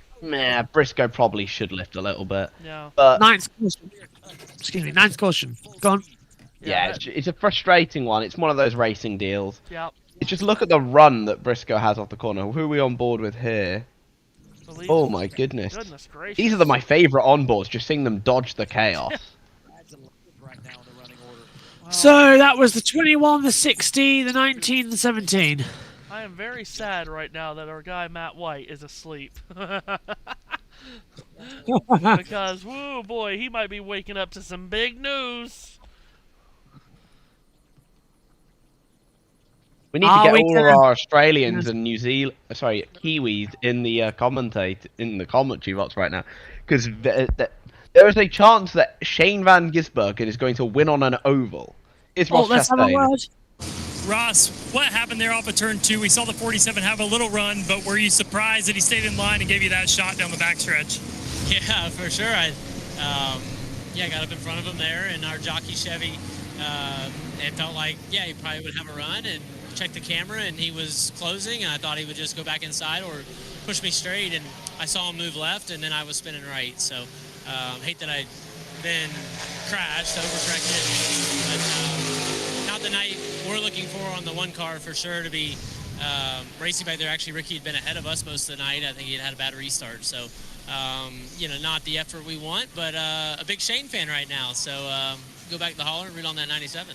I was going to ask you, man. I mean, Shane is surprising us all. Are you surprised by this, or have you kind of seen this potential on ovals growing for Shane Van Gisbergen?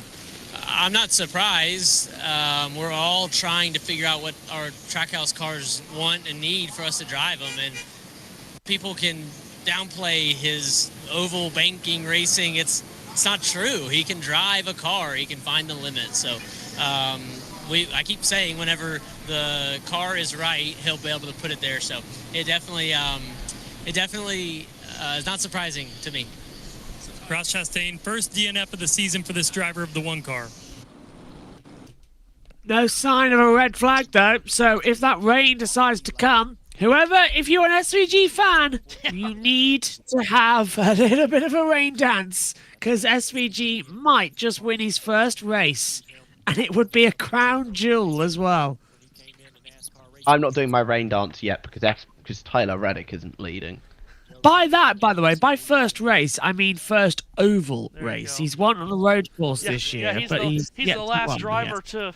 He's the last winner in the Cup Series.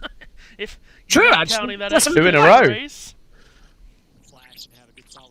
Best finish was Atlanta early on this year when he finished in 6th. But as that stat I mentioned right at the top of the year, for the first 7 races this year, SVG led in every single one of them. In fact, if I'm thinking about it, SVG's the only driver in the entire calendar. He's got more races led on his CV this year than any other driver, even Tyler Reddick. You want to hear what SVG's best finish on an oval is that was not a plate track, by the way? Okay. Oh, go on. 10th. Kansas last year. I was just thinking in my mind that I remember him running really well at a Kansas race. I couldn't remember which one it was. Yeah, 10th, and then he won at the Roval the very next week Yeah. in what has ended up being the last race on the Roval. Now, I don't think it's gone permanently. Got a lot of comments all of a sudden. Everyone wants it to rain and SVG to win.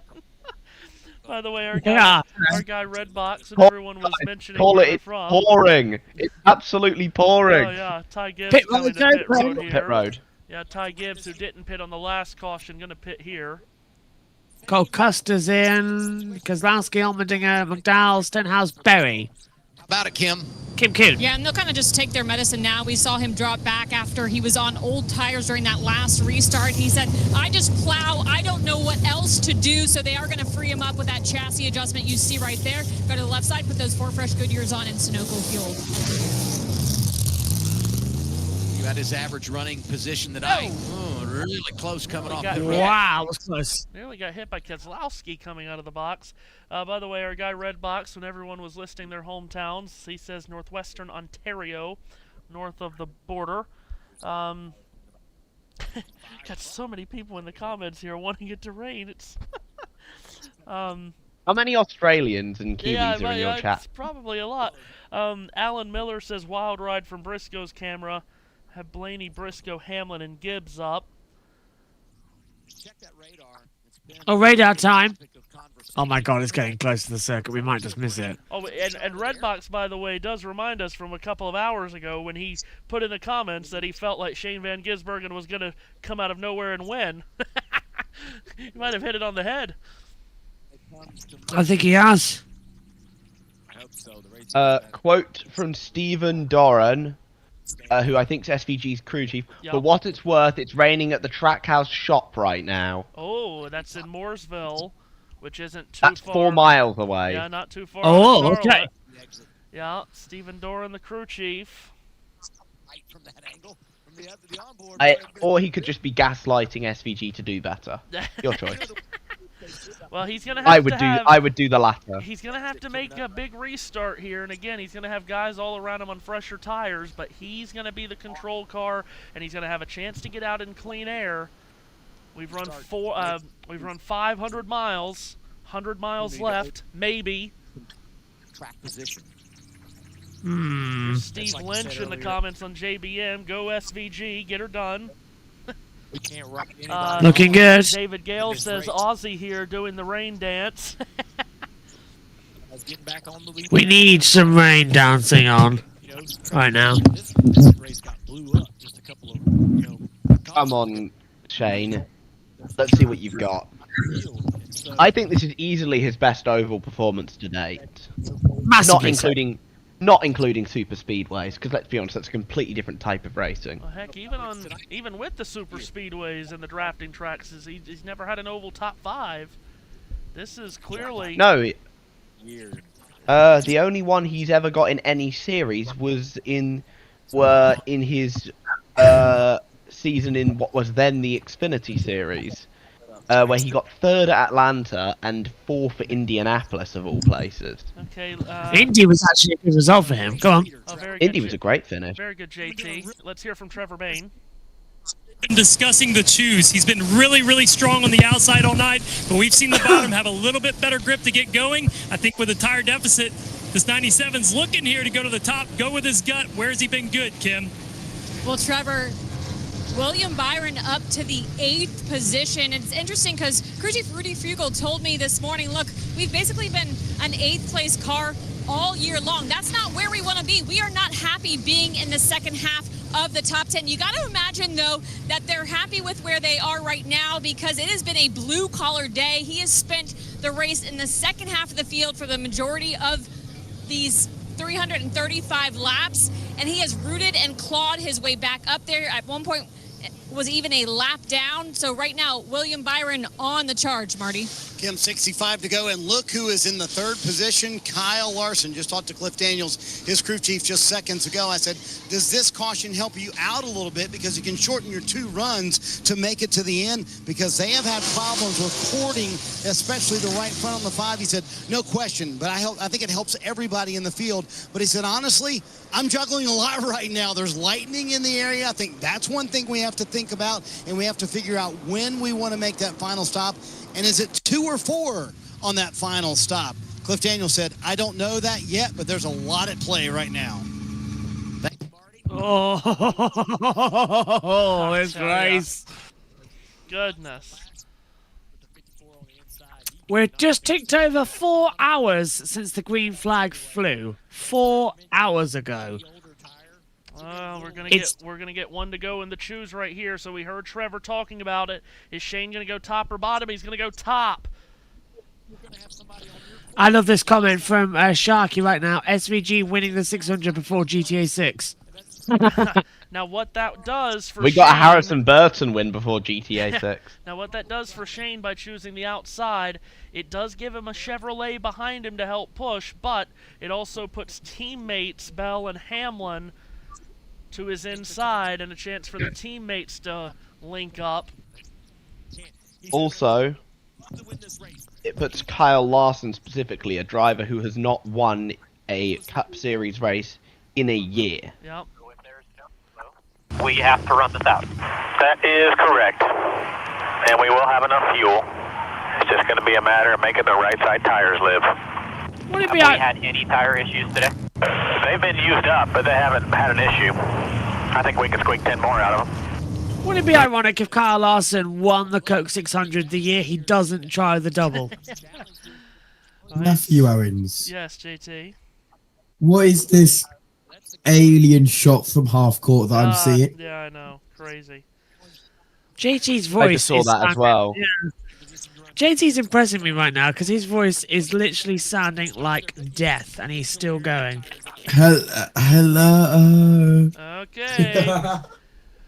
Here we go. Can Shane Van Gisbergen hold the lead on the restart? He gets a really good jump. Green flag in the air. Larson not really pushing him, but Van Gisbergen got out of the box really good. Christopher Bell trying to stay to his inside. Squeezes down and pinches Denny Hamlin off in the corner. Bell draws even and now ahead of Van Gisbergen, who's going to have the run off the top. Down the straightaway, Van Gisbergen pulls over to driver's left. Tries to side draft Bell. Big run further back from Zane Smith, who goes in 3 wide into 3.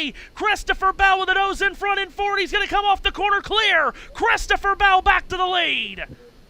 Yeah, but watch SVG. He's got a nice little run on him. He's going to go low, and he's going to get the push now from Denny Hamlin as well. So right now it's Chevy leading.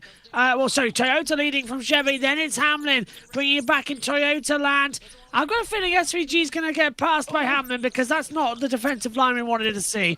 I take it back. SVG is not doing well at all on that little fadeaway. So we have 60 laps to go. There's rain in the air. Watch Zane There's Smith. rain. Yeah, where is Zane? He's up to 6. He's on the move today, Zane. He's on the move. Really been flying He's on right this behind restart. Larson. Yeah, he's been a great restarter. Here's Van Gisbergen. You said it right, Eric Jones, JB. by the way. Van Gisbergen did not get a good run going into 3, but boy, he rolled the bottom of 3 and 4 last time really well. But now Hamlin gets alongside of him. Shane's lost the clean air. And there's contact between Ty Gibbs and Carson Hocevar further back. Remember, Gibbs has fresh tires. He could slice his way through traffic. Hamlin has not been able to complete this pass on Van Gisbergen. That's going to allow Bell to just pull away. Tyler Reddick closes in, getting a double slipstream with 60 laps to go. Hamlin, I think, has got Van Gisbergen clear. He does. Yeah, and watch out for Zane Smith, as we heard Jack say, because he's right on the back of Kyle Larson, and he's going to try and make that move soon, and then slingshot up towards Reddick, who's in P4. It's Christopher Bell, who leads here at the Coca-Cola 600. Van Gisbergen is second, Hamlin third. Reddick, Van Gisbergen now drops back on that last lap. So Bell, Hamlin, Van Gisbergen, Reddick, Larson, Zane Smith, Logano, Blaney, Byron, Jones, the top 10. Dropping further down, you'll then see Gibbs, Keselowski, McDowell, Custer, Stenhouse, the 15 as we run. But that rain is getting closer to the circuit, boys. That lightning's getting in the area as well. And we're just wondering if it's going to come at the wrong time. Bell, One stop left for everyone, I think. Bell, the winner of this race in 2024. He won it when it was rain shortened. Here's Tyler Reddick, gets to the inside of Van Gisbergen. Should be able to shoot around. Remember, Van Gisbergen on a tire disadvantage. Reddick has easily made that pass, so Van Gisbergen slides back to fourth. Austin Dillon is in trouble. Dillon is smoking. He's hit the wall. Austin Dillon's hit the wall, and he's coming to pit road. We stay green. Keep it green, keep it green. They might have to throw a yellow there eventually to check the track if he's dropped anything like nuts on the circuit or debris, because that's a hard hit. Austin Dillon is out of the race. Front right suspension gone. They've kept it green at least for now with 57 laps to go. Christopher Bell out in front. Denny Hamlin trying to throw out the cast and reel him in. Tyler Reddick's got some clean air on the nose of that Toyota, now third. Van Gisbergen still a solid fourth. Larson in fifth. You mentioned Joey Logano up into seventh. That's the highest up we've seen him all night. Might be the highest up we've seen him all year on a non-drafting track. He's recovered beautifully. We can remember earlier in the race he was languishing back in the 30s. Now here he is in the top 10. Gave me way more optionality on the next stop. I feel like I can go right or four if I have to. I asked Cliff Daniels the same question. He said, I think everyone has to take four, but Billy Scott thinking I might be able to take two on this final stop. Oh, wow. That would surprise me if we had any takers take two on the final stop, because as you just mentioned, JB, everyone's got to make another stop for fuel if we indeed go to the end, as we have 55 laps to go. But that surprises me with how we saw some of those Toyotas fall off at the end of stage 3. Any idea, any thought of just taking two tires? Can't see anything at the moment on the rain radar as well. We're just holding it all together right now. This is it's an ugly race right that we're seeing, because you just don't know exactly how it's going to fall. Someone hit the wall there. Well, if the rain were to get to the track, I'd imagine it would fall down, JB. What did I say? You said, I don't know how it's going to fall, and I said, well, if the rain gets to the track, I imagine it will fall down.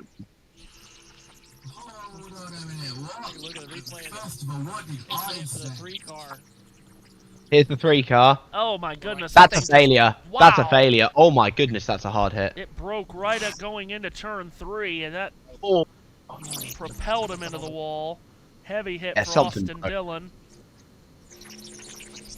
Dillon goes behind the wall and will likely be credited with either a 32nd or 33rd place finish, dependent on if Ryan Preece gets back out before the race ends. This kid has what it takes. So Bell leading as they come into it. Now we see Ty Gibbs getting on the inside of Ryan Blaney for 8th position. Blaney drops back into 9th. Gibbs goes through. Having a look at the moment on the weather radar. And yeah, we've got lightning in 12 miles away. Blimey, this is getting close. And remember, Gibbs has a bit of a tire advantage, so he's been able to make that pass to move up into 8th. Meanwhile, Zane Smith closing in on Kyle Larson at 5th. Talked about Smith a lot tonight. Very nearly won the opening stage, but has recovered from a pit road penalty, gotten through the field, stayed on the lead lap, and here he is running 6th. Bring different things to the table. Zane, I think, is just looking stronger and stronger though. No yellow flag as of yet. Bell I want leading. to get through the full race distance, you know. Pit road, Kim Coon. Has been so complimentary of his young driver, saying he's very coachable, and that's what you want in a young driver. he just trusts Ryan with the decisions he makes as a crew chief. And Ryan also telling me they kind of reverted back to the middle of where they were last year in terms of what they're doing on mile and a half. Behind the scenes, things kind of changing a little bit that have adjusted their approach coming to the intermediates. But right now, just showing what they've got running in the 6th position. JC just sent me an information that the weather forecast says moderate showers 4 miles southwest of the track. Expect in the next 10 to 15 minutes if it holds together. So we are racing the rain. We've got 49 to go. Averaging lap times at 29.8. Last lap time is a 30.8. Average lap, that's rounded up to 31 seconds. We've got about half an hour to go. We're not going to see the end of this race, guys. We've got about 10 laps left maximum. Austin Dillon out. Accident.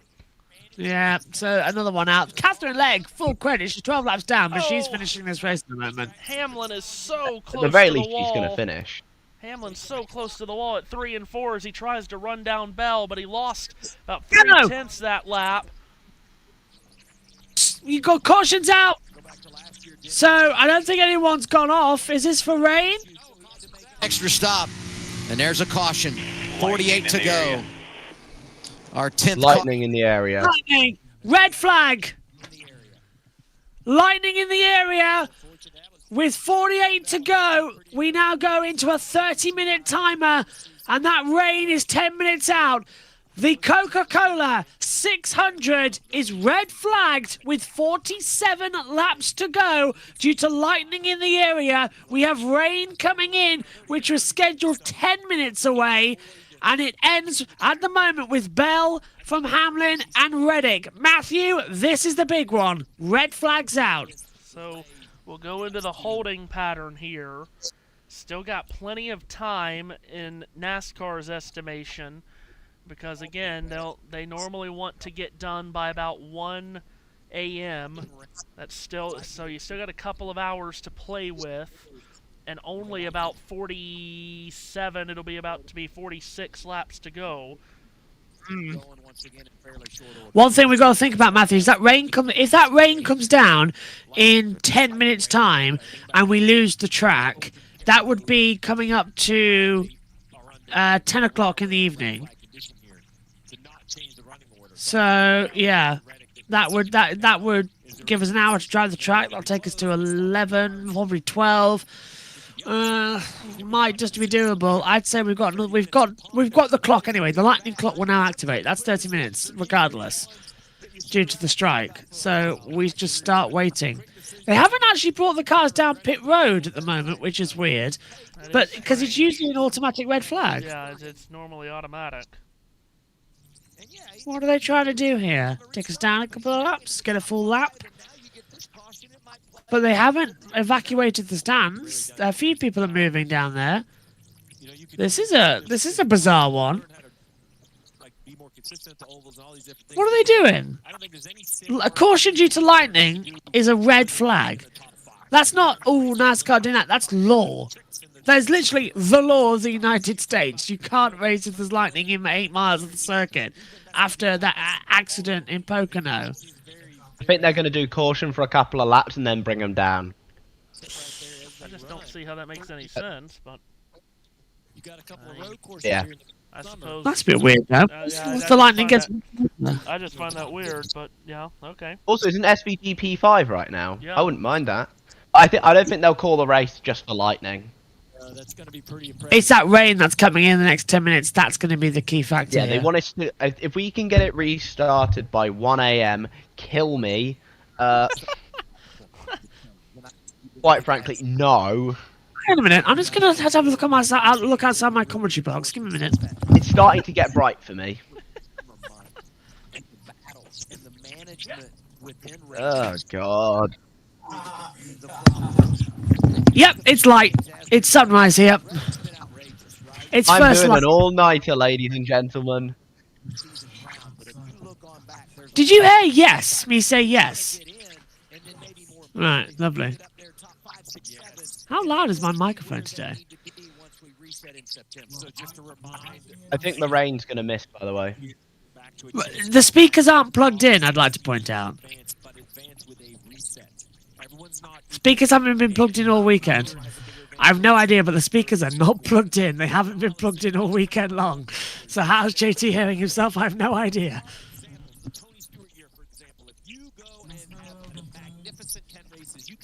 I wonder what's that causing that. We'll have a look at. I'll have a look into that. But yeah, the speakers haven't been plugged in all weekend because the fan's been in. Because we've got the iMac in here and the Skybox. We haven't been able to have our usual plugs. Have you even had a nap? It says because M3 race car. I woke up at 9 a.m. and I haven't been to bed since, and it's now light again at 4 a.m. here. So no, I have not. JT, I don't I'm think going is to bed as soon as this race ends, though. Me too, but JT, for the love of God, have you slept at all?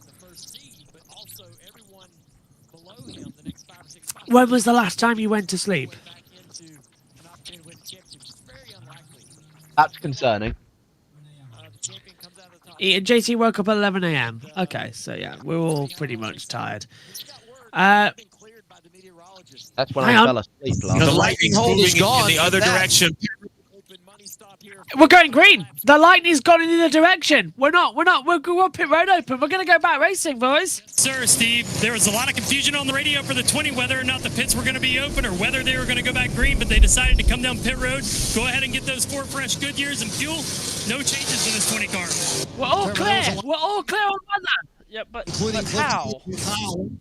He said they God! Magic wand! NASCAR's like, we want to get this race done. Nope, shut up. Tyler Reddick coming down. 4 fresh Goodyear tires for Reddick. Look at that. That's Daniel Suarez. Daniel Suarez winning the race off of pit road.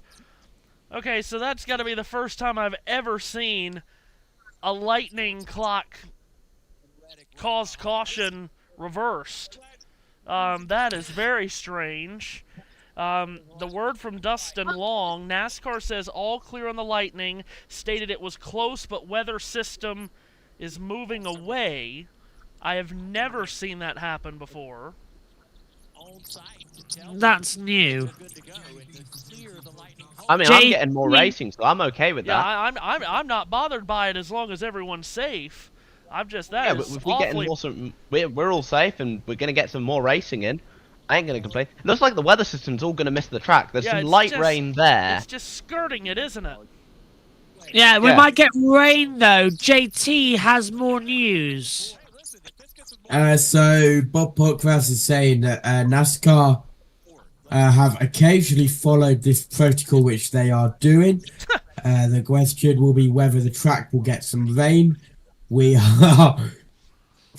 What do you mean? I've just read that as well. What do you mean they've occasionally followed this protocol? I've never once remembered them following this protocol. JT, send me the post and I'll read it out. I don't mind saying it on air. Oh, what's going on? JT, this is the post that I've just been sent, okay? NASCAR said, I wouldn't mind the bathroom. This is from Shane Van Gisbergen, by the way, and considering we're past the watershed in both areas of the world, he says, I wouldn't mind the bathroom, need to piss real bad. That's what Shane Van Gisbergen said. Also, I just got confirmation that one of the NASCAR officials, and JT's going to get this one ready for the swear box. NASCAR, I've been told, we ain't stopping this shit, let's go.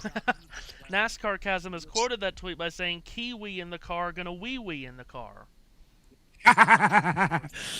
So that is official NASCAR confirmation that they're not stopping that. I've never heard the NASCAR officials say that. Never they're not seen stopping that before. But, you know, good Wow. on them. As long as it's everyone's I respect safe, good it, on you them. know. Yeah. Well, there's never been a weekend in NASCAR Mike Ford history. just tweeted, by the way, he works for NASCAR. Yeah. Eric E. Step says, lightning hold cleared? They can do that? Mike Ford says, yes, sir. Working with weather partners, if lightning is moving away from the racetrack, the meteorologists can give us the all clear, which we did indeed get. There you go. Well, okay then. Matthew. Coming to the choose here.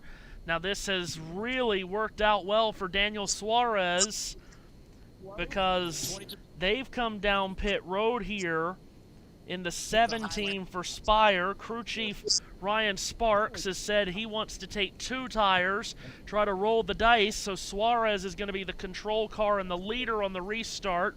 Christopher Bell will be to his outside, Larson and Hamlin in row 2, Reddick and Gibbs in row 3, then Byron and Smith. And we're going to see a restart with 41 laps to go here. Watching how well that car behind you in row 2 can work with you and help you push and shove out clear into the lead. This is going to be a very entertaining run. So, we are going racing. We have 42 laps to go here at tonight. One where he thought he had a tire going down, the second where he had that early vibration. They also have 2 different crew members on their crew this week. The Jackman, Spencer Bishop new, the carrier, Andrew Egnarski, are both new this week. In fact, Daniel telling me they practiced twice this week. It's usually just once or twice a month. He doesn't remember the last time that he has practiced this much. Also of note, his entire family is here. They do not live in Charlotte, and he told me how special this weekend is because he barely gets to see them throughout the year, but they make the trip for Memorial Day weekend, this race specifically, and so it's just a time he really gets to spend with his family. Kim Coon needs to really learn when not to do a pit report as we're getting ready for the green flag to come through. Here we go. It's Suarez versus Bell. Suarez gets a push from Logano as the green flag goes, and Suarez leads. Bell's dropped back as they come through. We have 41 to go. We're 3 wide already coming through Matthew Owens, and this is going to be a great end to the race. Really good jump by Suarez. He is clear to the lead, gets clean air on the nose of that Spire Chevrolet. He looks in the rearview mirror and really likes seeing Larson and Bell run side by side, but Bell is going to throw that car hard into turn 3. 3 wide further back, William Byron between cars. Now they're 3 wide at 4th. Tyler Reddick between Denny Hamlin and Ty Gibbs, and Reddick harpoons his way up into the 4th position. At the front, it's Suarez. He hasn't won since the 3 wide photo finish in Atlanta in the spring of 2024. He leads from Bell, then it's Larson. Hamlin clears Reddick to 4th. Hamlin's got a big run. He is rocketing after Larson. Peels to his left elbow going to turn 3. Hamlin looking for 3rd. As at the front here, Christopher Bell to the back bumper of Suarez. Caution! Yellow is out. Suarez, the leader at the time of yellow. It's raining in 1 and 2. It's raining at 1 and 2. It is raining at turns 1 and 2 a lot harder. They've thrown the yellow. The pace car comes out in front of the field. They all slam on the brakes. Not a great idea.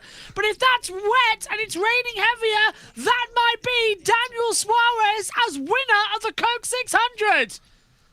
Oh, dear.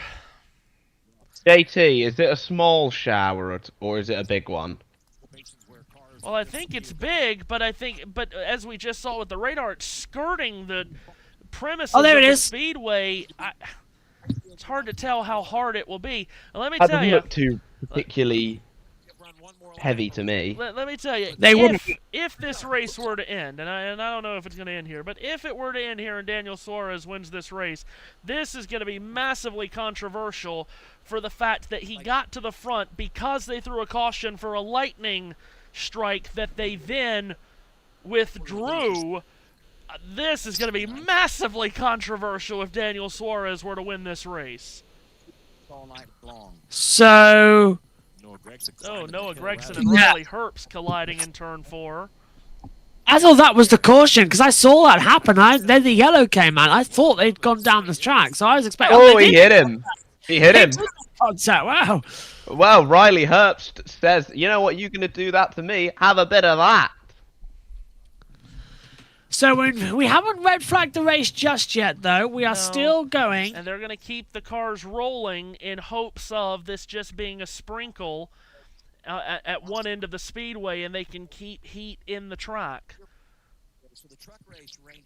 Yeah, well, we've been chasing the rain all weekend long here at Charlotte. In fact, we were worried about Indianapolis being the rain city. It's been Charlotte that has really struggled. I keep bringing that. Cars have been told to fan out to act as track dryers. JT's just telling us. For sure. They're going to just try to keep heat in the track because it is very light right now going on in 1 and 2. Yeah, but looking at it, I can see the rain. Look, the fans are even starting to put their hoods up, so it is starting to rain something quite hard out there. I wonder if this would develop into a red flag and maybe the end of the race, because they're not gonna. Would they really? I know it's NASCAR and they did it. Do you remember when we were at? I think it was Martinsville, and we had we went for a red flag for a whole hour for just 10 laps of running, which was the equivalent of about 2 minutes of track action. And they still drive the track. I'm here thinking, oh, they're going to call the race, aren't they, for the 100? No. We're going to sit here until the track is dry to complete 38 laps, aren't we? I'm excited to see it. I'm ready to go back green. In NASCAR, there has never been a NASCAR weekend where all 3 National Touring Series races has been shortened by inclement weather. I do have a friend that has boots on the ground at the Speedway, and they're up in turns 3 and 4. Now, remember, this caution was for rain in 1 and 2. He says in 3 and 4, it's a very light drizzle, but it is, you can feel it. That's up in 3 and 4. We are past the watershed, correct? We are past the watersheds on both ladies and charts. gentlemen, one of my mates who is actually at the track says, quote, it's absolutely pissing it down where I am. Okay, so so there's light at 3 and then raining elsewhere. But we are past watershed on both sides of the Atlantic. And Stephen Taranto just posted a video of the rain. I'm telling Is you, if Daniel definitely Suarez raining. wins this race in this manner, oh my gosh. There are going to be people, particularly at Joe Gibbs Racing and Christopher Bell's camp, that will not be happy. Guys on broadcast. JT's got news for us. JT, you're on air. You can tell that we have all completely lost the will to live. Can't you? You can also tell that JT has completely lost his voice, but here we are. Very light rain around the whole track now being reported. Track is still good currently. That was the last set of corners before the caution. Bell went way up high, and Suarez went up there to defend that and the restart. Look how good Suarez jumped out of this restart box. That restart may have just won Daniel Suarez this race. And that would have been the best possible run. Light to moderate rain should last 15 to 20 minutes. So it's a question of, do we lose the track in this time? Again, Suarez has only won 2 races in his Cup career, and not since spring Atlanta 2024. It is raining quite heavily. Yeah, this will go red. I think we're getting close. I don't want us to go red. We need the cars need to fan out, act as the track dryers.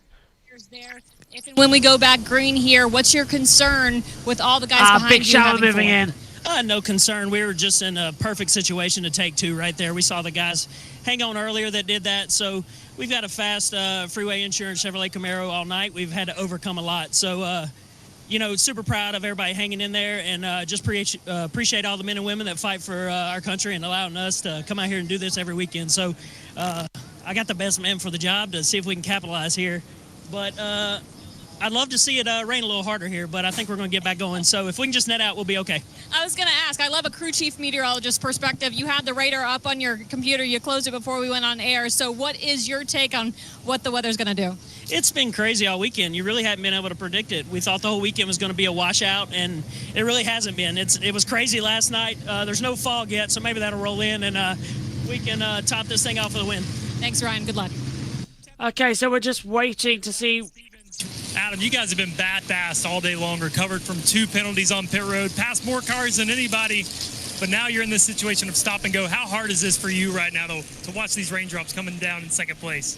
Gosh, it's tough, but looking at the radar, I think it's going to clear up soon. There's enough cars out there. They should get this thing dried up, and we can settle it on the track. Tell me about the confusion there when the lightning happened. Sounded like on the radio everybody was kind of wondering, is pit road going to be open? You might have made a last-second call to get 4 tires. You think that's going to be enough to get by the 7 car here? Yeah, the normal protocol is lightning is 30-minute hold. But I guess there's a new rule or procedure that if it's going away and it was a certain distance away, that they don't have to have a hold. So it was precautionary that they wouldn't get more lightning, and here we are. But the last thing as a competitor, you don't want them to open pit road when the caution came for weather, and then that's the end of the day. So that gets all jumbled up. But we're in proper racing order here, and hopefully we can get back after it. JT, you've got news. Go for you. Last time by, there was a go, no-go poll from the drivers and spotters. 98% thumbs up. Oh, we are go then. Right. Wow, Matthew, they really are going for it, aren't they? Let's go back down and hear from Cliff Daniels. Overall solid day for our team, for the HinderCars.com Chevy. Kyle's done a great job. The team's done a great job hanging in there. We haven't had the best short run speed all day, but we've been pretty good middle to the end of the run. So we'll see with as many laps left as there are. I was kind of hoping for a little bit more just to get a little longer run. But if we run a handful and get another shot to pit, then that's going to put it in our pit crew's hands as well. So we're still in the fight. We're going to keep fighting. Overall, has this been one of the more well-executed races for the 5-team this year? Yeah, to be honest, I didn't really hear what you said, but overall solid day and little adjustments here and there on the car, but Kyle's done a good job staying with me. So, like I said, we're going to keep fighting. You know why Cliff couldn't hear what I said, Adam? You can hear the pace pick up on the cars on the track, and hopefully we're going to get back to green here soon. We are going to go back to green soon. This is looking very good then, Matthew Owens. Okay. It looks like they just took the choose, but the lights are still on the pace car. Oh, it's raining heavier. It's raining heavier. The roof of the 5. It's raining heavier now down at turn 3. Yeah, so that's not going to happen. Oh. Red flag. Red flag's out. Red flag's out. They're stopping the race. They are stopping the race. So they're coming down pit road. The red flag is out, and the Coca-Cola 600 is stopped. I tell you. Well, there's. Yeah, so that rain has hit now the circuit. That's what we were expecting, Matthew, Jack, JT. Red flag's out. The car's coming down pit road now, and we will suspend action. And that's the worst news, because that means that now, is the race over, or are we going to try and drive the track out? Depends how long it's raining But for. I don't understand From what I can they're- tell. I don't understand why they're bringing them down pit road now. If they felt confident enough a moment ago to give them one to go, and then all of a sudden they make half a pace lap, and now they're saying, no, keep them out on the track. It started apparently raining a lot harder as soon as they gave the one to go signal. Like, because there's another cell that's coming in that's got absolutely a lot of water coming down. So there is another cell there. Ah, man, we got so close. Command red, command red. That's it, red JT, flag's you're out. the weather radar. How are we looking? He's dead as a door knocker, you can't even hear. Well, I can tell you, here's what I just got in a chat. Definitely picked up a bit more, but still not a lot of actual moisture. Very inconsistent. The red flag has been given. The race is suspended. How big's the cell? That's my question. I sent you on Twitter, Jack.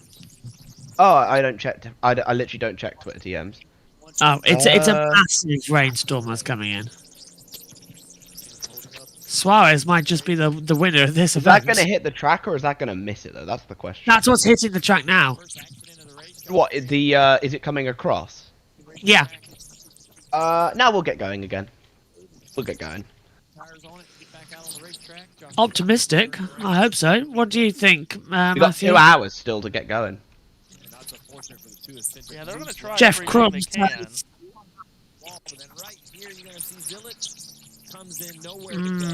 This is tricky, this one. Yeah, the increased rain was a bit much, so we've gone red flag. Okay, so we are suspended. Cars are down pit road. And we will wait to see if we get a green flag restart time. We have 34 laps to go here of the Coca-Cola 600, as we're just checking through. Matthew, would you restart the race, or would you say you've all had fair game, that's it? Because it's now really heavy. No, I mean, if they can get it going, they will.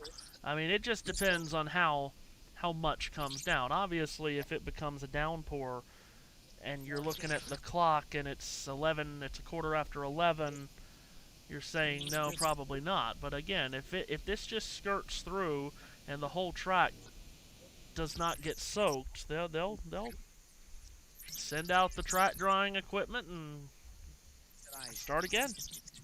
Stage 2. Right, let's check in with the CW. Oh, I keep doing that. Let's check in with Prime as we're under the red flag. Silence in an unbelievable drone show here at Charlotte Motor Speedway. Catherine Legg doing the double. Unfortunately, has had some issues here tonight after crashing at Indy, but what a feat to try to pull it off in the two different cities. We've got missed, folks. We've got missed as well. Third stage there, forcing a yellow flag.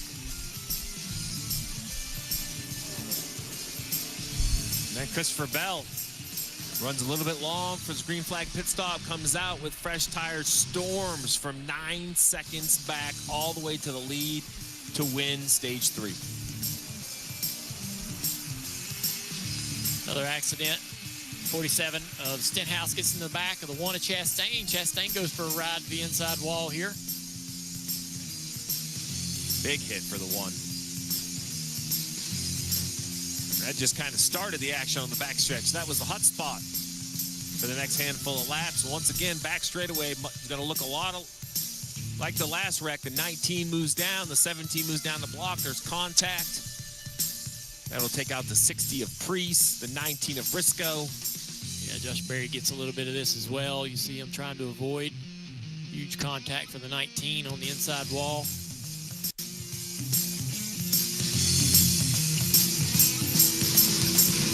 Drivers have been told to remain in their cars.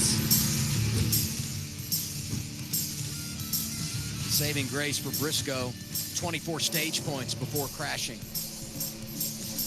Said Shane Van Gisbergen's name a lot tonight. Yeah, he did it. So we've just been told quickly while I go to here that the sale will be around about 5 minutes, but then a small break, but more rain is coming in quite heavy. So Matthew, I think that if I was NASCAR, I would probably call it now, because you can tell the radar it's coming in, and this wasn't on the radar and it's popped out of nowhere. Well, this is the same race where a couple of years ago it was raining and they red flagged it, and then it stopped raining and they called the race. They called the race and it wasn't actively raining, and they got raked over the coals for that. So they don't want to. Oh, let's have a word with Tyler Reddick. Well, man, you looked pretty good earlier in the night. Need a little track position. How good's the car here?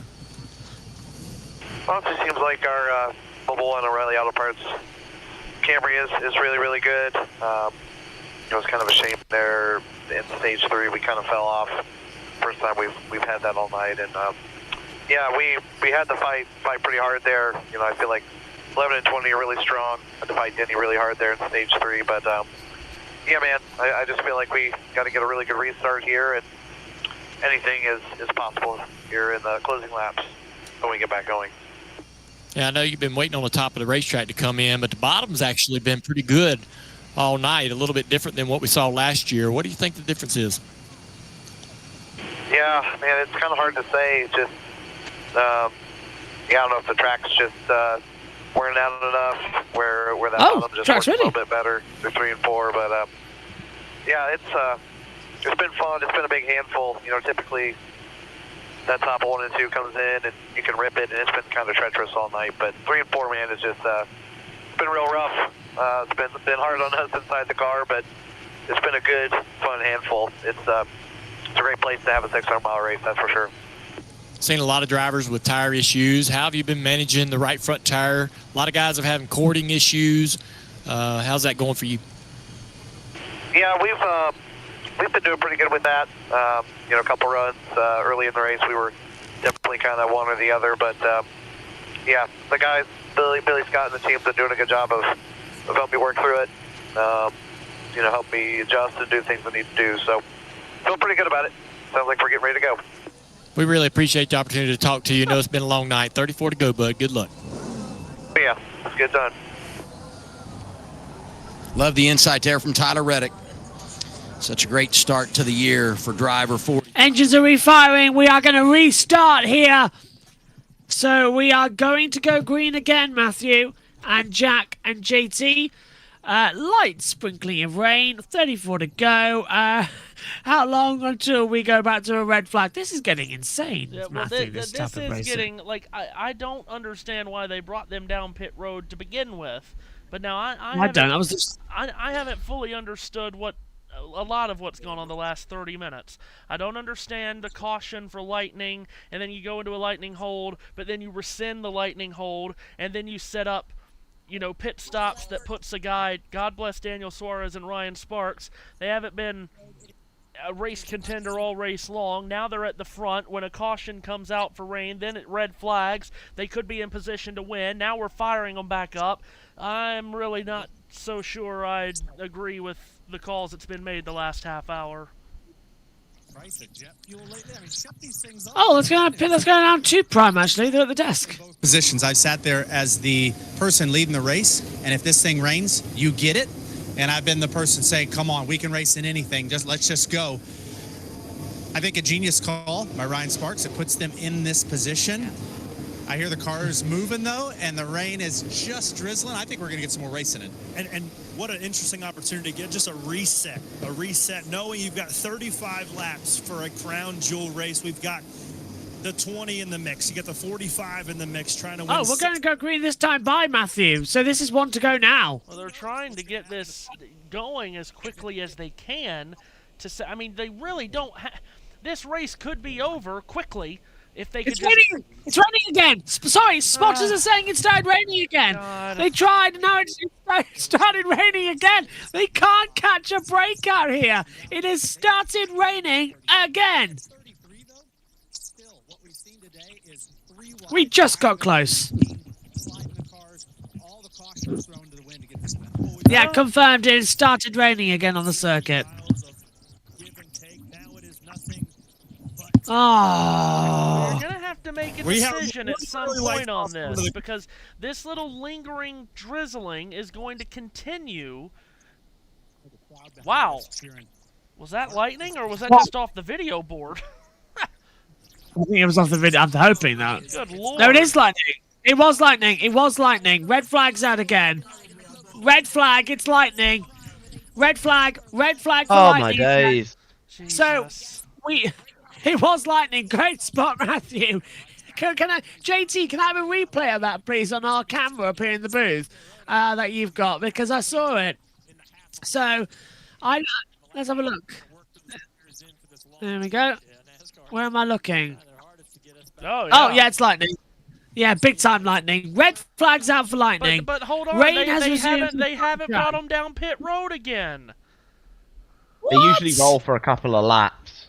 But we know it's raining and there's just been a lightning strike. What are we doing here? They have to evacuate the stands. Okay.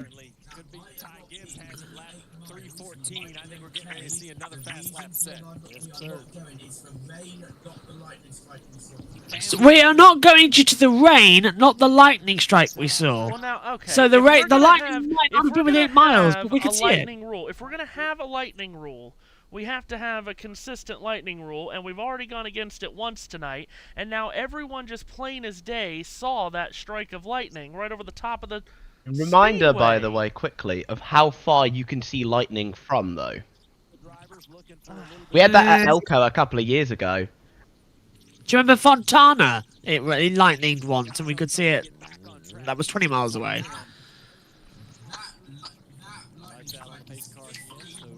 JT says that lightning strike was 15 miles away, and we could You could see it. lightning from a long way away. So many shirtless Look at men Elko there in the that ARCA shot race. out We that were this was a racing with banana lightning ball in the game. background that was far enough away. Go on, Matthew. There were so many shirtless men over there in that camera shot. I thought that this was a Green! banana ball game. We're going green this Green! time. We're going green this time. Good Lord. Okay.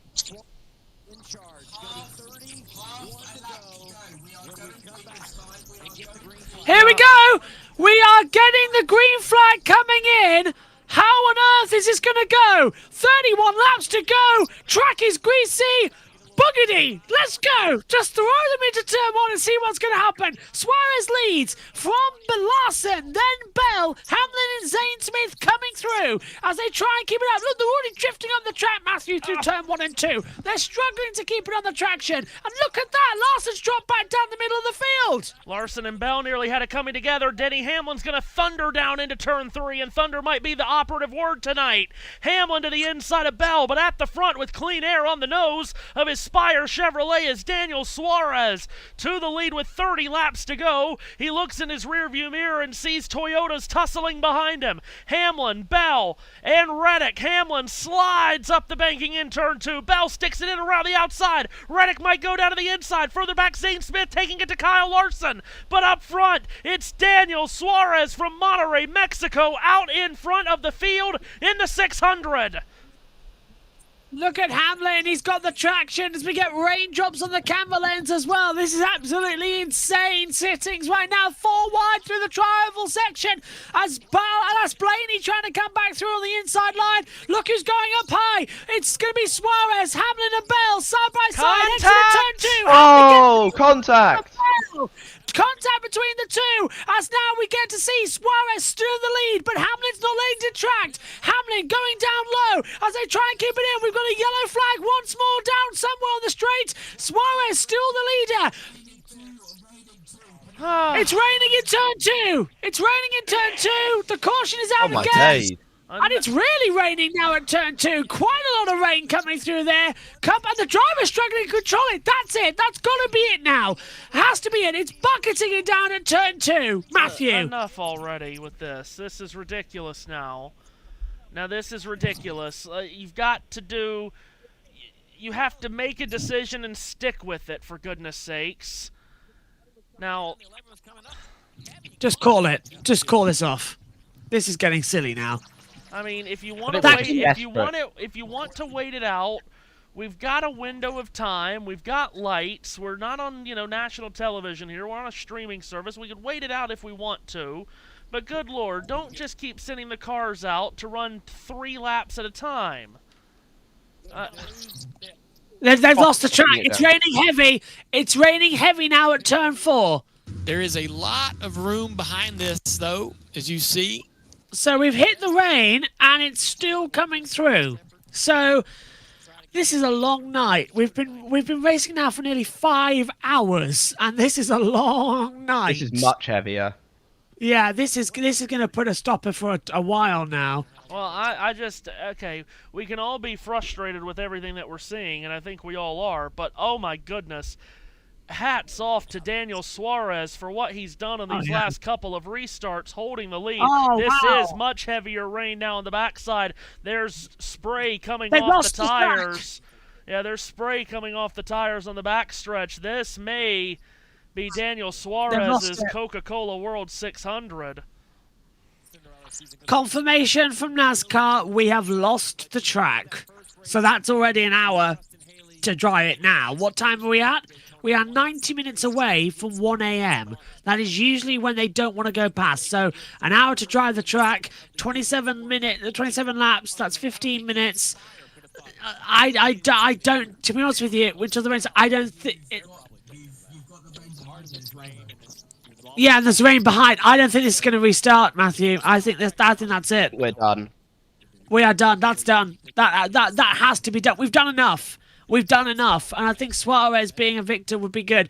If I was NASCAR, I would call the race. We'll just have to wait and see what happens. See how long we're...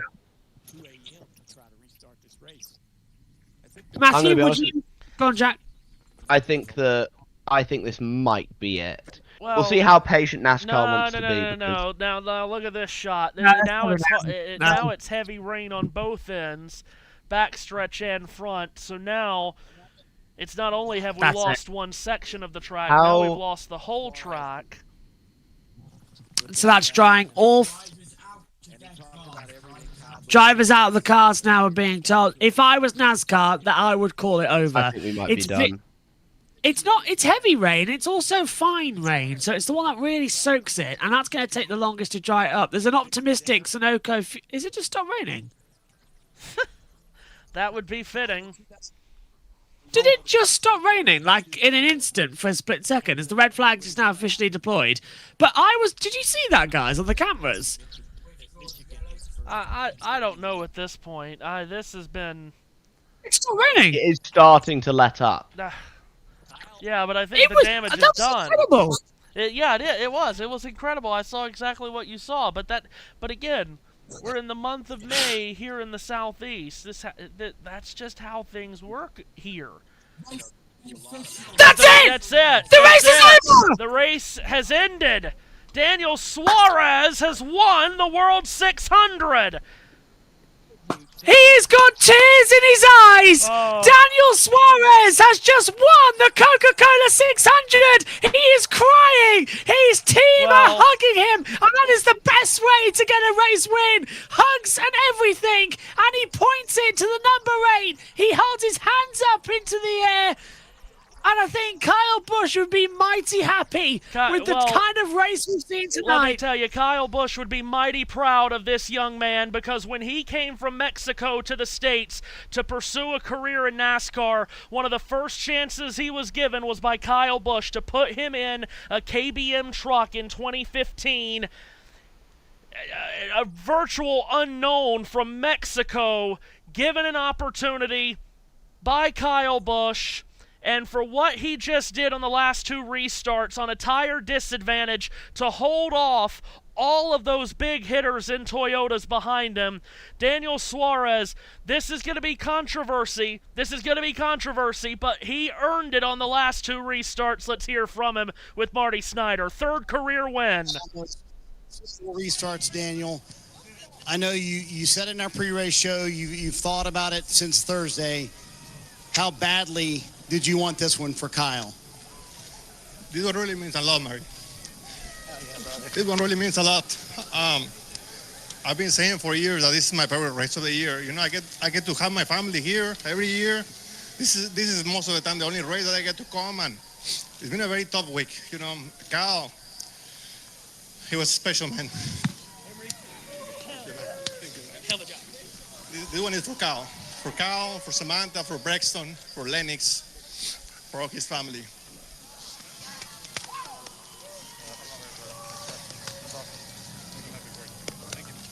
Two that were on our pre-race stage before the race, both showing emotion.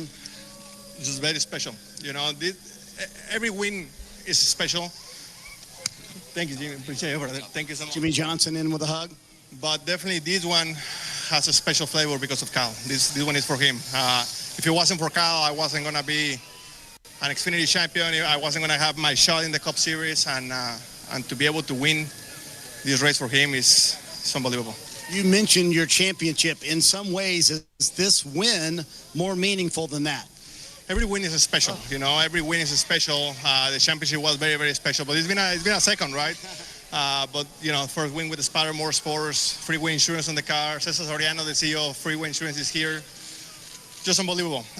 The team did an amazing job. It wasn't easy. We had a lot of issues throughout the race, but they put us in contention, and we executed well. I got to ask you how you did it, because they had 2 shots at you with 4 fresh tires on your 2. The car was fast. We were having some issues, but we knew all weekend that the car had plenty of speed. You got a bow for us coming up in a little bit, Daniel? Yeah, I think so. Listen, I want to thank everyone, Freeway Insurance, all our partners, Chevrolet, HMS Power, so many people that makes this program as successful as it is. I know you wanted it for Kyle Busch, and Daniel Suarez pulls it off. What a call by Ryan Sparks, but what a drive for Daniel Suarez at the end of that race. He wins the Coca-Cola 600. As JT's just pointed out, the last race victory of Kyle Busch came in Aspire number 7. And now the first race after his untimely death comes from Aspire number 7. Suarez wins. Poetry. Matthew Owens, what a race. It was a fantastic race, and then it just got messy at the end, and nothing... I mean, listen, I applaud NASCAR. See, NASCAR's in a no-win situation. They're always in a no-win situation, because if they didn't try, then everybody would go, oh, you didn't want the Toyotas to win. You were rigging it for Chevrolet. But if they did try, then they're going to get all of this. Well, why did the lightning clock get rescinded, and why are we trying to race in... Because all the social media morons can't help themselves.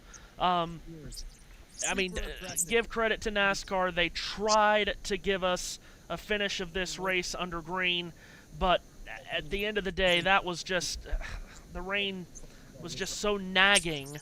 But Daniel Suarez, listen, again, controversy from the caution clock is going to come up a lot here, but you cannot say that he didn't earn it on those last 2 restarts on a tire disadvantage to hold off the dominant cars of the night that had 4 tires. That's a hell of a win for Daniel. 82 races since his last win. This race, the World 600, has been a race where drivers have snapped a lot of long winless droughts, and Daniel Suarez has done it here tonight. Good for him. That emotion when they learned that it was called and he started crying, that was tremendous to see. Absolutely idiotic questioning from Marty Snyder, by the way. Does this win mean more than the championship? Don't make him answer that question. They got some stupid questions being asked on pit road these days. But all credit in the world to Daniel. What a win. His amigos will celebrate this one. 3rd career win. And, you know, now he's won on a road course, a super speedway, and an intermediate oval. So 3 wins on 3 totally different kinds of tracks. And I think some credit has to be given quickly to Ryan Sparks' crew chief. Hell yeah. What a brilliantly inspired call. Yeah, Ryan Sparks. All the controversy that's going to come from this, Ryan Sparks should be absolutely given all the credit in the world. He gets half of this trophy. I just want to also say it's apparently now a deluge on pit road. He's tracking it down. I think NASCAR's made the right call there, you know. Well, JT, your final thoughts on your voice? Yes, there, Daniel. JT, your final thoughts? Hello. Hello. I'm barely alive. But yeah, what a race. It seems like all of the tears from the pre-race ceremonies have finally fallen down onto pit road. And today was difficult in many ways, but good to see Daniel Suarez win it. Well, we'll let Matthew sign off on USRN in just a second, but my thanks to him, my thanks to JT, and my thanks to Jack, and to all of you at home. All 45,000 of you have watched our broadcast on JBM side. I think there's only one way. Wow, 40, so 85,000 people have listened to us ramble today. That's insane. Thank you very much. Do you guys have nothing better to do with your lives? That's insane. Thank you. I think, guys, there's only one way to end today, and that is simply with a bow. Yes.